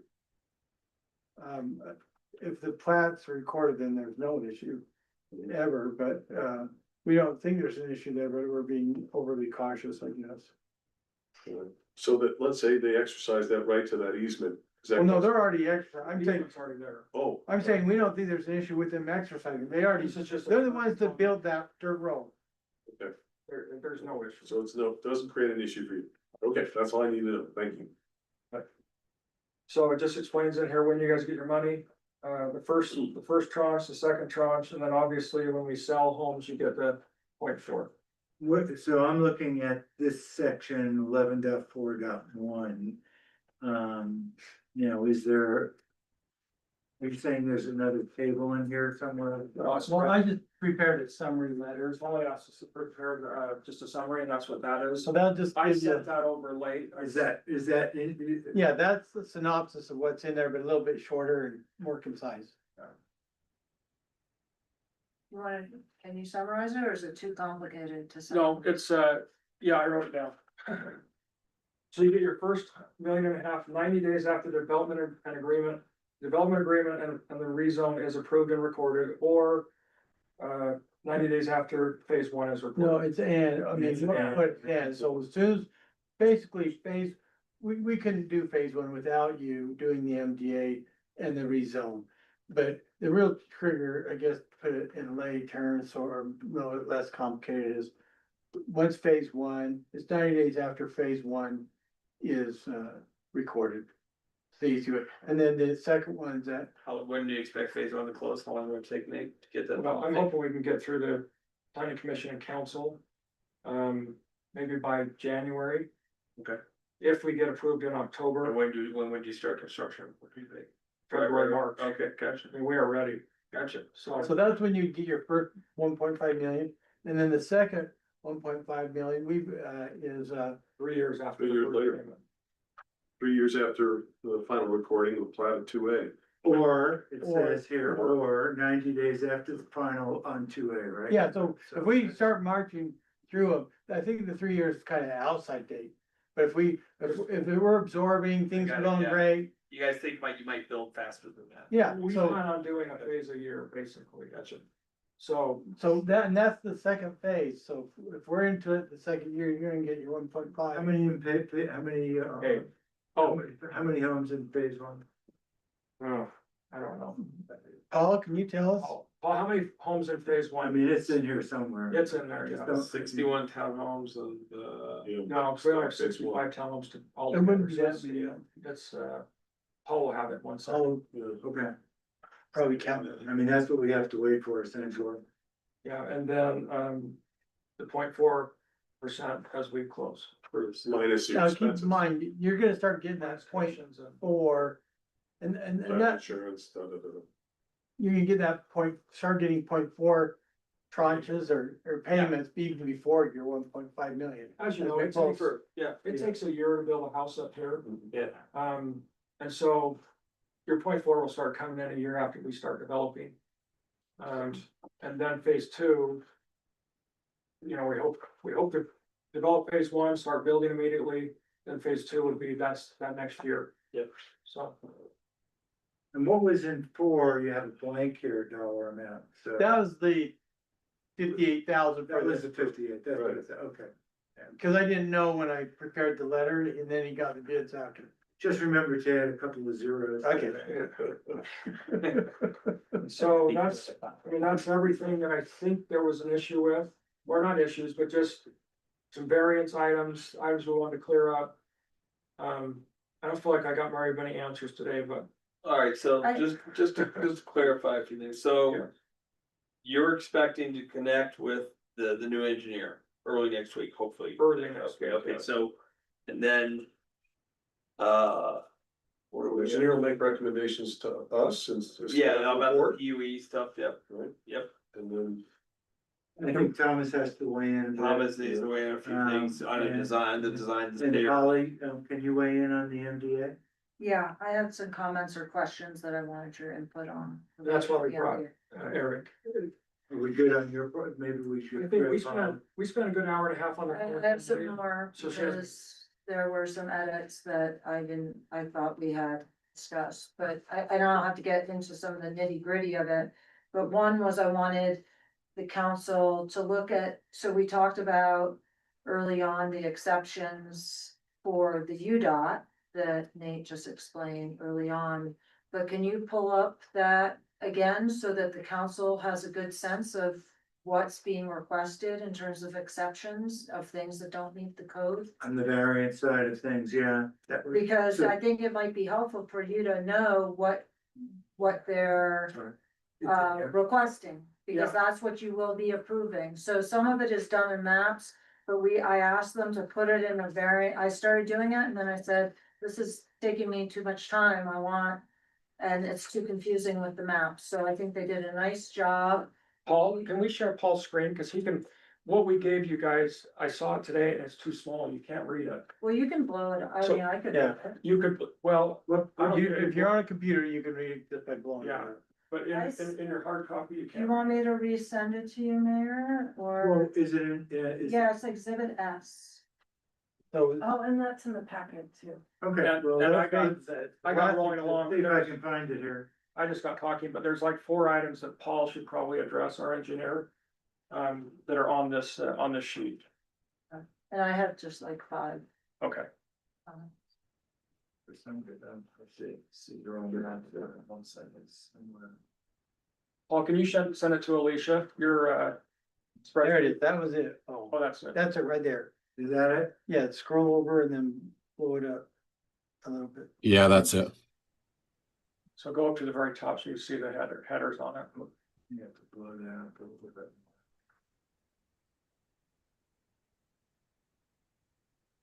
And I just wanted to make sure I was reading it right. So like Okay. So step- 101 townhouse. Yeah. You're saying the required is 25 under our code I need that. and the rear is 20. Yep. You don't have, and the side you don't have, so you're not asking, so you're asking for a variance for the front and the rear. No. Like. Well, the rear on 2 lots. Okay, Most of the variances on the front, and it Just kind of goes back to that PUE issue. Okay, we're just talking about 101. If we go with the PUE that's existing, 101, we don't need anything. The first place we are asking for a 20-foot setback is in the front is lot 114. Our rear is 25. Okay. The rear is 20. Yeah, 20, sorry, it says 20, sorry. And that's our code, Yeah. That's your code. okay. So if you see nothing on the side of those, then there's no, we're not asking for anything. We're not asking for anything on the side. They're all 10-foot standard PUEs. Or sorry, standard 10-foot setbacks. And then the 200s are all asking for a reduction of 5 feet for the, front setback. Yeah, because your standard is 25. Right, okay, and then same, the residentials, I can't count how many, but, 10 of those estimate are asking for 20 foot instead of 25 feet. And if you go with the PUE that Gordon wants, then we don't need any of it. That whole line goes away. With the if you don't have the PUE, or No, this if- is with the PUE. This is with our PUE, the way we designed it. If we do Gordon's, the entire front, we don't need anything in the front. We push the lots back a little bit into the hillside.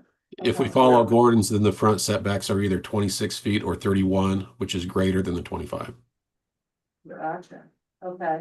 So, and we'll work with Thomas on that. This is something that got thrown at us on Friday. We're good either way. Okay, With the front, and there is, I did mention there's two lots, it's 401 and 402. Can you pull up the map, Mayor, one more time, and then I'll let you guys put out, or Polly had a few more questions, but there's one thing I forgot to mention. When we talked about this with Polly, it's in phase, yeah, it's right, it's right above the dog park. Go up a little bit. They're right here. So Are you these talking about two the rear lots- setbacks? Yeah, these two lots right here. There's a possible wetlands there. We haven't studied it, but there's a possible wetlands, so we are asking for a 0 lot line in the rear yard. It opens up to 16 acres. You don't fence it, no one would ever know. There's the rear yard setback issue, or we could put the wetlands inside the lot. Which Polly didn't know at the time if that meets code or not. I don't know whether, that's a great so question. yeah, I've seen it, and I need to confer with Thomas, and I haven't been able to since we talked on Tuesday. But, it can be problematic because then you need to put a deed restriction on, and people have an expectation that if it's their land, they can do whatever they want on it. If you put it in the wetland area, If Yep. they're, if the lot's in your wetland. right. If the wetland is in your lot, so anyway, I'll talk to Thomas. We're about that. proposing to have the same front yard setback, a 0 lot line on the rear yard setback because of the wetlands, but it opens up to all that open space. You would never know. It's Oh, only that's for the what? one that 1, 2, 3, says- 4, 5 lots? 2 lots? So that doesn't show up on here. Not on the phasing map, but it shows up on the other maps. No, but on your list of variances. Yeah, it does. I see a 0 next to 5, 427. Yeah. I see 1 0, There should but be. that's for the front yard. Or I guess those are both supposed to be, that's just a very close column, I guess. Yeah, I Okay. believe it's lot 425 and 426, but it is those two lots that Nate was talking about. Okay, with 0, okay, zero. And that's helpful to know how to read your. If you look in the exceptions, waivers, variances section, they're numbered I guess lettered A, B, C, D. This is referenced in H, so it says no backyard setbacks on lots 425, 426. So it's in there if you approve it. And what about the side yard setbacks? Because I thought that on the earlier version, it looked like there were side yard setbacks. we're fine on all the sides. Yeah, we moved them. Well, you moved everything since, Well, okay, not since, We ever changed asked- all of our sides to comply. okay, so all the sides comply. and that's new, isn't it? Or was that a while ago? No, that is new as of about 2 weeks ago. There were a bunch of lots, maybe 10 or 20 lots that we were trying to do 5-foot setbacks on the side. And we decided it's not worth the fight. And so we made them all 10. We shrunk the building envelope. Okay, so that's good to know that cause I don't know that's the technical staff they need to look at that, but that sounds great. We want you to comply with our code. That's awesome. I thought we had 20 foot setback, side yard. No, it's 10 and 10. Well, 20 foot total because you have 10 on one side and 10 on the other. So each house will have 20. No, I get that, yeah, I'm just, I thought we had made some modifications to that, so. Could I see the code on that? Yeah, I can. Yeah, can you I pull that can up? look at that once I'm done just going over this, or do you want me to look right now? If you can. Yeah.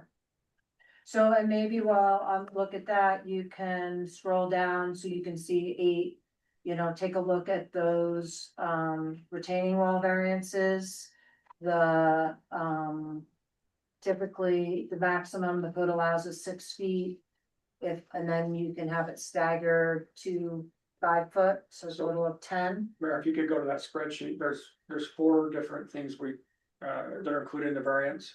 And Paul's ready to address those. And We back here? Oh, yeah, so go up a little bit. It starts right, sorry, go down, sorry. It starts right, keep going down. Okay, zoom in there. Zoom in there. Yeah, we'll do.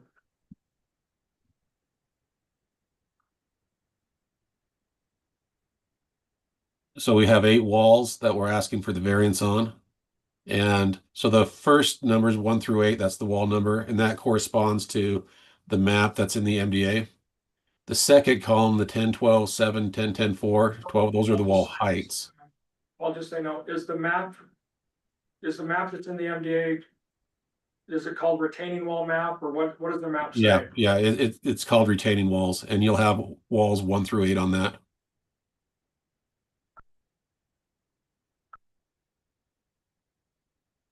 So with all of our walls, we're asking for just 8, that are over your code of 5. And so those wall heights will be 10 foot, 12 foot, 7, 10, 10. The 4 actually complies. Then 12, 12. So those are over the 5 foot limit. I added in the length also, but I don't think that we're asking for any variances in length. I don't think there is a length variance.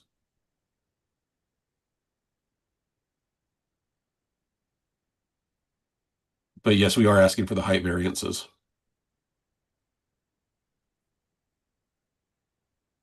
You would just have to look at the map and you can see where we're asking for those 1 through 8. I tried to put a location on there, but the map's going to be easier to understand. And Paul, when you look at the map, as I recall, it also labels how high they are. So It does. The maximum height, it'll label. So you Yeah, can just look it does label the maximum height as well. So you can just look at that and identify them quickly. So, so you didn't put the actual height of each of these, you just identified them as 1, 2, 3. No, we did. It's on there. The first column, 1 through 8 is the wall number. The second column, the 10, 12, 7, 10, 10, 4, 4, 12. Those are the wall heights. I should have centered the text on the Excel spreadsheet instead of leaving it as a default. Oh, I see, okay, and then the next one is the wall length, and then the last one is there are no notes then? Paul, I think you mislabeled it because I think that it says wall length, 10, 12, 7, it should say wall height. No, that's where I'm saying is the Excel. I should have centered those columns instead of having it off to the right. So wall number, you'll see 1, 2, 3, 4, 5, 6, 7, 8. Put all those under the wall number. The 10, 12, 7, 10, 4, 4, 12, 12. Those are your wall heights. Put those under the max height. And So I these are need to all- take my spreadsheet and center the text versus having it default to the right. Okay. We'll make that a little more clear. Yeah, so those are the links and I need to move these 3 columns. Okay, so, and I don't have all the zones that they're asking for, but I just did a search of our code, just going back to the mayor's question. So, in MR, the, side setback is 25 feet. In, R3, the side yard is 20 feet. Thank you. In What was the What was 25? R3. 25 was MR. Oh, MR, the first one, MR is 25, sorry. Huh? You know your code. I think I wrote some of that. R3 is 20. R6 is What's R1? Polly? Good. 10. I just have it by the numbers, so it makes it, because I have all of them. Let me see if I can find R1. Well, they're not looking to do that one, are they? Yeah, I don't think they're doing R1. R20 is 50 feet.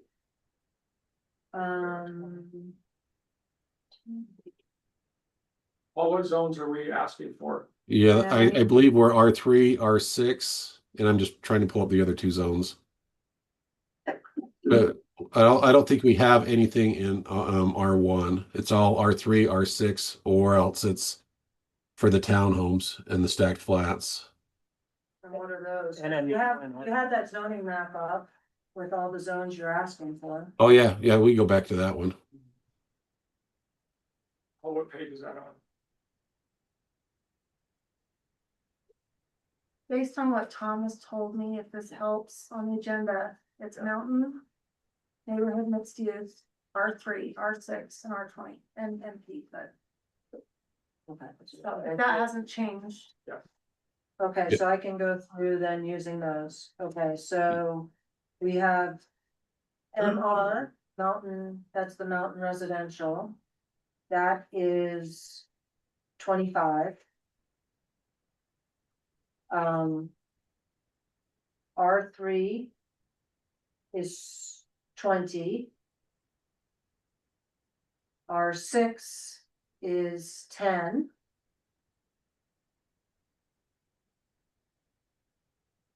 So R20. we have in our thing, we have R3, R6, R20, NMU, and NP. What's MP? Natural, that's your big parks. Okay. Okay, so your R20 should be 50 feet, your R6s should be 10 feet, your R3 should be 23 feet, and I have to just look up NMU. So do you comply with all those? I believe we do. NMU is 30 feet. On the side, Side, I believe we do. That's the stacked flats. Your stack flat, that's easy. How, the townhomes are in what zone? They're R6, or sorry, R20. Townhomes are R20. That'd be 25 feet, 50. 50, we don't. We are not 50 feet between the townhomes. We are 20 feet between the townhomes. Seeing R20. Residential 20, R20 zone. Is front setback 25 feet. And we'll meet that if we go with Gordon's plan. Minimum rear setback is 50 feet, minimum side setback is 50 feet. And then there's minimum offsets relative to roadway or neighboring buildings, 15 or 5 feet. I'll have So to we go can- through all those with, we'll have to go through all those with Thomas. But in between the buildings right now, we are planning on 20 feet. So, cause this is important, you're only Yes. gonna get what you ask for, and the council and the mayor need to know exactly how you're asking to be not meet our code, and that's really, really important. You already have a big list. If you don't ask for it, you're not gonna get it, even if it's on your map. It's gotta be, that's why I wanted the chart, and that's why I wanted to be very specific in the MDA to call it out each one. Because this is on you to ask Yeah. for it. Oh, you're exactly right. This was, we thought it was 10 feet. So we will have to go in and see what we can do and then, get you a new spreadsheet. Yeah. Okay, Well, we tried to create again, protection from view sheds on the side yards, and that's why we, I fought for that one. So thanks for pointing that out, Mayor. That's good memory. And then do you wanna go, just because there, some of the slope variance, so our code requires no building on sensitive lands over 30%. So it looks like you've listed however many, not 10, 2, 4, 6, 8, 10 roads that exceed that. No, well, it's not, they don't exceed, we go through a 30% slope. Oh, I see. Okay, so you go through, right, you're cutting through 30% slopes. Yes. Spots, it doesn't meet the code, and then you have a list of, I'm eyeballing it here, 25 lots. And that- a lot of those are the man-made slopes. So it's a question of if it's natural or if it's man-made. For example, when they built the spine road, they do a 2-to-1 slope on the side of it. And therefore you are a 50% grade. So we're staying out of all of the natural slopes, but we are putting lots in man-made slopes that have been built. Okay. So council needs to absorb that. And then also, of course, the map showed us too, the cut and fill over our code only allows cut and fill 5 foot. And here you have, they've now really quantified it, which makes it nice, so, it varies depending on where it is, like, for example, units 106 to 111, cuts from 5 feet to 20 feet. So I think you can read through and see all those variances. This is a really tough ordinance to live with in a mountain. I mean, you can go through the entire town and see that On what, the cut and fill? the slopes. The slopes. You're not cutting through a 5-foot cut. I mean, on a mountain, it's very tough ordinance. It is a tough ordinance, and even just to build a road, even if I did 0 lots, for me just to build the road, I would be violating that ordinance. Just that spine road that was built before us, I mean, we had 20-foot cuts. I think we have a 40-foot fill going into Deer Springs. We brought in 40 feet of fill.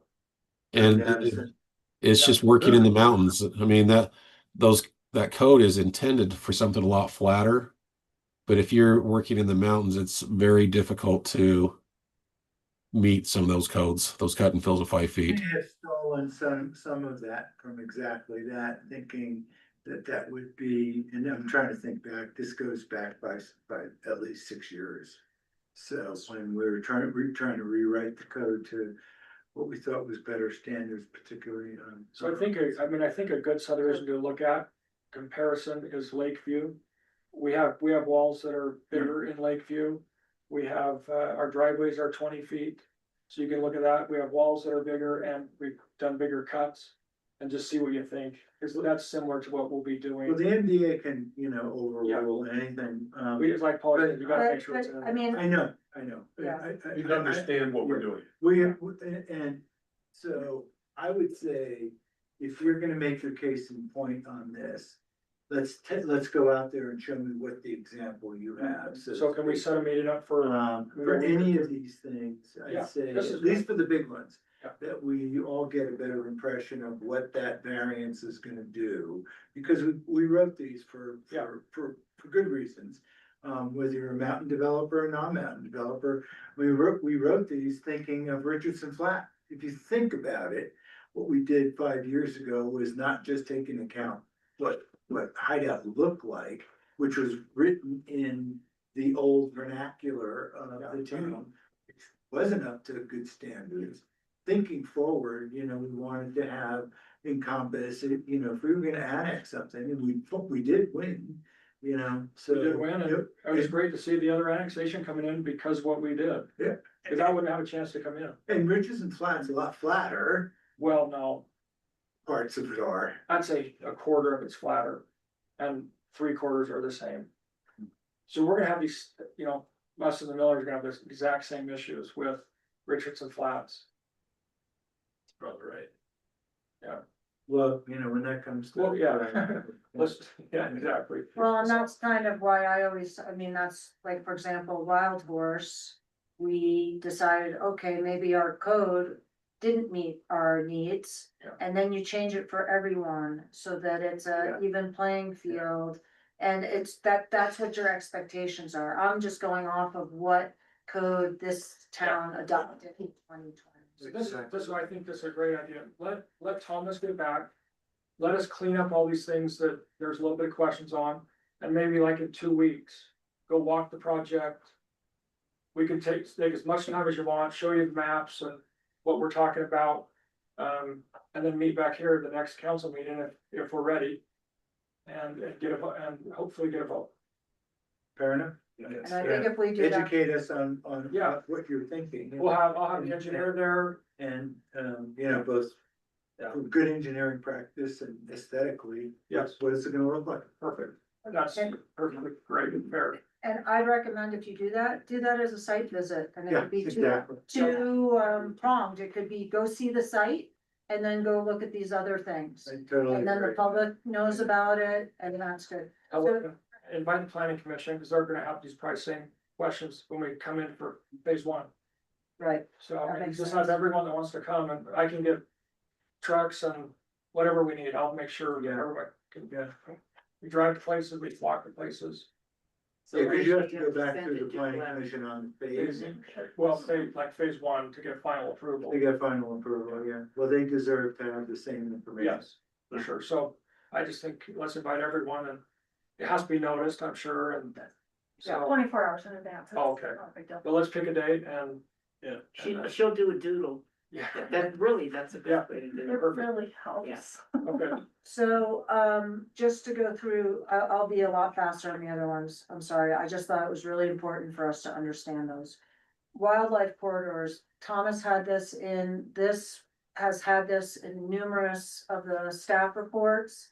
He suggests eliminating lot 301 and reduce the size of lot 426 to keep the minor wildlife corridor open. So I didn't know if the council had any input on that, or I just wanted to put that out there, that is Thomas's recommendation. Can we look at the map and see what What are we that's talking at? about? Yeah, what are we talking about?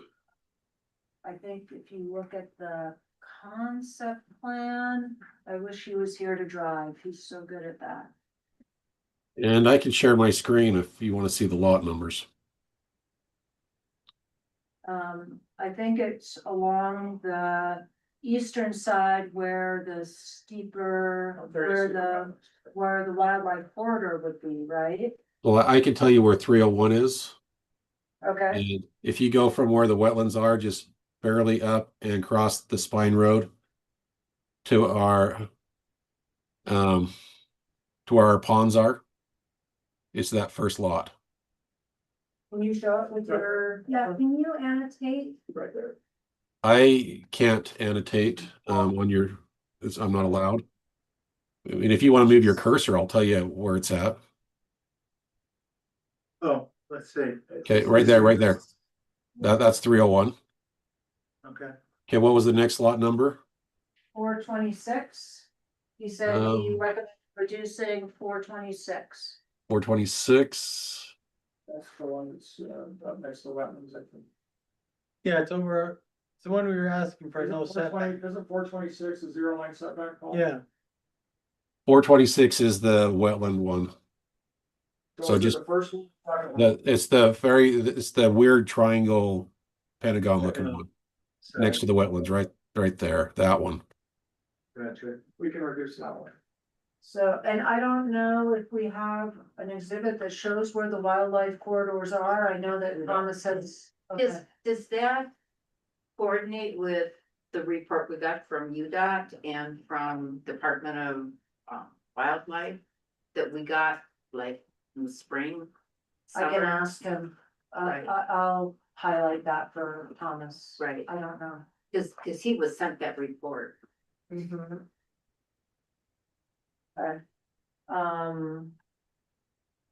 So, and then, so that's one question. Do you wanna talk, or just highlight it now for discussion, or just keep going? What do you want me to do? We have notes, we can talk to Thomas. Yeah, I think we need Thomas's input because Okay, he's the one commenting on this. okay, so then. So we have two homes there, right? There are two lots. One he's recommending eliminating, 301. And I've seen this in earlier staff reports, and shrinking 426. 426 is easy because it's a weird shaped lot. And then, okay, and then the next thing I have is I wanted the council's input, I'm sure Thomas does, on the retail commercial. So the changes, so what is new in the version of what, they just produced is, and they put this in and we took it out and they put it back in. They want the retail and commercial to be at their sole discretion. They wanna switch it from a building to also allow for a food truck pad, or in lieu of a food truck pad. And then, like, there's no trigger of when, I don't think, of when the commercial has to be built. And I just having also sat through all the planning commissions, I know that initially, when you look at the history of this project or of this site, there was a push to put some commercial there. And it talks about the types of commercial. We agree with the idea that it doesn't have to be a conditional use if it's certain uses that, you know, restaurant, cafe, that type of thing. That doesn't need to be a conditional use. We agree with that. But I guess the question is how important is that commercial to the council? Do you want to have strict triggers? Do you want to have, you know, strict parameters over what that should be? And then also right now, if they don't build anything, it reverts back to that land goes to the town after 5 years. I would clean up that language to make clear when, you know, what that would be, but how important is that to the council? Can you put a minimum size of a commercial space in there? Cause that's one of my notes. is- Well, Thomas put 5,000 people with us, it's never been talked about. Okay. I don't think we would build a 5,000 square foot building. Right. Our idea has been this way, and I've showed you guys pictures of, the sales office of where? Skyridge. That was our idea, bring a couple of those in, they're kind of like a food truck. And set them on the pads. That was our idea for the commercial. Keep in mind too, and you're running, well. We had larger commercial pads, and it's my understanding that we got feedback saying we'd rather have the cash and not the commercial pads and this. And so we took out all the commercial pads to give you money. And I think we just put this there because it might be nice to have that we own, that might be nice to do what we wanted with it. 95% chance you guys will get this lot, because we really don't, You know, our group doesn't build commercial. we're not interested in going in and building something on But that. if someone came to us in a year and said, hey, I wanna build a restaurant here, this is growing. Right, Those you never know. The 'cause, parks are getting used like crazy, then we will build a building. But then we put in here that if we don't build it, it's yours. 5 years. Yeah, after 5 years. Does that meet your legal thoughts, Polly? Well, it's really, you It's guys really are, our decision. it's your decision. What do you want to see for this We area? don't know, you wouldn't know and we don't know, it's all guesstimate kind of thing, but. I see nothing wrong with reverting in 5 years to the town. Yeah. That's to the town's benefit. Yeah. Yeah, so, I would leave that language in there, unless you're gonna change it for some reason. No. I guess the only question. I Cause you're have not developing commercial, Yeah. The so only question let I the have town have the opportunity. for you guys would be, does it count if we does it count as us building something if we put a food truck on there? Or do you want an actual building built within 5 years, or it goes back to you guys? I think if we, I don't think food trucks, Yeah, I I think we want a building because then let's change it. Let's Then I'll I chart that out. Yeah, our idea is to put food trucks. Okay, so, but which it's, might be the best, it the could, person. if it's selling and doing great and everything, then we can address this in 5 years from now. Cause you guys don't wanna kick out the food trucks and say, hey, we want, I would imagine, if someone, cause it's gonna be local people. So let's just, I say, in the development agreement, if we decide just do food trucks and we keep doing food truck up to 5 years, we can talk and that lot goes back to you guys. If we actually build a building on it within 5 years, it stays with us. Fair? And what size building? Cause I Yeah, mean, it if you says put right a now, it's your 10 sole discretion. Well, right, but they don't have to make that, I would argue, No, but they if don't have to it's- make that decision right now, do they? well, they do, you do, if you want to make sure, if they build, they can comply if By they building throw an a outhouse. 10 by 10. So do you wanna say it will revert to us unless you build a building X size? I would say 1,000 square feet. That's what our decent retail pad is. So, And that's gonna cost us $500,000 to build. 30 by 30, 33 by 30. Roughly, You're about $500 a square foot to build commercial. yeah. So it's not like. And it's gonna go- one lot now, right? It Yeah, used it's one to lot. be- It used It's to just be one. two, Well, but the now it's two, one, yeah, just so you know, the two was where we had the pickleball courts. okay. That's That's completely coming changed. down. Yeah, 1,000 square feet isn't much. How about 1,500? No. I can That's do why we that. love you guys. I was gonna say 2,000. But Honestly, 1,500, But that's a good yeah. sized building, it helps the town.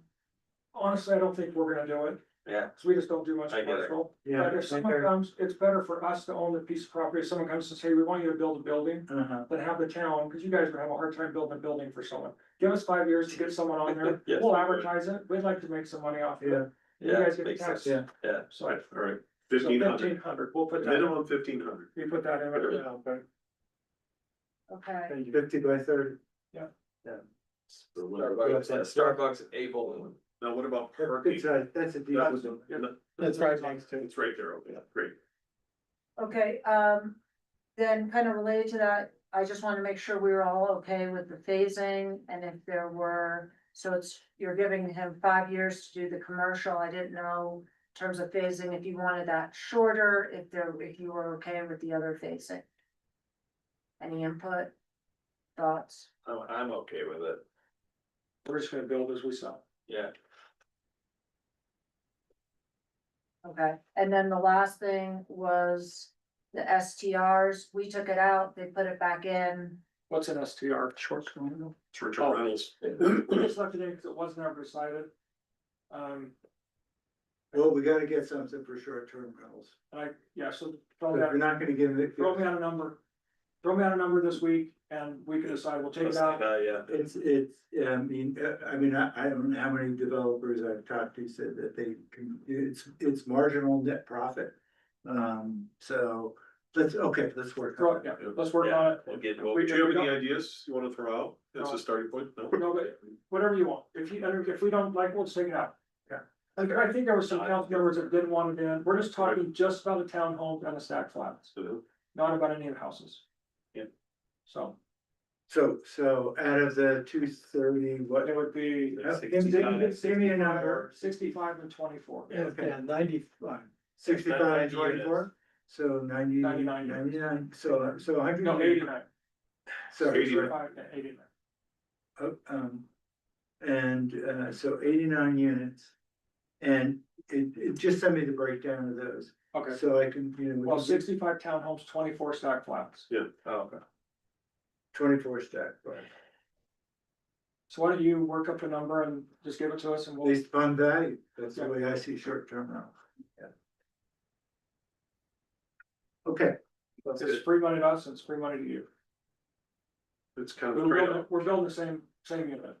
And I do think you can sell them for more, but if your number's too high, we'll just take it out if we feel like it's reasonable. To toss some cash in front of their long term stream of revenue. We don't know what that's gonna. And you'll get the. Sure. And then so you mentioned earlier that there are a few private roads. Yeah, so So how is that, who's paying for that, the HOA? HOA, yeah. They try and. So there are gonna be like two plow companies, one's gonna be the town's responsibility, or are you guys going to be responsible? We're responsible for the maintenance of the private, you guys are responsible for the public roads. Public roads or hideout, any private roads being taken care of their HOA. That's That includes plowing, repair, maintenance, sealing. everything, That's typical. How many roads? 6, you said? five. Cause we've had different standards in the town, Reviews, right? No, we Yeah. heard from Jason Birmingham. Birmingham. Birmingham. I'm losing it at this point. No, I told you a half hour. Your brain is only good for 3 hours. My son is not working anymore. I know. But, that means we're, the town is at this inflection point of, as you heard, if you were you in the big, you weren't in the beginning when Jason was here. But, we wanna take, if we're gonna take over roads, we want them to meet really good standards and quality. We meet, all of our public roads meet your standards. We have a couple private roads, and the reason they're. Well, that's not what Dan tells me sometimes. So, I've heard. What, in this subdivision? No, over in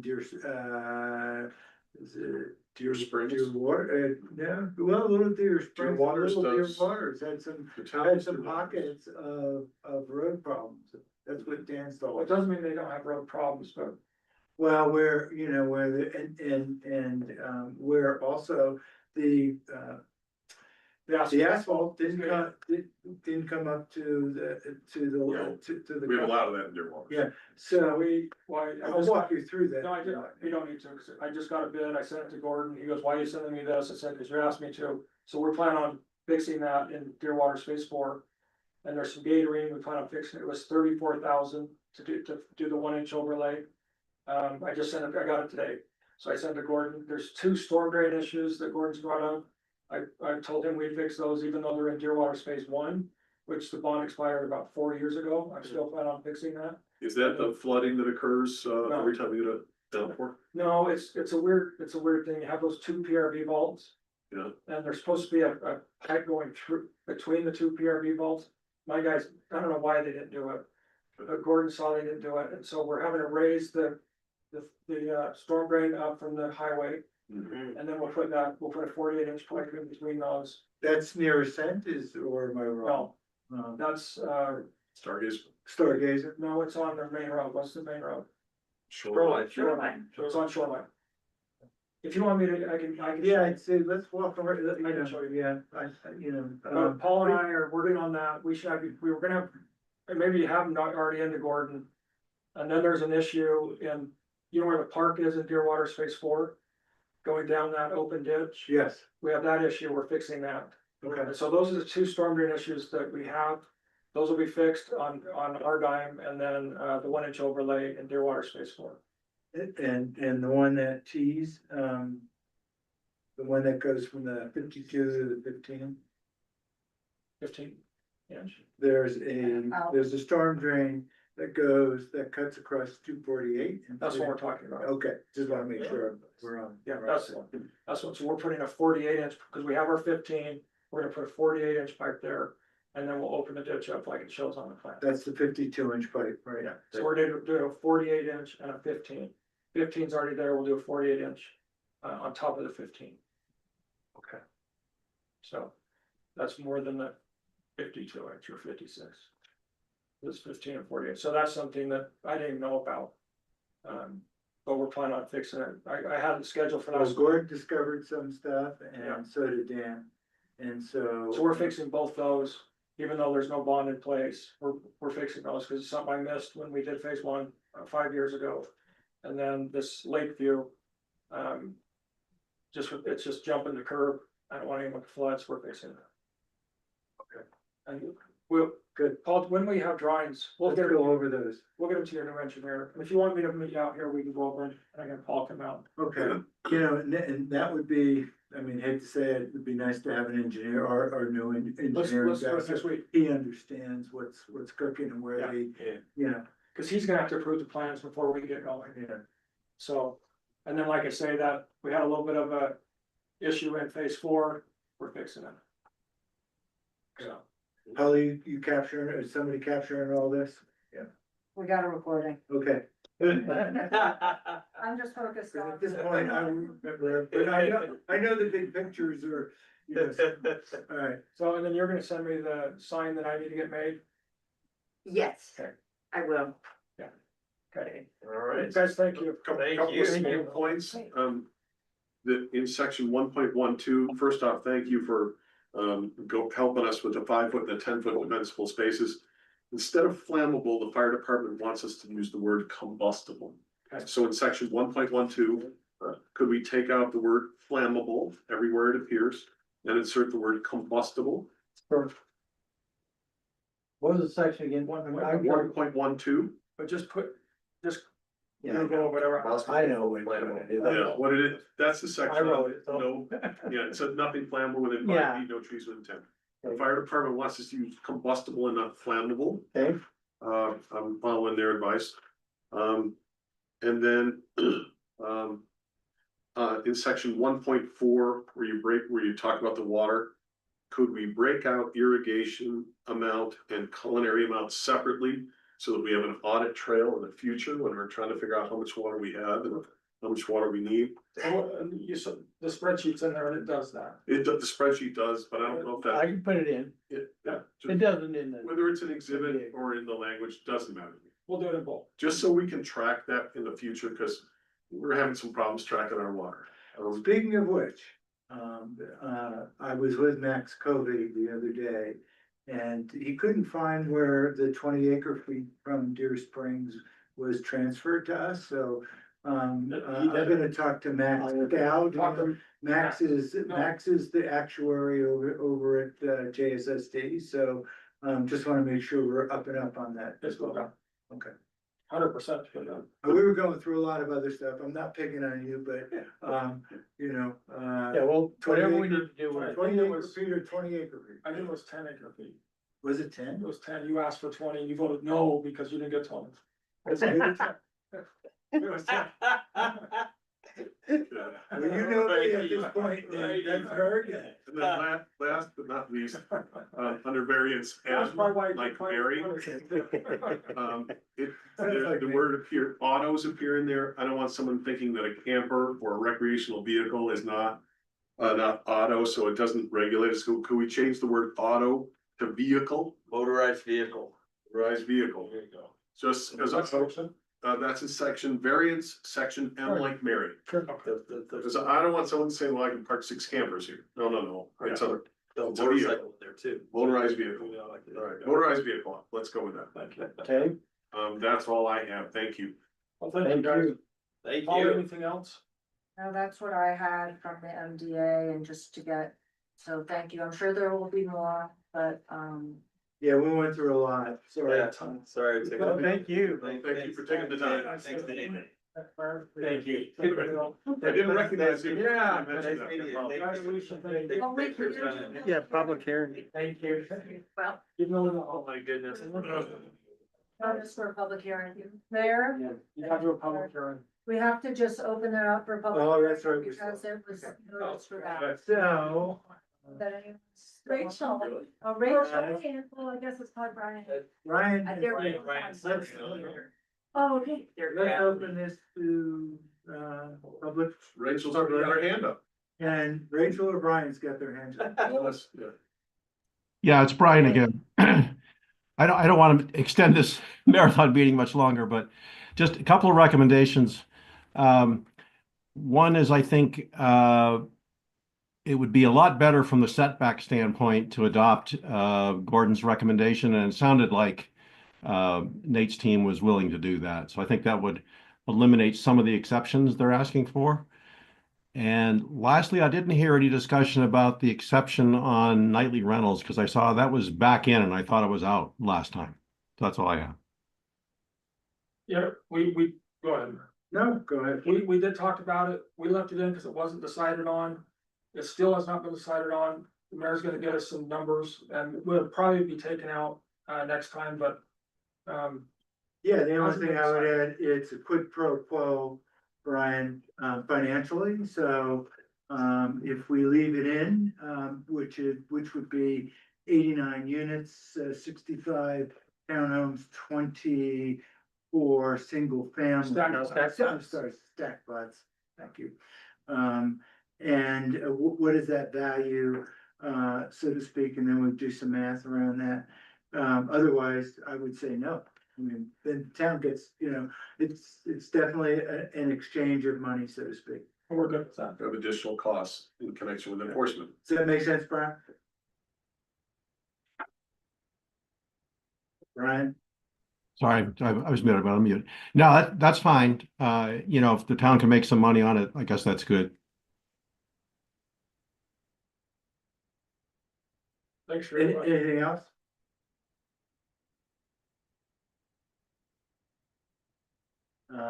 Okay, anybody else? Which, Only once. once, twice, three times. At least you guys only have 5 minutes, correct? So let's close public input. Yes, thank you. Where do you live? Okay, And then continue it to to October 9th. Whatever the next meeting is. I think it is the night, I think it is the night there. So if we could have for maybe end of next week. Is that possible or? I What's our- can you let Alicia, she'll send out a doodle poll, we yeah, can spend a and half. let's have a little bit of a tour to make sure we hit the key spots, and maybe not everybody's interested in previous issues with Deer Springs or Deer Waters behind them, so. Yeah, I think it's great to see. I think there should be two different ones, the issues with the I do other too. roads, Agree. that's between you. But looking at Lakeview, looking at what, if you wanna show other examples of retaining walls and whatever else. Don't forget to include the planning commission guys too. Yeah, I'll just come up and meet with you on the storm drain. Sounds good. Okay. There you go. And then we should also look at Elkhorn, like maybe you wanna get a van or something, we'll see how many people are. That road's pretty rough. I'll have several trucks up there. We'll drive to some areas, overlook, and then we can walk. Okay. Just tell me how many people and I'll have that many trucks. Okay. Thank you. Thank you. See you guys. Thanks, guys. Nice to see you guys. Do we have a motion to continue, this until October 9th? So moved. Second, JJ, Yes. it's just us, Carol? yes. Yes. Jonathan? Motion carries till the night. Thank you. Thank you. See you guys. Wow, it's only 10:15. Who knew?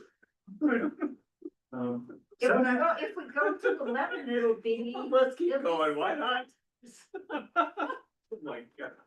I think we just can we cancel the committee updates tonight? Yeah, Oh, yeah, we I'm can do that. perfectly fine. Yeah, let's just defer them. How about that today? There's nothing to report. Reschedule. Yes, yes. How about, Jonathan, is this is mostly you, I Yep, think, it on is. the WUI, right? Yep, if you could pull that up, I can. I'll push this real quick. So essentially what we're doing with this is we're attempting to adopt the fire department's recommendations. Those recommendations are that we should not have anything combustible. Notice it says flammable in there. But the fire department prefers the word combustible. So I'm gonna move it, after explaining this, I'm gonna move, we change the word flammable to combustible.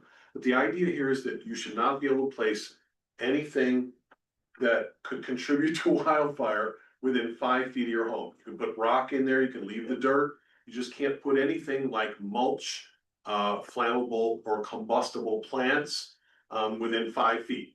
And then no trees planted within 10 feet.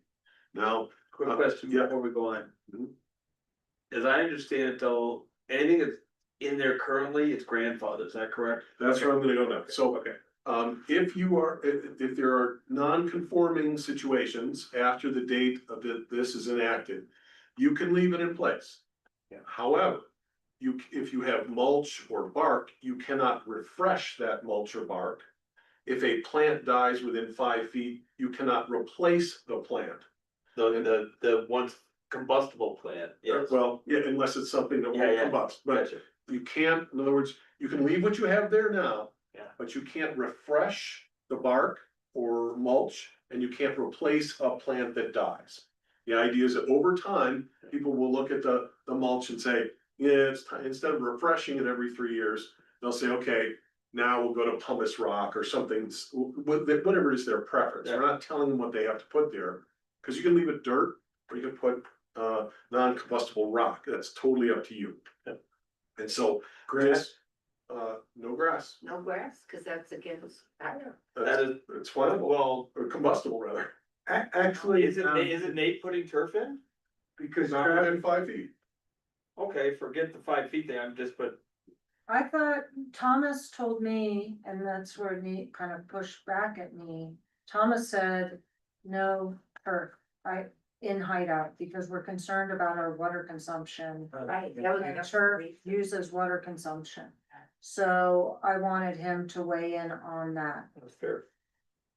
So the fire, sometimes you hear the fire, I was with one of the state fire experts talking about that. So you get a difference of opinion from Eric and Clint and Troy than some of the other, and they'll say, well, if the grass is so low, it's not gonna conduct a flame into your house. So, but to your point, we're not in a grass environment, so maybe it doesn't even matter. Jonathan, how does this compare to any of the new state codes along? Well, that's a good question. I don't have that information. But to JD's point, section 1.12 of the MDA does include these restrictions. So he's not planting any grass within 5 feet. So, when would this go into effect, Jonathan? As soon as, as soon as it becomes effective, we have to post it, but we vote. And then Polly, if you would, we have to post it obviously before it becomes effect. So how many days after we vote? So it's up to, so Alicia does that. Oh, okay. And it gets published on the website, whatever, usually it's just a day or two. Or if you wanted to do education, whatever, you could push the effective date out to whatever date that you want. And we can make that the effective date. I would urge that we do it right away, because every day a developer puts in another house that is gonna come. No, I'm with you. So question, I presume this is a town edict. So there's no HOA pushback that can overrule this, right? Correct. Okay, great. Correct. No, Thank you. and that's because the existing stuff can stay, Yeah, as long as you don't replace or refresh it. got it. But When would these inspections start, Jonathan? And then who would they be conducted by the site? so as of January 1st, everything in the WUI will be placed, there's 3 categories of risk. Everybody will be placed in the highest risk category. If you want out of the highest risk category, you have to get an inspection, and the report has to satisfy the soon to be written rules that have not yet been written. So we don't know what those standards are, but we know that everybody will be dumped into the highest risk category. To start, right, it's up to you to mitigate. It's up to you to do something and demonstrate to the state. I cut the shit out of my stuff this week, man. Just that way. But don't you, for townhomes or shared wall buildings, you have to have both people do it, Yes. right? So that's another I would think so. Well, if it's in an HOA, the Right. HOA is responsible. responsible. And it depends, in my HOA, the common area is everything outside of the foundation, so the HOA controls that. In Lakeview, they actually own the lot, and so it's up to the individual homeowner. So, Oh, interesting. my HOA has already said essentially, if you wanna go ahead and spend the money, go ahead. And our HOA, which at first was against all this, turned around and is. Ralph turned his few heads around. Well, I think, people who went to, I think that if they went to your events. they would, and they said, hey, Yeah, well, plus the price of insurance. yeah, there's always that. Very persuasive. So It is very that's, persuasive. that's. So what, if there's no more questions or discussion? This is a public hearing, right? Yeah. Yes, it is, so we have to open it up to the public. So any other comments from anyone? Right. Okay, here. Well, he's the public. Yeah. So let's open it up to the public. For input, any? There goes Brian. I got a real quick one. Is there any Is there any non-combustible plant that's a living plant? Is there any such thing? That is a fair Not that I am aware of. That's a fair I question. wouldn't either. So basically no plants within 5 feet. Just to make that clear.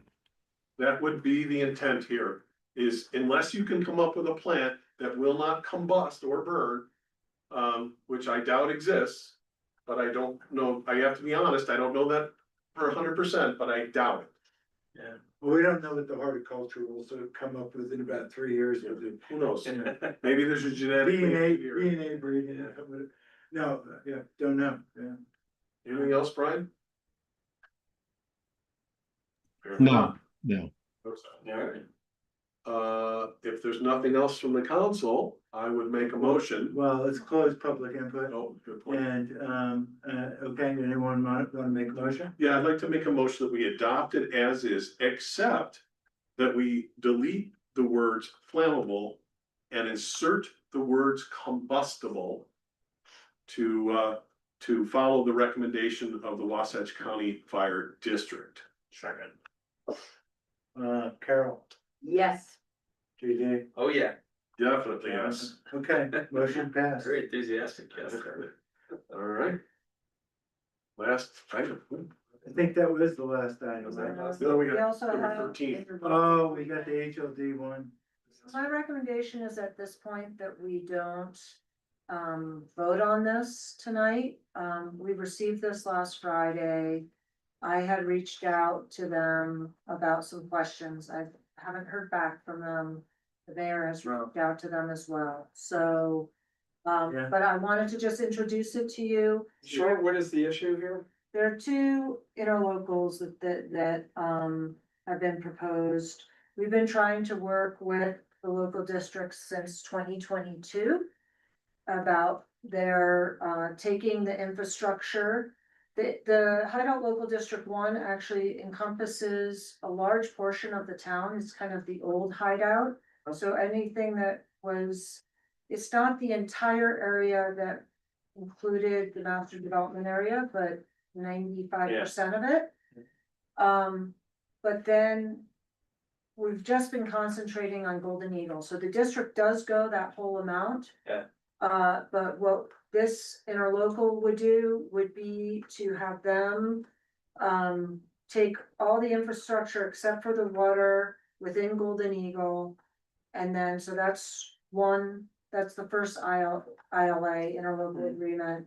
The second one was that they asked to help defray confusion of property owners to have us do the billing so that people are just getting one sewer bill and one storm drain bill, because how it's set up, for example, sewer, a portion of the sewer is within Golden Eagle, but then a portion of it goes down and we get charged for it because it flows downhill, and so then we're paying for it. Actually, not, from what Max Kobe told me, that very few, they're not even getting payment for it, so that's why they wanna redo our agreement with JSSD for water and sewer, because anyone above 248, they're getting a semi-free ride on the sewer. So we'll have to rewrite this soon, Polly. I think that's gonna fall on your, on, you know, on Yeah, your we've been hands. working, well, we haven't, yes, we've been working with their attorney for a while, with our water attorney, to redo both our water agreement with GSSD and the sewer. So, Could we get a fiscal analysis of the impact of this? So I'd like to understand, so it's everything but water, is that right? So it's roads, sewers, storm drain? yes, So we get road, as I understand, we get road funds from the state. yes, we would give them a their pro rata share of the road funds, so for whatever, Based on the water usage or whatever they. based on the road length. For the sewer. Whatever So we you're- get from the state for that, they would get, and then for the sewer, And then they would plow, they would maintain, they would repair. yes, they would be responsible for the roads. Okay. And same with storm drain and sewer.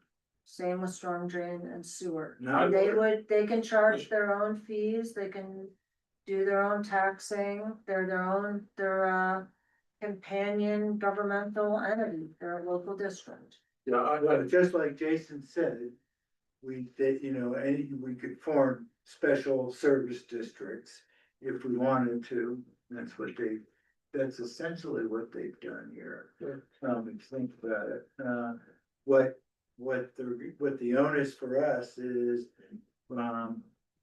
JSSD wants a new town agreement, rewritten to encompass all the things that they feel were improperly calculated, which includes sewer. And so then it becomes, how do we properly equate the new addition, new expenses for sewer that we're gonna be charged to the homes that are increasing that effluent. So that's the piece that will be a little bit more complicated. Yeah, and it might not be because there's supposed to be, if they put in a pump station for Golden Eagle, that Well, was there's no pump station needed for Golden. It's all gravel. Downhill. Yeah. Well, Shit but goes it down. then goes down to. But it goes into their system. It- And once it gets into their system, that's what the cost is. That's Right, what so they're, we need an engineer. What I was told by our way former engineer was that eventually there was gonna be some kind of pump that would put that sewer directly into GSSD. But currently it's going into the town system and then we're paying, and he had a term for it, was he said that it was he had a term for it where it goes into our pipes basically. So that we're paying because we get it, we are absorbing an expense by it running downhill. Same thing with storm drain. So that if their poop runs into our system, Can we charge them? well, here's my question. If their poop runs into our system, JSSD bills us for their poop. Why would we give them the money? We're well, not giving them- JSSD is not built us. We're. But they're so- running it. They're about No, to. Well, in the new master agreement. remember we done. created, right? The road, the only money we're giving them are the road fund Ah, that we okay. get from the state. All right. Sewer, they're on their own, except that we are requiring them to pay for any impacts that we have to pay for their sewer. So we're passing it on. Right, so we aren't, so the town is not subsidizing them. They have to pay their fair share. Got it. Same with the storm drain. They're responsible for their own storm drain, Sure. but we would charge them for whatever it costs us to absorb their storm drain in our systems below 248. Do we have a handle on what those costs would be? There's I a lot of think shit so. that comes from there. Well, not so much It's right now. based upon water consumption right now, so, there's like, you could take a formula based upon the amount of water you use to equate that to the sewer. I think we need formulas in whatever. And that's where agreement. Jason can help us, Okay. so Right. to make sure we're on the straight. Yeah, But for the ILA, we don't need to get to that level of detail. All the ILA says is they're gonna charge for their portion, we're gonna charge for our portion. And so the reason why they want us to do joint billing, which our staff wasn't really excited about, was because then property owners up there are gonna get two bills. One for the sewer from the district and one from the portion that goes into our system. Yeah. Unless they go straight into JSSD, in which case, then they would just They gotta work deal with JSSD for Yeah. whatever their costs are directly. So we would bill for them, pass the money on. We have. And we have a separate ILA for that. And that ILA, we would not do that at a loss either. We would charge them for our costs. Administrative. And we're working through the details, but we haven't heard back from them, so it's a little hard to work through the details. Yeah, and I haven't seen anything, today from, those folks. And I don't know when their next meeting is. I'm hoping that worst comes to worst, we have to bring up our issues at their next board meeting. But, you know, maybe we wanna put a time frame around how long we do the billing for, we see how it goes. We wanna make sure we don't get caught in the crosshairs and make it clear, if we can't collect, we're not going to do collections for them. You can't get caught in that trap. Exactly. Right. And I guess I don't wanna do the collections. I don't want the town, if there's collections to be done, I think they need to do it. In other words, we send out the bill, but if the money doesn't come in, I don't want it to be our problem. Meaning, we're not paying them money we didn't get, and if they want the money, they're going to have to collect and not us. Correct. Okay. Which And could Jan- include things like a lien against a homeowner. Can And I I don't wanna ask get a involved. question about the Hideout Local District One? Yeah. Is that the one that is mostly comprised of Mustang owners? And we had an election a couple years ago and nobody in Hideout was elected. That's the same district. Right, so the way that the votes worked were that it was based on if the property owner, I haven't looked at it for a while. It was a percentage. It was a percentage, so instead of it just being every voter, it ended up being percentage of property owned. Right. And there was less than, so, So nobody got elected other than the Mustang people stayed on. Yeah, right, Yeah. correct. pretty anti-democratic. Okay. But that's what we're living with, and, you know, I think it makes sense for the town to work with them on this. This is something we've been approaching them about since 2022. So, I guess I just wanted to introduce it to you, let you know it was coming. We're gonna try to work out some of the details and have more for you, but this way now you know that you have it. And I'd say that it's close, right? We're 98% there. Seems that way, I mean, yeah, so. And we've been that way for a long time. There's just been a little disconnect. I want to go on record and say I'm opposed. Thank you. Jan, do you wanna articulate your reasons so we understand? The relationship with the special service district is not one that I want to do business with. This just looks like it is fraught with difficulties. They don't talk to us. And Carol pointed out that no one on the town has representation. So until we can establish a workable relationship, I don't want to do business. And by that, you mean the billing, Jan, or you mean everything? Yes, it seems like it's fraught with the same difficulties that we experienced with the impact fee case. I don't see a difference. But you're talking about the billing, the bill. pass-through bill. Right. Are you opposed? Do you have any issues with the concept of the ILA where they take over the structure? I want to dig deeper in that because if there's a creative way that we can work with JSSD, I think we should.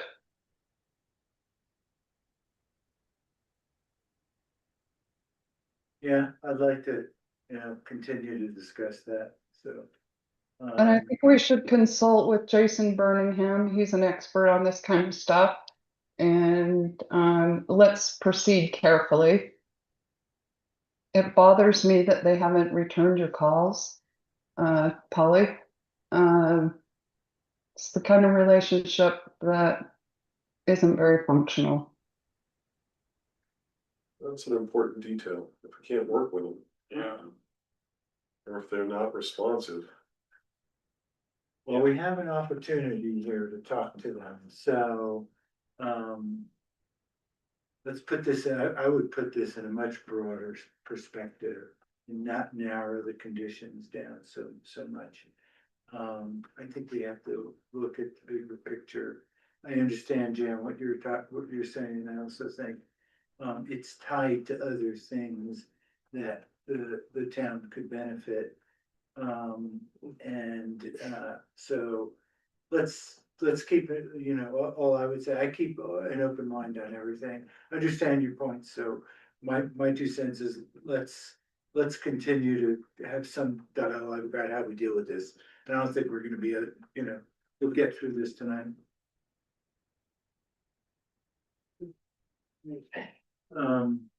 Should we call it quits? I'm thinking yes. Anyone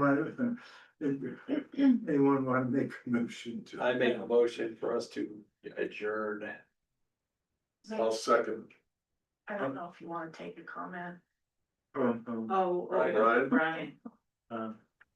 Yeah, just, I don't think that was open for comment, was it? No, Well, it wasn't That's a public. That's okay. Brian, you want to make a comment? Go for yeah, it. just one concern about this special district. I agree with Jan, they're kind of a PETA, but besides that, the